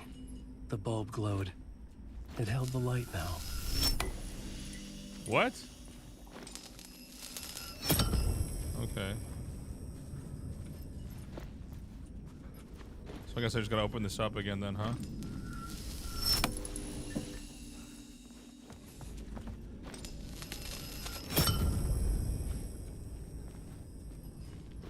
Whoa, okay, hold on.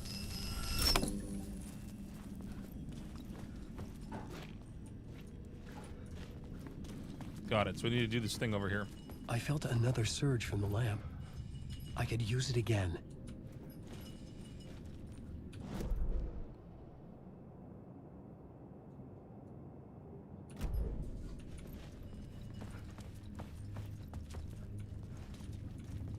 But how do I get over here? Go all the way back, maybe?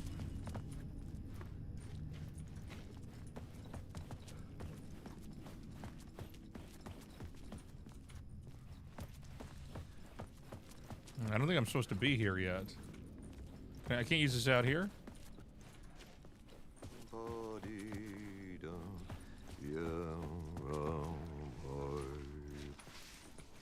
Wait, let me go back.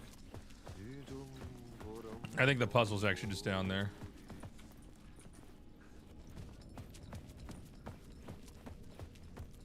Can you just veto this map?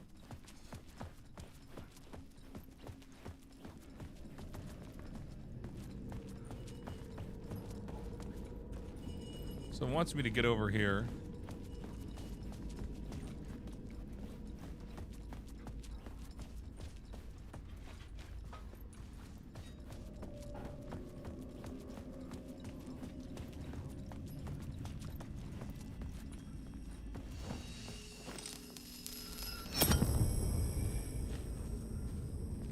I put the light by the fence. I didn't think I could. We could try. It seems to be trying to signal to me that I can. Whoops.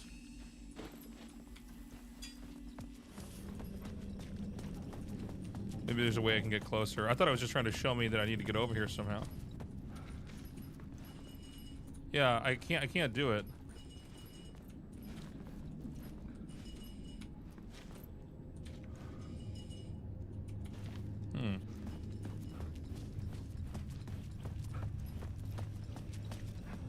Said I was without charges.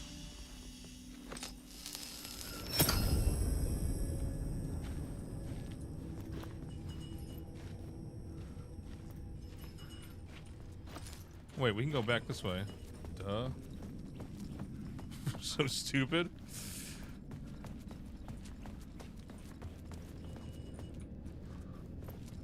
This is all sealed off, right?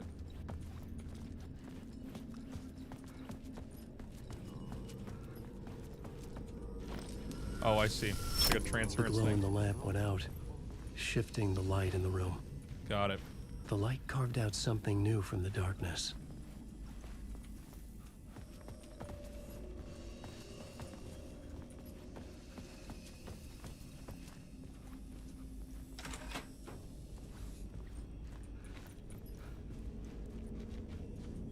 God, sometimes this is like almost too dark.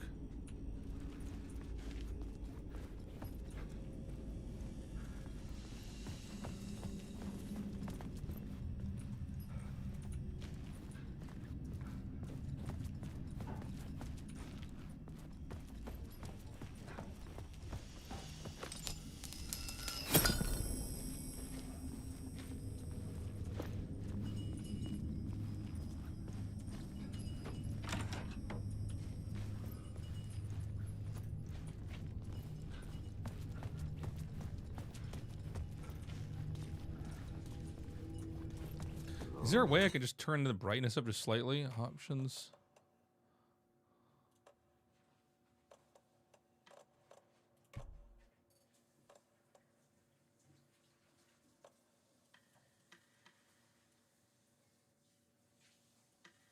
We just try like that, like 66. It's just sometimes it's like dark enough I actually can't like even tell what's right in front of me.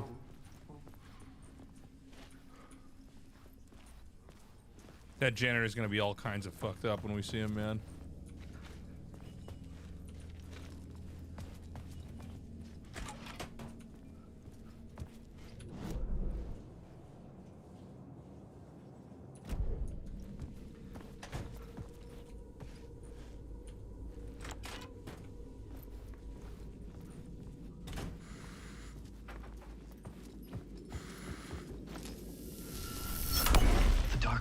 Wants to drown me.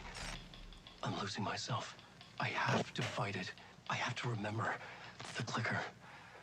The light switch. I lost it, but I have the lamp now. The lamp the switch was cut from. This place is a nightmare. Not real, and yet more real than anything. The danger and the horror real. It feeds off my mind, twisting whatever it takes into psychotic reality. I'm trapped here. I write to escape. I've tried this many times, written countless stories, forgotten how many. I keep failing, but I must keep trying. I use the story to dive deeper. Every word I write is a step forward on this spiral in the darkness. I dive to the bottom to find the answer, the map, and the key, the compass. It's combined to form a door leading out. But how do you open a door that's not a door? At the bottom of an ocean, that's not an ocean. And a lake, that's not a lake.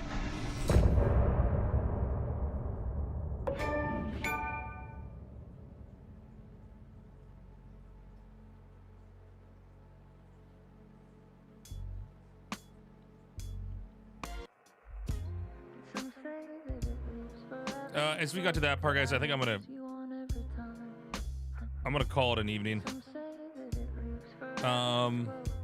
We're gonna raid somebody. Sorry we got stuck at the start of this Alan Wake playthrough. I'm gonna have the Starcraft History stuff uploaded to YouTube coming up here. We're gonna have basically a video coming out every day on YouTube.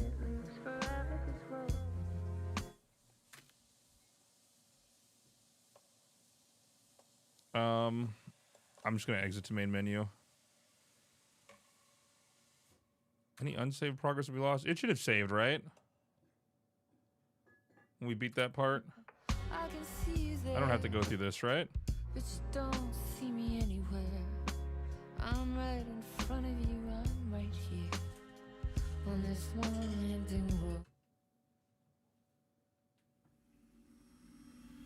road. Okay. Yeah, this was fun. What I think I might do is we might do a little bit of Alan Wake after Stormgate. And just like play like a chapter.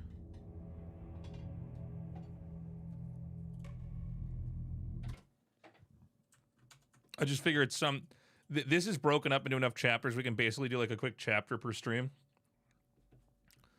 Let's see who's on that I can raid. Hold on.